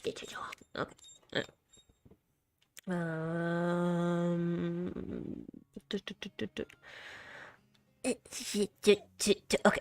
Even if I don't find them, I'm sure I'll be able to find some other people to help back me up in stopping this war, in case my negotiations aren't enough and it boils down to a fight. Kindle watched her brothers chatting with Alia in a cheerful mood.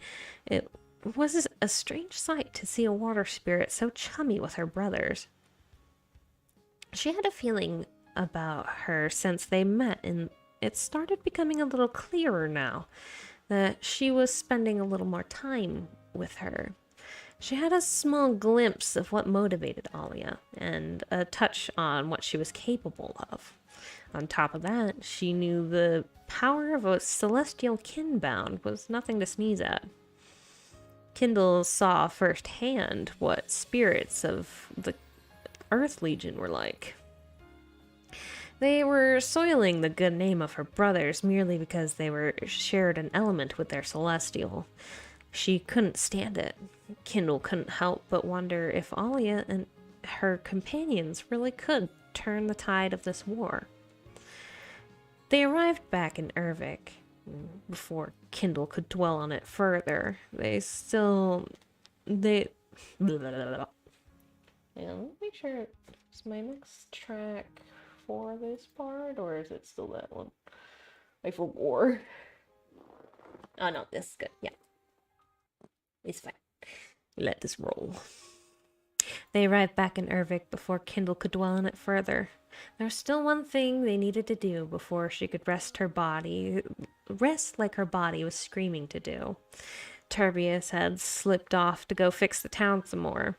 She didn't even have the energy to tell them to be careful. Kindle and Alia had found Vox in the center of town, near where the tents were. He and Molly were on their knees next to the petrified Lee. Molly looked like she was crying before. "You're back!" Vox perked up as soon as he saw them. He jumped to his feet quickly. "We can turn her back like before, right?" "Of course we can," Alia smiled warmly as she watched a visible wave of relief wash over Molly. Without missing a beat, the three of them cast a healing magic art to balance out the mana inside Lee. When she returns to normal, she starts falling backwards towards Vox. He steadies her, so she remains standing and kneels down next to her. Where am I? Lee looked around, confused as to why she was back in town. Last thing I remember, I was with that mean, scary earth fairy. Wait, listen. And? I don't know. Last thing I remember was that mean, scary earth fairy was... Oh, no, okay. My brain went burr. It happened.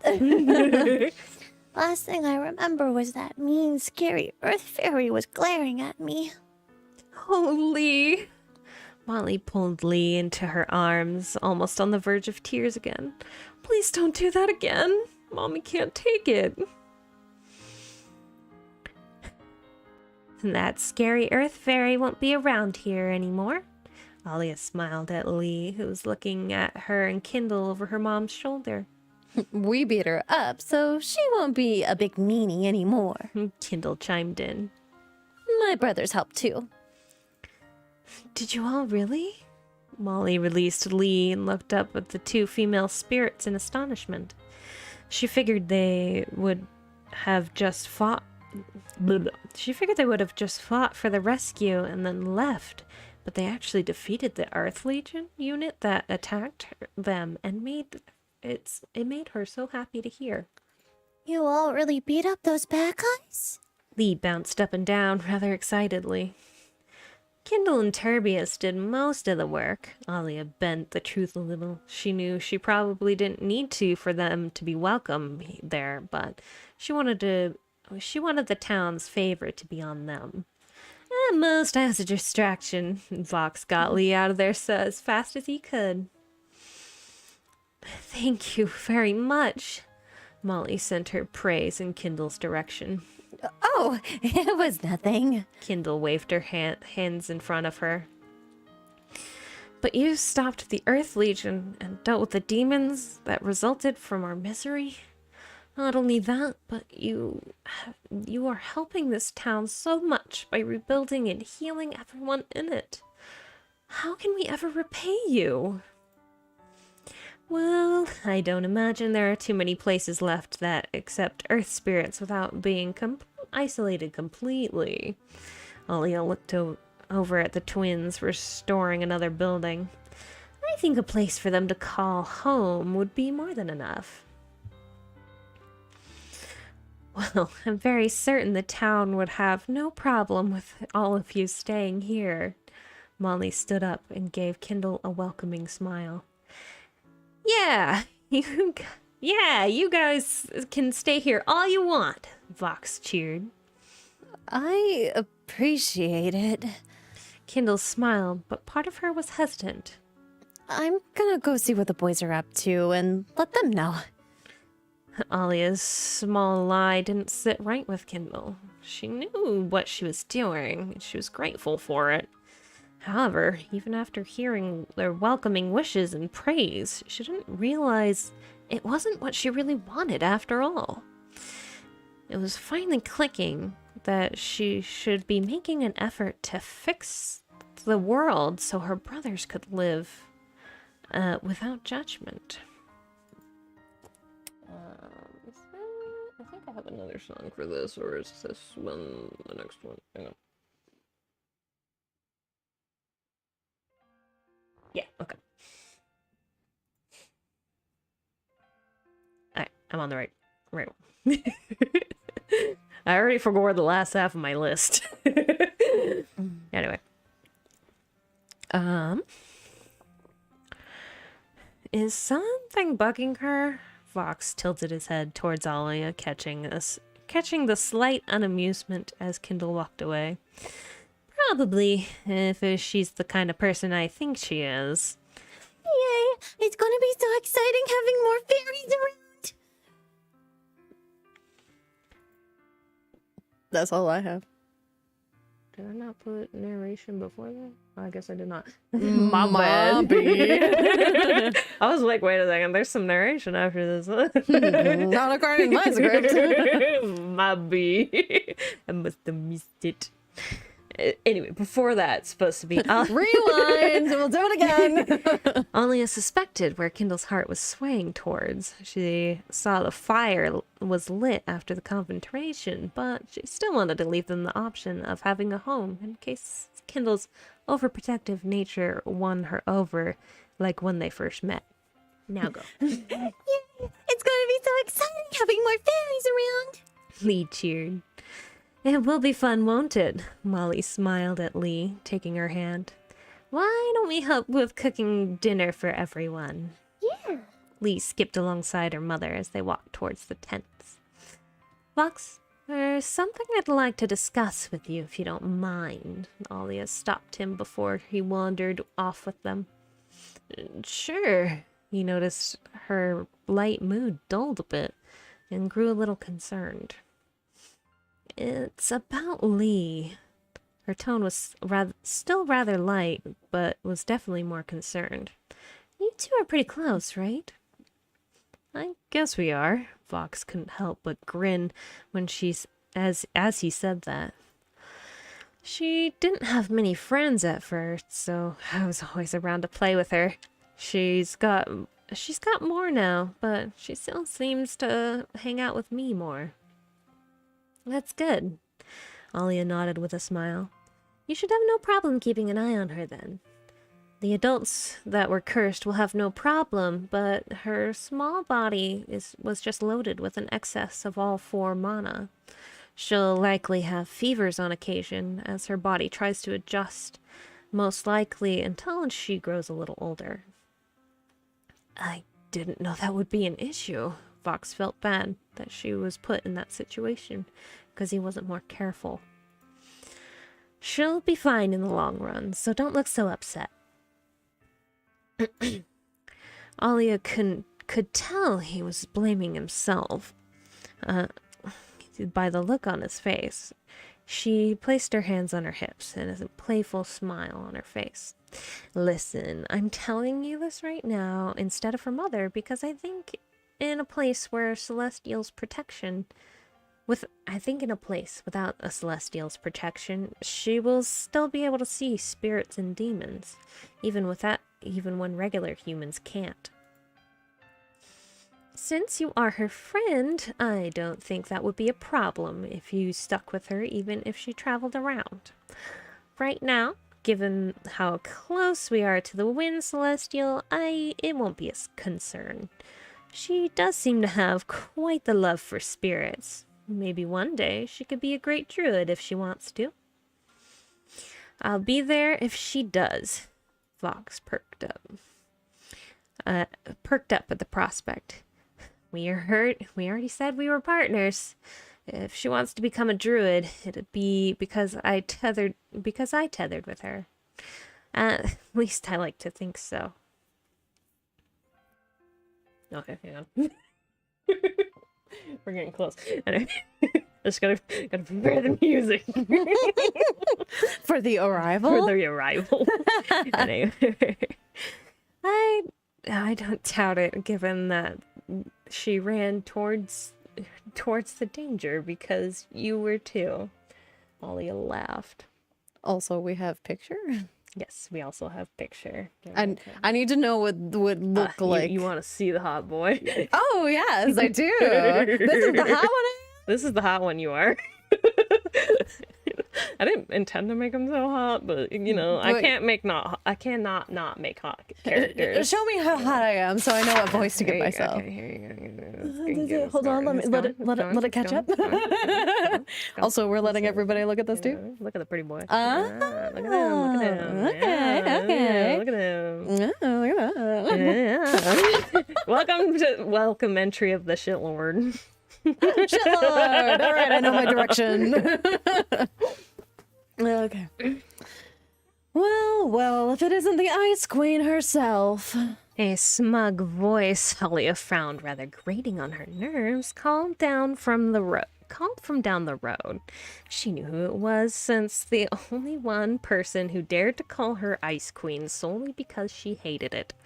She whipped around and shot him a glare. Sure enough, she saw Gysis sitting there with several members of the Water Legion in tow and a few members of the Fire Legion. The one too good to fight with the Water Legion is butting in on the war after all. Okay, well, thanks for hanging around it, man. Hopefully, you have been enjoying it. Mm-hmm. We're getting the most chuny we can out of this. Yeah. Living the chuny life. But I think we are almost done, so you can just like watch the last bit later when the VOD is up. And hopefully we'll see you around next time. Yeah. Hang on. There's another one coming. Yes. It emerged. All right. Gysis, of course you'd be the one out this far. Alia sighed bitterly, rolling her eyes as he approached her with swagger. He looked a bit different from when she last saw him.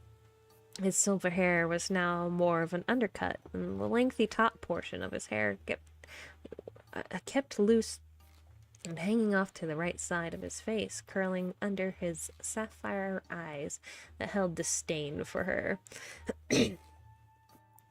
She could tell that from his Water Legion robes that he ranked up from commander to general.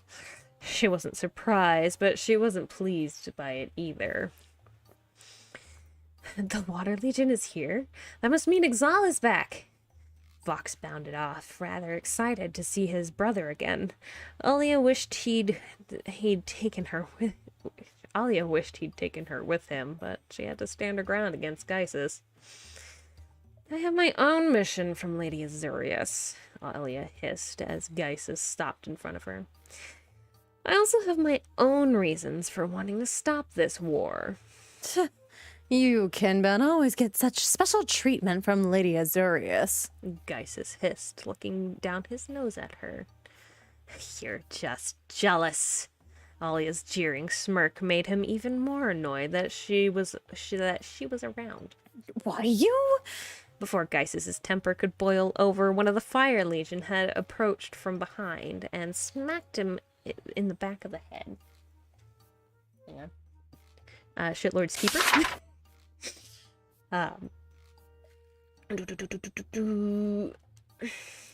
Gysis, show some respect. She's your elder and superior. The female spirit scolded him.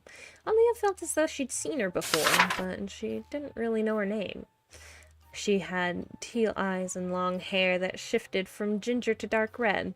She'd worn a high ponytail on the left side of her head, which reached halfway down her back. She was wearing white and red tunic. The Fire Legion was more like a dress underneath a black double-breasted corset, and two belts carrying a short sword. And her boots were white-heeled,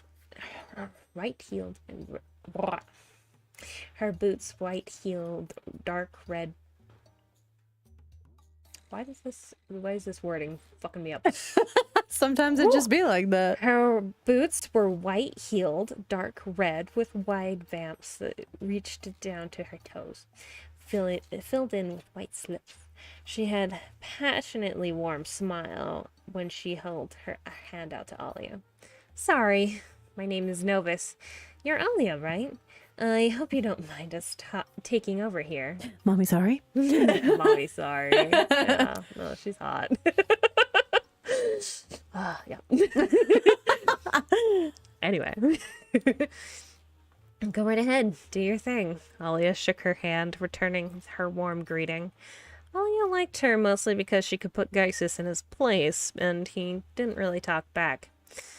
Please know that there are 2 earth spirits in town that are with me. They're not in any way associated with the Earth Legion.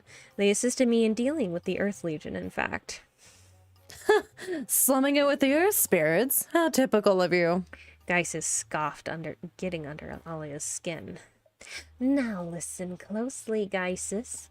Alia was smiling, but everything about her tone was ice cold. If you or any of other members of your unit don't treat them with the utmost respect, I will exert my authority as Lady Azurius's kin-bound to assure that your punishment is a brutal one. I assure you, he doesn't speak for all of us. Novus glared over her shoulder at him. She huffed and turned to the Legion members that were with them now, having a more commanding presence. You hear that, everyone? The twin Earth spirits in town are not part of the Earth Legion. So keep that in mind when those of you are on patrol. Keep an eye out for the Gorgon woman and any other members of her unit. The rest of you know what to do. The rest of you do what you can to help out the town. Did you not find the ones I captured on the road? Alia tilted her head in confusion. We found the 6 in your binding art. Geisus's tone was more formal, but his voice still held a tint of annoyance. So the Gorgon got away? There's no way. Alia placed her hand on her chin. She didn't think Terrace would be strong enough to escape her binding art on her own. And even if she did, she couldn't fathom why she would have been the only one to escape without the others. Why leave her allies? I guess you aren't as powerful as you think you are. Geisus snickered in a sardonic manner. Like you have the right to say that. Novus poked him hard in the shoulder. Who was it that asked for help against the Gorgon from my squad? That's different. It's a strategic decision on my part. Geisus flipped his hair as he stood tall with overzealous pride. If I didn't have you and the wind spirit in your squad, many humans and members of my unit would still be petrified. Yeah, whatever. Why don't we get to work then? Novus grabbed him by the arm and started dragging him down the road. She could tell how much his presence was annoying Alia from their brief interaction. She knew how he could be. He wasn't exactly the most tolerable person. Unfortunately for Novus, she was already getting used to dealing with him. He's a rather pompous jerk, isn't he? Is this music switch time? I think it is.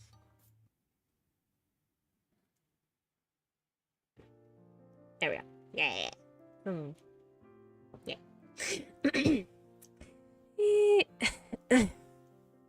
Kindle appeared at Alia's side, having heard the commotion. She was standing there watching for a short while, not wanting to interrupt before she decided to approach Alia again. You have no idea. Alia rolled her eyes and took a deep breath. She turned and looked at Kindle with a slight smile, relieved that she had someone a little more relatable to talk to. Not all members of the Water Legion are like that. Unfortunately, since the war, many more have been. Since I'm allowed to do my mission my way, I've been trying to find people that aren't necessarily part of the Legions to help me. Easier said than done, it seems. Do you really have a plan? Kindle asks out of curiosity. Alia seemed so sure about her mission ever since she met her, but was never straightforward about exactly what her plan was. work in progress. It really depends on those who join me.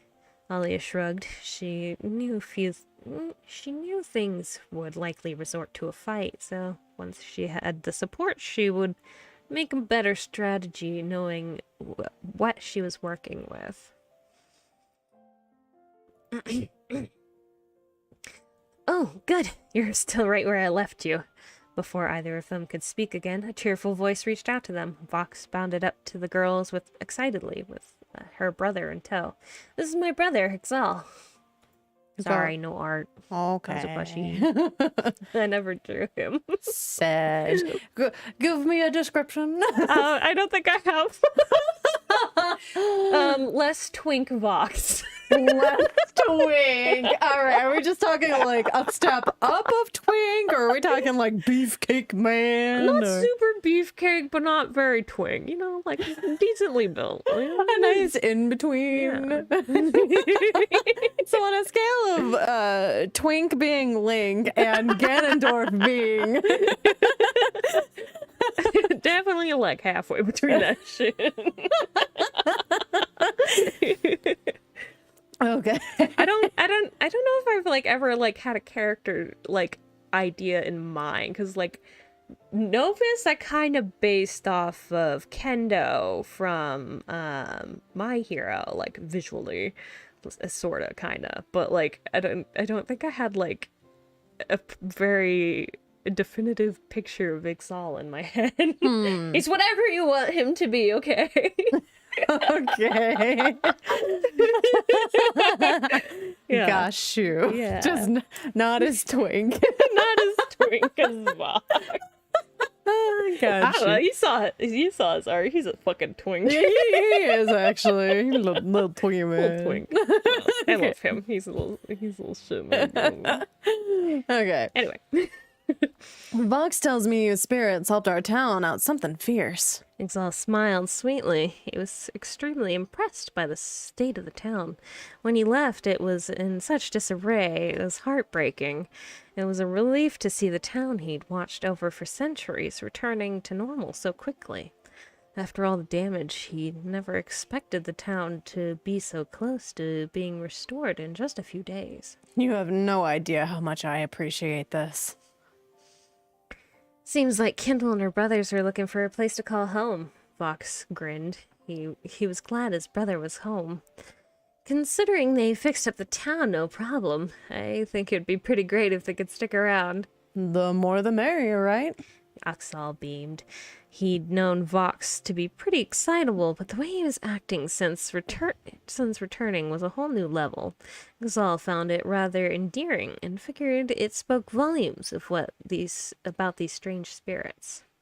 Actually, we don't need a place right now. Kindle shifted nervously. She felt bad about turning down the perfect place to go on a mission that she had previously bashed. What? Really?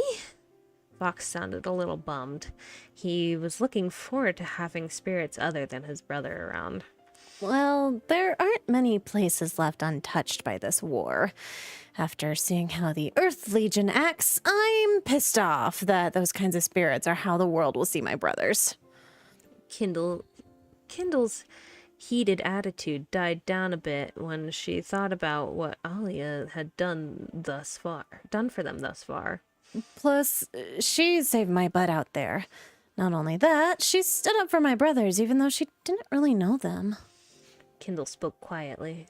I feel like I owe her.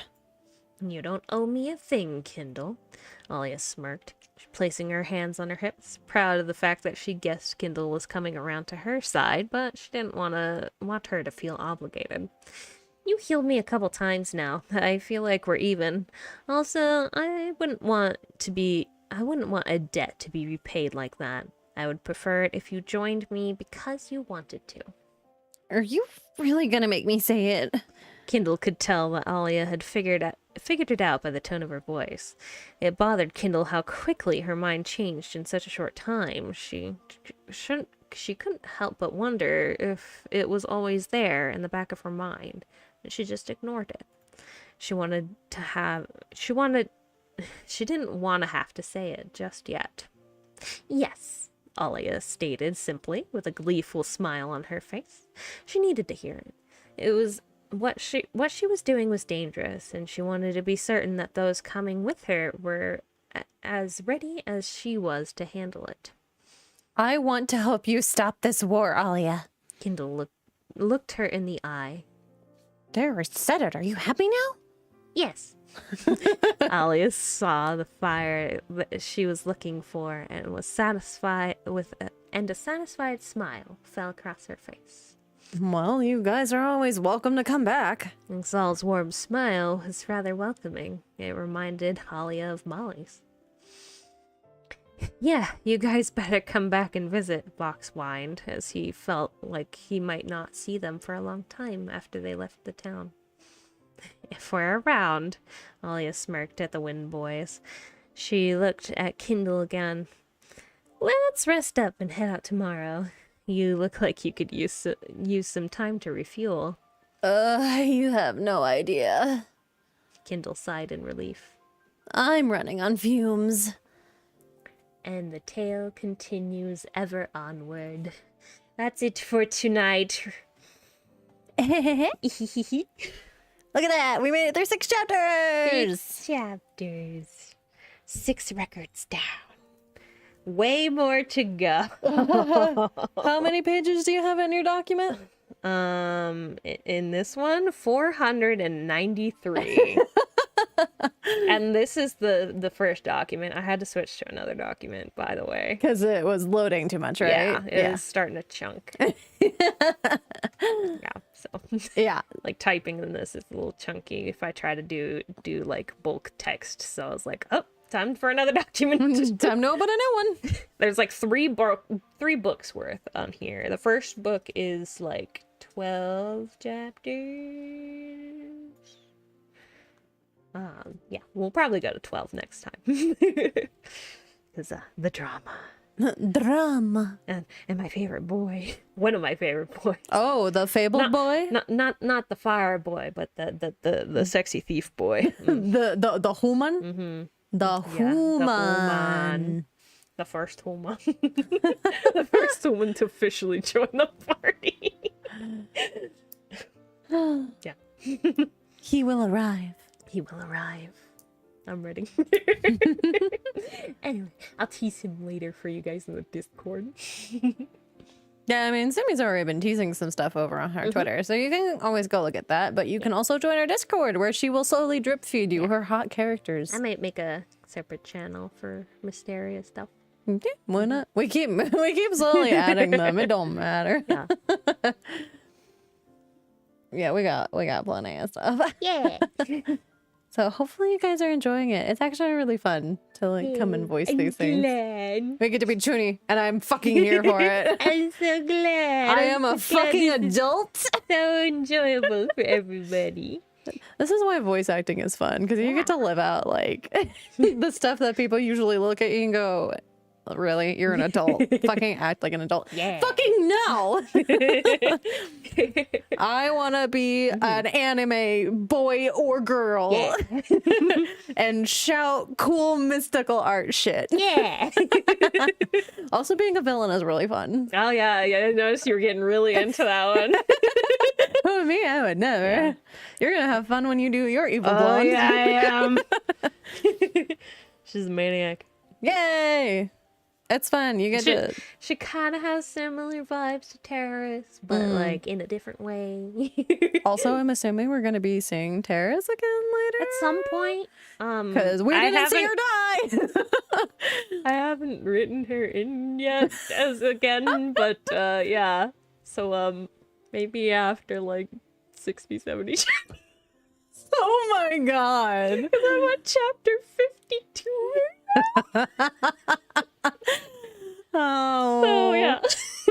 Yeah. Yeah, you guys have we have a lot of content for you. The thing that I think I've only posted like 13 chapters on the website, so if you want to read more, you can. If you can't wait for the next installment. Yeah. I think the thing that'll take the most time is just going to be Sumi putting together the scripts. Because the scripts are extraordinarily helpful. So that we know. I'm glad I decided to do that instead of just like highlighting. Yeah. I'm sure it's a little bit more work to do it this way. It's like copying, pasting, and not just too bad. adding like the like emotional notes Yeah. to it. So maybe not Little that directional hard. notes. It definitely makes it a little easier unless you kind of, unless you miss something or Yeah. one of our brains goes burr. Pringle burp. But the scuffy charm to it all, right? Yeah. But it's definitely fun. It definitely goes together. A little more vibing. Where's the one that I intended to change? I don't know. Ah, this one. We'll do this one. I like this one a lot. Vibe. Yeah. do do do do do. Anyway, yeah. So, I hope you guys are very much enjoying this. Like it makes me so happy that like people are showing up and listening to this. Like, it's all I want is people to enjoy my story. And so it's like very nice that to see like that we had such a turnout of people coming by. It makes me so happy. Yeah, it's been nice. So hopefully all those jitters are out now because we actually got the first. I'm into it now. We're here now. We're committed. And you're enjoying it too. So like, yeah, Yeah. we do more. Yeah. And we can potentially get more people in to voice. Yeah. Then we're not talking to ourselves so much. Oh gosh, yeah, like the whole stuff with Fox, Molly, and Alia. I probably should have handed Molly off to you, but it's fine. We're done with it now, so it's whatever. We Probably won't see them for some time, but I love them. I don't. I'll share it later. There's a very cute picture I have of Vox, Molly, and Lee, like just like hugging. It's so cute. babies. Yeah. That one's up on your Twitter, though, isn't it? Yeah, I did post it on Twitter, but I'll share it into Discord. I know, you're ready for bed. Noodle's been suckling on her hodge pig. She's ready. Sorry, honey. I know. Soon. I know. We're talking shit, okay? We're vibing. We're shooting the shit. And a little post-stream chat, little Zatsu time. It's kind of been that way the whole time, but Yeah, but like we can like talk about all this stuff. Yeah. What's your favorite part so far? I mean, I really enjoyed voicing Crazy Blonde. So. That's been fun. And also like little baby Lee. Baby Lee's so cute. You did so good for her. I love the voice you did for her. It's so precious. Yay! I'm glad I've done it. It filled my heart with joy. It brings the baby to life. Baby. She's so baby. I love her so much. She's baby. It was funny. I scared when I was making the webtoon and she like first showed up, and one of my friends messaged me. She's like, "I swear to fucking God, if you do anything to this child," I'm like, "You don't know." I was also one of those. Yeah, I think it was you and Lily were both like coming at I me. remember storming into your room and being like, "You don't." I know how you fucking write. It's okay. Don't worry about the trauma I have for the characters that I put in another arc that Sumi has for this story. Because we both are trauma whores. Don't you worry. The trauma's coming next session. Yeah. Well, the initial, the teasing of the trauma, really, yeah. Yeah. And more Gwen. Gwen. Yeah, I know you like Gwen so much. Yeah.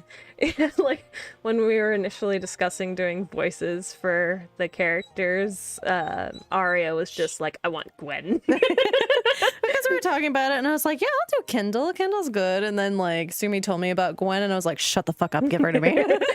I want her. Give me our lesbian queen, Please."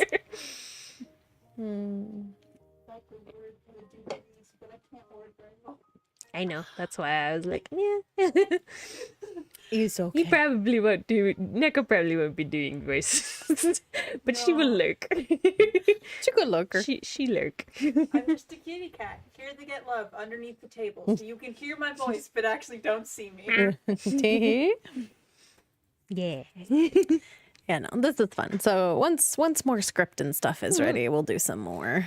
It's really easy to like do the script. I was actually doing some at work the other day. I actually like did an incognito tab on the like register PC. Perfect. Oh shit, my coworkers. Don't listen to that. I didn't do anything.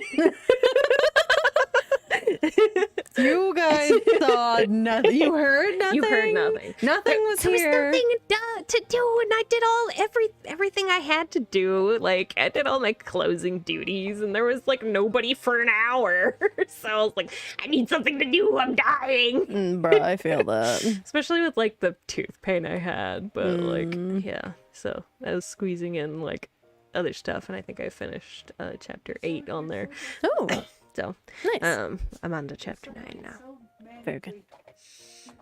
But yeah, we should have stuff soon. I have all the art ready for the following stuff. Nice. You can probably get rid of some of that stuff now. Yeah, So that it's true. not as cluttered. Yeah, well, I don't have the new stuff in yet, so I'll probably like delete all these and whatnot. And then re-enter new enter ones. new ones, yeah. Classic. Who's your favorite design? Favorite design? I really like, is it Novus? Novus? I really like her. Mommy, sorry. Yeah, I drew that this week. Oh, very nice. I drew her and Geisis this week because, like, I was like, I don't have visuals for them. Ugh, yeah, she's pretty. I like I want her. to do more with her and Geisis too. I just haven't gotten around to it. Yeah, she's a badass and I like her. Yeah. I like her a lot. I mean, I also like Gwen, but Yeah. Gwen is mommy. all kinds of mummies. Mommy's all around. Yes, yes. Give us mummies. Yes. Leave it to the pansexual to give you all kinds of characters to simp over. That is her job. I do. Yeah. Create things that you love, and other people will also love them. Yeah. Oh man, I can't wait to get to some of the other characters that come in later. Yeah. Yeah. All the hot boys are coming in later. Yes. Got some hot boys to join the party later. Do you have that artwork in the Dropbox? Can I go and snoop? Oh yeah, you can go snoop. Is it in here? Yeah, and then in there, yeah. Changing Tides would be the stuff for this particular arc. Profiles? Bonus art is probably gonna be your best bet. Bonus art and refs. Look at all the art. I actually have. I remember you posting this one, or maybe just showing me. That was like a fantasy thing, fantasy art challenge, and it was yes. like Google your character's name and like weapon, dress, and crown or whatever. And I did a very pretty one of Alia. So. Very pretty. And We should do that for our models. Yeah, that would I be could do cool. that at some point. But like I did that because I was like like, and since Alia does ice weapons of various kinds as her like fighting style, like it was like perfect to do that with. So. Yeah. Ah yes. Look at all of these. Kindle is Yang is so good. Yeah. Yeah, I did that for Halloween one year. So cute. It was very cute. So good. Such good punchy girls. We love them. Dude, look for Breeze as Penny. I It's saw that. So cute. I scrolled by it, but I was like, yes, Gosh, that's it's perfect. so precious. So Combat cute. ready. I had a lot of Ruby influences in the early section. You don't say. So in the script, when Turbius was like explaining to Kindle their plan, I put in the notes specifically that Volume 1 Ruby, the way Sun explains things to Blake. I was reading that. I was like, do I remember how that went? I think you did pretty good. Yep. Evil, a hot, evil blonde one. Yeah. Yeah. Don't mind me looking at all the secret stuff. Why is he so cute though? But He is. such a shitlord. I love him. Valarius is the best. I like your little chibi of him. He's very cute. Yeah. Ah, very cute. It'll be great when he comes back later. Yeah. So that's a pretty accurate description of most of Sumi's favorite characters. Yeah. Oh, I see this cute little Oh thing. yeah, I never finished that, but I will one day. One day. Someday soon. On the ground. It's very cute. Cute, precious It's, art. it's slowly opening. Yeah. Because it's up. Aww, so cute. Twinkin' baby. Twinking baby. Yes. Yes, I got all this art that I can look at. Nobody else will know. Oh, I see you started making Sun and Neptune for Termina. Yeah. It's so funny because I was thinking about that. I was like, these Yeah. boys are 100%. Yeah, Sun that was and around the Neptune. time my arms was starting to go, so like I couldn't draw as much then. So like while I was trying to crank them out for Halloween, and I never finished them Sad. for the But main that's party. okay. But my model broke. Hang on, there it goes. The best part about being your roommates, access to art, and also I'm already hooked on this. Give me all of it. I need that link. Yeah, I can read don't all worry, of it. I'll send it to you after stream. Yes, this man's. Yeah, trying to latch this so that it doesn't get noodled. Give me men's. Wait, do we have this? Do we have this poster hanging in our house? Which one? The your fire. My fireboard? Fire I daddy. don't think so. I don't think I made a poster of that yet. Oh, I just remember seeing it and going, "Oh, hello." Yeah, I've shared that multiple times because he's hot as shit. Yeah, I he is. don't think. that He's a pretty boy. We do. We match. Honey, we match. I have horns too. Horny. Sarah, would you like to accompany me? Accompany me back to horny jail? I'm here. That'll probably be third session. Oh, damn. Yeah, sorry. Damn. All right, so there's My that. face is broken. Hang on. Oh. Hello? There we go. Maybe.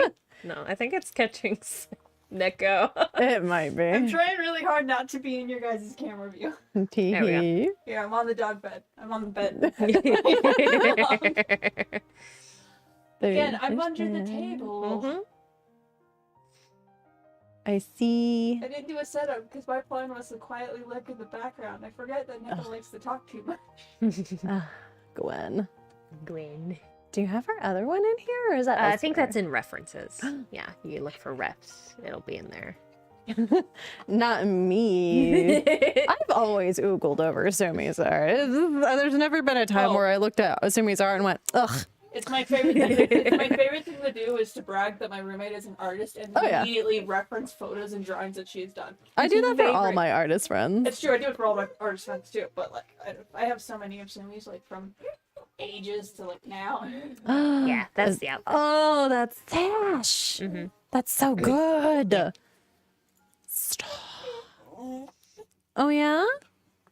What's going on, baby? I'm sitting Are on- you being I'm needy? sitting on her bed. Hey, look, it's fodder. Yeah, that was like when I was gonna do the web comic. I had to design that shit, and I was like, "Okay, that's shit. I'm gonna do this real quick." But I never got to that part, so More fire daddy, you Fire say? daddy. Yes, please. Are y'all teased enough? Because like, damn. Oh, they're like, "Who the fuck is Fire Daddy?" We'll get to that later. You wish you knew. Oh, I opened up. I opened Maybe up the wrong. if you're thing. good, I'll tease him. Or you can look on my Twitter. He's on there. True. Ooh, hold on. She's not free. Hello. Spoiler. I don't care. You gave me access to Dropbox. I was gonna I'm tell you here. that later. Anyway, that was the secret. Mm. Yeah. Ooh, another one of Terrace. Very nice. And I see Twink. Yeah. Or Good. Twink Boyo. He's a good boy. Yeah. You said in the middle, I just picture slightly taller, slightly bigger. Yeah. Ugh, babies. Yeah. I They're put so them cute. together. It's so cute. I love it. So much good art, not arc. It's because I was looking at his name. That man's. Yeah, that man. That That man's. man's. That's what I'm looking forward to next session. Hell yeah. Hell yeah. I'm looking at your other shit. I don't know if anything's gonna be in here, but I'm looking. I'm perceiving. Perceiving. Oh no. That was the initial concept before I made him an actual fox. Thank you. It's supposed to be a little gremlin. Thank you for making him a fox. Yeah. There was discussions. I think we were also discussing different hats. Oh yeah. Yeah, we were discussing all kinds of hats because the original idea he came from it was a concept in Tales. So I'm looking at the other stuff. Don't worry. First Snoop did. Yeah. Oh wait. Oh, I remember. Occasionally folder her art stuff. I absolutely do. Oh, this one Yeah. is mommy. That's mommy. Oh, hello. So you ready to do that pirate section that we were talking Yeah, about? I mean, I was always interested. Pirates forever, bruh. Oh, I must. That's fine. Disney. I keep Just opening at up this point, Photoshop. just keep PSD Photoshop open You're when you right. accidentally open it. And then that way they'll just. Oh, look at that.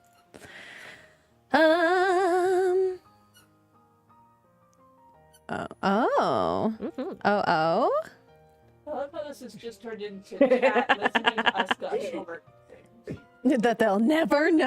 Well, TV. not never. They just won't know for a while. Fun fact, chat. This is kind of a good chunk of afternoon time spent. Teehee. That's. I really like that design. That's Yeah, very it's cute. I love the like platinum things. Mm-hmm. Ugh, I can't wait. That's very future stuff you can't see for a long, long time, Chad. Oh yeah, we're jumping. Because ahead remember, now. I'm at 50 plus chapters right now in this particular part that we're on, and so consider this like story like JoJo. There are there are multiple parts and different timelines, and so this part one here, I don't think I'm even halfway through. And we're on 50 plus written chapters. And it took us like 4 hours ish, a little less than 4 hours to go through the first 6 chapters. I found the memes folder and I'm here. Yeah.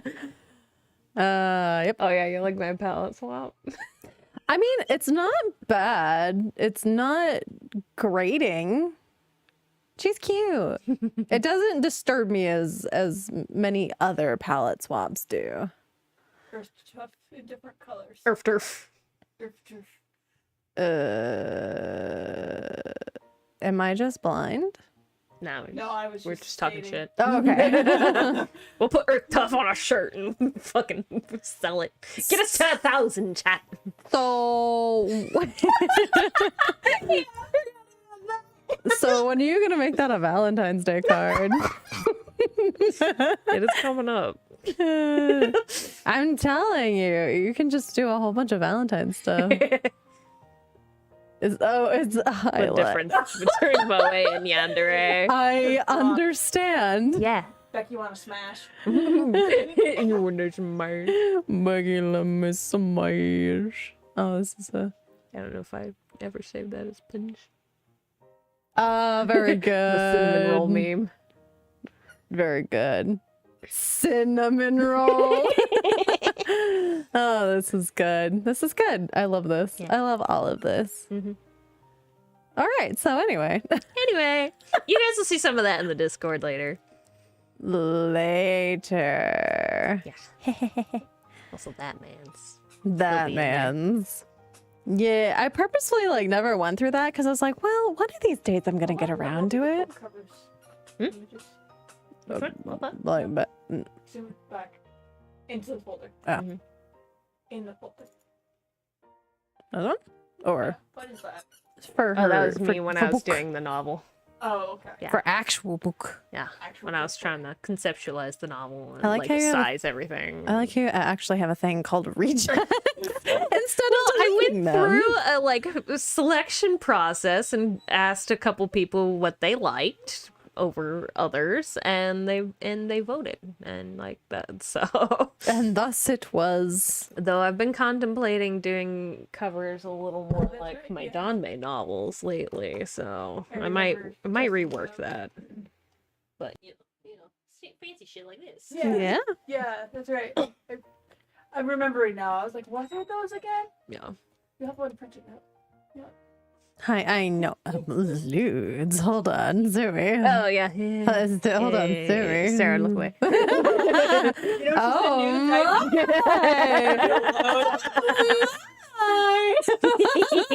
Ah, yes, ship everyone and everything. But specifically those two. So when are you gonna pose? Yeah. now, right? Yeah. That's spoiler territory, so we're not gonna get to that for a while. Ooh. Yeah. When are more lewds coming out? When I get around to it.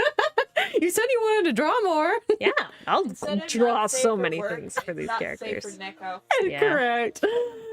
NSFN. Not safe for Neko. I'll look at that in depth later. Not me. Yeah, and sometimes you just get in one of those moods and you gotta draw the lewds. It'd be like that. Yeah. Where else can I find it?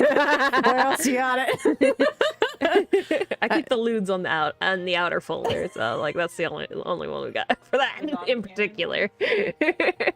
Hold on. Not me going to Dropbox. Trying to snoop on my lewd. Me? No, I would never. They're kind of scattered around in my various art folders. So Well, it depends shit. on the store. Now I'm just gonna have to be a nosy Nancy and just go look. Oh no, you have to look at all my art. What are you gonna do? No, I try not to snoop because I'm like, oh, I don't know if there's Bro, anything. no, it's fine. It's fine. But if it's open to me, I'm gonna look. And Yeah. then like Huh. one of these days, you're gonna be in the bedroom and I'm gonna come in and be like, Sumi, this art. Yeah, no, do the thing. Do the thing. Fucking snoop. See, I don't need to look at it. No. I know Sumi has studied autonomy in the human body in detail. Yeah. Make sure her stuff Yeah. is equalized. I took anatomy classes. Yeah. That's all I need to know. Yeah. You don't need anything past that. It's fine. I did the nude figure drawings. Yeah, perfect. No, see, I went to college for that. That's the only thing that's useful I learned in college. I paid money to see people naked. Christian college. We took our drawing classes with people wearing at least underwear. Yeah, no, mine were fully nude. Yeah, you pretty didn't have to go pog. through that awkward. I was gonna say, how is that? I feel like if I did that, I'd be so awkward. I'd be like, where do I look? Like, I know I'm supposed It's to be weird at first, but then like you kind of just like get used to it. Like Honestly, it's I can't not see it being weird. any awkward clothing or not clothing. 'Cause you're just sitting there in front of a class. You pick one angle and you're like, "That's it. You don't move anymore." You personally would die. Me? Yeah, absolutely. Not the slightest. But Also, I can't it sit that still. helps my drawing so fucking much. The amount of progress I made doing like figure drawing class, like with nude figures, was so helpful. So if you want to learn to draw, do figure drawing 100%. Like get the shapes down, get the gestures down. I got real good at drawing alien shapes. My head drawing class, needless to say, did not go over well for me. Oh, bro, like doing realistic faces is not my thing. That's I fair. can only do anime faces. Which is If I had done really real life funny. Figures, it might have been easier. When I was going through my art purge or whatever in the garage, and I came across like my figure drawing stuff, and they had like the self portraits. I was like, nope, I'm gonna purge this from existence. I tore it up and threw it in the trash. Yep, no, that's where that belongs. So it's really funny because like you're really good at anime stuff. This is my friend that I am commissioning right now. I know, I love her design. But like we were talking about it. She's like, yeah, I'm not really good at anime faces. Like, do it in your style. Like, I want it done in your style because I know you're going to be comfortable with it. You're probably not going to have as much trouble with it. Like, do it in your style. And it's gonna be, I know it's gonna be really pretty. She's another one where I'm always like, hey, you guys want to see some art? I got some art. And I really love when she just throws out like D&D style stuff from our D&D sessions. Like the little thing on the bottom. What? It's funny. She's like, here's an update of where I'm at. It's like, life getting to you? But yeah, it's just funny because we were talking. She's like, I don't really do anime. I do more realistic. I was like, that's Totally fine. You do you, my guy. And then you're over here like, no, no, no, no, no, no, no, no, no.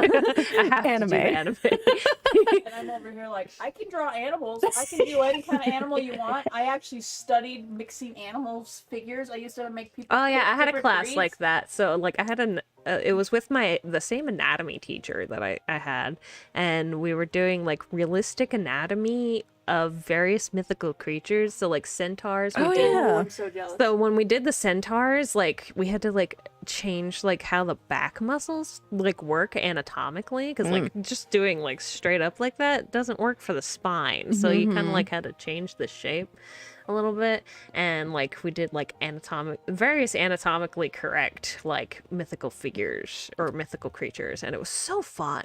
It was so The amount of good. studying and staring I've done at the dogs and the cats to make sure how their body works when I'm drawing. The real thing. Can't do And the people. mashup that dragons are, oh my god. I had a lot of fun with those. Have I shown you some of them? I have one that's a fluffy, it was a dragon and a squirrel mix. Hero Flame. Maybe, I don't know. We Dragon finished Force doing the Squirrel Mix. reading for the night. We're just talking shit at this point. It's just a little Zatsudan time. Meanwhile, I'm over here and I draw anime characters as food items. That is my Dude, niche. that curse content, it's so good. Maybe I should share that in our Bitches actual love the curse. curse content. Like, bruh, like whenever, see, like my regular art doesn't get views, but when I draw a fucking meme that's like, that shit gets views. By the way, I forgot to tell you, but when I was getting lunch earlier today, I am almost positive I saw a car that had our decals on it. Like the that wasn't very plus ultra of you because it's our design, and I think the Beacon Academy, and it looks like our vinyl that we use, and unless other people are just selling that shit, I'm pretty sure. I know at one point I think I shipped one to a nearby town here, so that I'm wouldn't surprise me if they like almost positive. traveled here or were like visiting or something like that, and they saw my car and was like, oh. Let me get that. But yeah, or they were the 'Cause people. I think it was not long after I initially put those decals on my card indicating where to get them. Yeah. Either that or they were people that bought from us at the con. Oh, 'Cause true. people Yeah, we buy did from have stuff. people buy from the con too for poor. So I saw that and it was like, hey, yo. That might be I from forgot us. we had that local con that one time. Because we never have a con, and we had a con once. Once. It was pretty good. It was pretty good. I just don't think that they went back to doing that, or I just never heard anything about it. I mean, we since. barely heard about it the first time, Yeah. so. I think I was told about it from somebody else. We went to that random one in the near the airport area in Portland. I've never heard of that one again. I think they're still around. I think because I still get messages from them, but yeah. It was in like that same hotel we were staying at, by the way, when we went to Komoricon. It was in that It hotel? was in that hotel, that exact hotel. Huh. It was very tiny. Yeah, it was in like the ballroom area. Basically, Artist Alley was the only thing that existed there. Yeah. That's fair. We're doing pretty good. We're actually pretty, I don't know, pretty spunky. We had a fun time reading and Yeah, it was a whatnot. fun time. I don't think Tails takes too much out of us either, so. Yeah. It's been Just good. a pretty chill time. Chill day. Yeah. Been fun. It's been nice. Yeah. So. And I'm ready to do more. I know, it's pretty fun. I know, think I got Grant and a I are lot going to more to do. do. Sorry, Paya and I might. I don't know. I asked Paya if they wanted to take a break for tomorrow, but I mean, if they're feeling up to it, maybe we can do more Kingdom Hearts. We shall see. I will ask them in the morning and see what they feel like. Also, hi, Hero Flame. I'm hiding under the table. Neko is here. Just Yeah, Neko be lurking. I was just in the background, but I've now since joined in on the conversations. But it's far too late for me to be hooking anything up. teehee. But I'm sitting on the pet bed on the ground anyway. So yeah, that tracks. Oh. Bubbles hit my wound just wrong. Ooh, no bueno. That's what I was worried about. Yeah, But I didn't want to like make tea and take forever for stream. that's fair. Oh, That's I okay. could have done water, but water, gross. Not hydrate on that way. Water. What subject? I mean, I could have put honey powder in. I think I still have some. That's true. I wouldn't subject you to. Or one of my millions of syrups in the fucking That's cabinet. true. We do I have, a have bunch so of many those. simple syrups. We have a shelf dedicated to simple syrups in one of our cabinets. We have an entire cabinet dedicated just to spices and seasonings. Mm-hmm. I mean, that's not terribly Cabinet and a different. half, actually. That's And the a part where it drawer. gets weird. And I am actually. I'm a floor gremlin for the most part, so this is totally fine. Well. They can both attest to this. Yeah. And we had a job actually where we all worked together, and I spent a chunk of it sitting under the counter. Either under the counter or in a corner. That's where she was found most of the I time. either like to be up high or on the You know what ground, I so I'm do? totally fine with this. Going for not bonking heads, which, you know, that's a thing. But that's fine. That's what ears are there for. True. Kid you not, my kitty ears in various situations have actually saved me from scratching my head so many times. I'm not surprised. The bedliner was my headphones Mm. so many times. Hold on, Joto, things are It's happening. okay, don't worry about it. We just keep talking shit. We're talking about nothing's Nothing's happening. Nothing Things ever. here- going on here. Going back to the art, or flashback to art class, where one was saying art, I can only do animals and backgrounds, so stick figures are already game for me, people. But I was thinking about art and when I was bringing up the whole like new drawings and stuff. When I had to do stupid like art history, and we had the like, you know, That's a the big cat. history of art has like the sculptures and things, and they're in the nude and whatnot. Because I went to a church college, we had to have a lecture about art versus porn. I'm not surprised. And if anyone felt offended enough, they could leave the class. Because people would have to leave the class because it was too offensive. I'm not I surprised. see. There you are.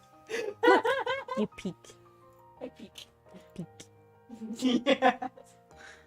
It's great. All has come together. Yeah, it usually does here. Yeah, Yeah. that's kind of our We were brand. talking about nude figure drawing a little bit ago, so. Yeah. Yeah, we've been talking about art because we were looking through Sumi's art because They were I hadn't oogling seen it all. my, So. my stuff. Yeah. Oogling the spoilers. Oh, Mhm. oh I- did I- OBS freeze? Hang on. Eh? I think OBS froze. Yep. Stretch. Hello. There we go. Snaps back. Cool. Sometimes my OBS glitches out and like freezes, but like it's fine on the normal like stuff, and so I just have to like resize the window for the preview to turn back to normal. Okay. See, that goes from 0 to 100 really fast. And yeah, it stretches this out. It's really funny. I kind of wish it like actually showed on stream, but it doesn't. Unfortunate. Unfortunate for stream It makes viewers. us wide. We're fat boys. Yeah. And to be fair, Hero, when you have seen my streams, my ADHD takes a lovely game of, hey, let's just follow everything at once. Pretty much. Actually, I don't know. There was one stream I intentionally let my ADHD do its thing, and boy, I got nothing done. And I half started so many things, and then there was an awkward hour of me trying. I don't know if you guys knew this, but there was an awkward hour of me attempting to take pictures of the snow sparrows in Breath of the Wild. Mm. It did not go over well. I There was imagine. a lot of rage monster killing because they kept disturbing them. Imagine that. The monsters being in the way. Fuck, I was gonna say something. No, demons did not emerge. No demons today.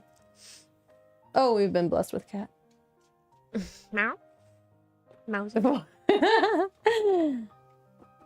That's certainly something. We get distracted, okay. Oh, I was Very telling easily distracted. I was telling a coworker about the fact that we were considering doing the Skyrim thing where every 15 minutes we switch off and then do that, and she's like, "Holy shit, that would be amazing." I was like, "Yep, Yeah, that we'll do it." No, at some Chad, point. that's not supposed to know about that. It's fine. You guys don't know anything. You weren't here. You're not a title teller, right? You're not probably human or Cleodora. No, not at all. You won't tell everybody. Yeah, they're not right? here. They went to bed. Yeah, All right, we're exactly. good. This info is just for you, Hero. It's Only the- Hero knows the inside. Yes. Yeah. Just like only I know the inside of all the artists. Hi, honey. Yeah, hello. I know you've been ready for hours for us to go to Smack me in the bed. face with your tail. Yeah, that's what she do. Smack, smack, smack, smack, smack. You're So so honestly, like in regards to various like just like ships in my story, ship all you want, because like while I do have a couple canon couples, there are some characters I'm like, I don't know who I want this person to be with. I kind of like them with this person, but I like them with this person. So the idea is yes. Ship anybody. I'm a multi-shipper anyway, so like So it's ship whatever fine. you want. Like I don't care. As long as it is safe and healthy. All right. Legal age, you know, all that stuff. That's fun Oh stuff. yeah. Although that gets a little weird with spirits, but you know. I think she just found these expensive. Because she has intentionally ripped out every single squeaky out of them.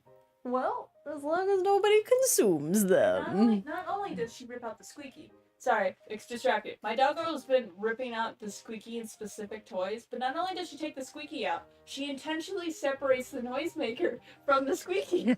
As long as she doesn't consume either of them. That's what matters. Like, makes you think if she hates this. Maybe. I This don't is know. like the third one she's done this to. Got it. That's not for noodle, I'm Look at that pile of fluff over there is too. Okay then. We might have to connect your maybe your Dropbox to my tablet so that I can. Oh, so you can peruse. Well, so I can peruse, but I can also put my curse art on there so that I can put the curse art here, because I don't have it. Wait, do I? Maybe I do have a connect. Maybe not. I don't remember. I don't think my tablet We is. can check later. We'll figure it out. Of course, if I get mine, or I can download the app. I don't know. We'll figure it out. I have cursed art that I can share with everybody. Like I can drip feed you cursed art one a day. We'll get around to that someday. Pretty sure you could download Discord on your tablet too. That's what I'm saying. Yeah. Like I'll download the That's awesome. thing Yeah, there, I've got Discord on my iPad, so it should be fine. yeah, I can see anything and Dropbox. Discord's everywhere. I've got Dropbox. Discord doesn't discriminate against devices like YouTube. YouTube does. Is it sad Fucking that YouTube. I'm disappointed you took your headphones off because I was playing with the cord? T. It was in my face. You can't not have it in your face. Anyway, yeah. We should probably sign off, even though we're having fun. But It's getting late and I do have work tomorrow. Doggos are also Unfortunately. yeah, they're ready. both of them want to go to bed. Yeah, Nora just gave me sleepy blinks. She's ready to go. This past baby bedtime. Yeah. But if you didn't catch the whole reading stream, it is going to be up for you to listen to it later, so you can get all the stuff from rewatching it. We had a lot of fun. I had so much fun. It was very fun. If you end up having time and want to listen to it, you will hear when we get really into voice acting. Yeah. Throughout it. It's fun. And there will definitely be more of it later, so more fun characters to voice and all that fun Yeah, stuff. there So. is. And I will again attempt to quietly lurk in the background. Because if you watch previews, you'll see me somewhat interacting with chat, trying not to talk, and then giving up. Because that definitely happened. I know, you're ready. It's bedtime. Baby baby. Sleepy baby. Yeah, you came in at a very interesting time. Isn't that how it always goes? Yeah. Thanks for hanging out with us. We and appreciate anybody who stops by. I'm like, bro, if you are enjoying this, definitely please comment. The comments motivate me for creative work, especially. So like, if you are like enjoying the story, please tell me. Tell me your favorite part. Tell me who you enjoy the most. All that fun stuff, because like it motivates me to do more. I like that shit. That's what I miss about doing Webtoon version. Because Webtoon, every single chapter, they would comment on that shit. I was just like, oh, yes. Affirmation. We're here for affirmation. I like the positive affirmation on my creative work. Please, like, compliment me more. I don't get it on the social medias anymore. What's going on, Noodle? Noodle, you've been here? Thank you. Silently. The lurking noodle. You succeeded where I failed. Lurking. Thank you for lurking. Yes, hopefully you enjoyed it.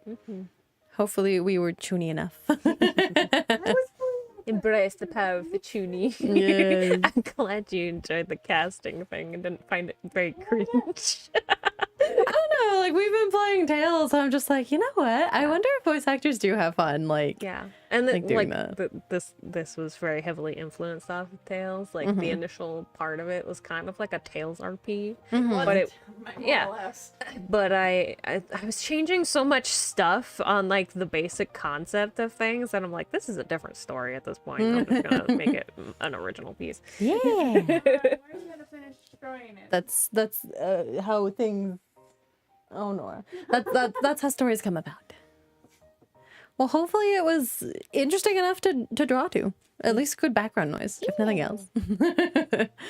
Yeah, there'll be more of this later, and more of other things too. So, yeah, thanks everybody for stopping by. It's been a fun day, and we will try to get rest. Yeah. You guys also rest.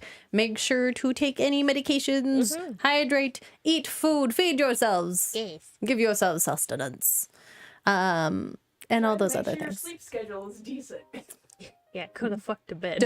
Don't be me. Or me. I'm up way too late, but I work till 2 a.m, so I don't know what sleep is. I don't know what a schedule is. Be me and forcibly have to sleep 8 hours because your body won't fucking let you otherwise. I fucking wish, bro. Bruh, like, sometimes it's not the most restful sleep, but like if I don't fucking sleep at least like 7 or 8 hours, my body's like, what the fuck are you doing? I'm gonna fucking riot. My body sleeps in cat naps, and that is how it goes. Because I will only sleep in 3-4 patches if I'm lucky, and then I'm wide awake. And then I have to settle myself back to sleep 8 night. So. Try to sleep. Yeah. Try to be better at sleep than we are. Or if nothing else, but work on something. Be productive on something. Yeah. So, you be you. Do the things you enjoy. Yeah. Be the you that you wanna be. Be the best you that you can be. Be the Go to you, the me that believes in you. Listen here, Flame. Arcade distracted. Bruh, yeah. That's our brand, okay? We're also trying to give you guys encouragement because you guys come here and like affirm us and like are super nice to us and we love you. You affirm us, we affirm you. Yeah, It's full round. Yes, you tell us to take care of ourselves. We tell you guys to take care of yourselves. So. Yeah. Yeah. Okay. We will sign off now. So if you are not subscribed, be sure to subscribe. There we go. Yeah, subscribe button. Yes, subscribe to the channel so you know. Hit the like button. It'll go out to more people. Yes. And don't forget to comment your favorite shit after the VOD goes up. Yes. Please, I want to know. I want to know what you like. Tell us your favorite. And then be sure to be on the lookout for our schedule. Because then you will know what we're doing, assuming that we don't cancel streams, because, you know, sometimes we have to. But, yeah. And if you guys want if we can probably make this a regular thing. I can probably crank out enough of the script for the next little bit. So long as it's not impeding anything else, like normal life stuff. Yeah. Subscribe for more. What the fuck? Oh no, sorry, scrub. Scrub. thing. She's telling us all to go to bed, and she's starting with you because she's on your level. I know, baby. All right. Well, thank you guys for hanging out with us, and we will see you guys for our next stream. We love you. We love you. Bye bye. I forgot I was the one doing it. Yeah, I was all ready to like shut it down. Okay, bye. Bye.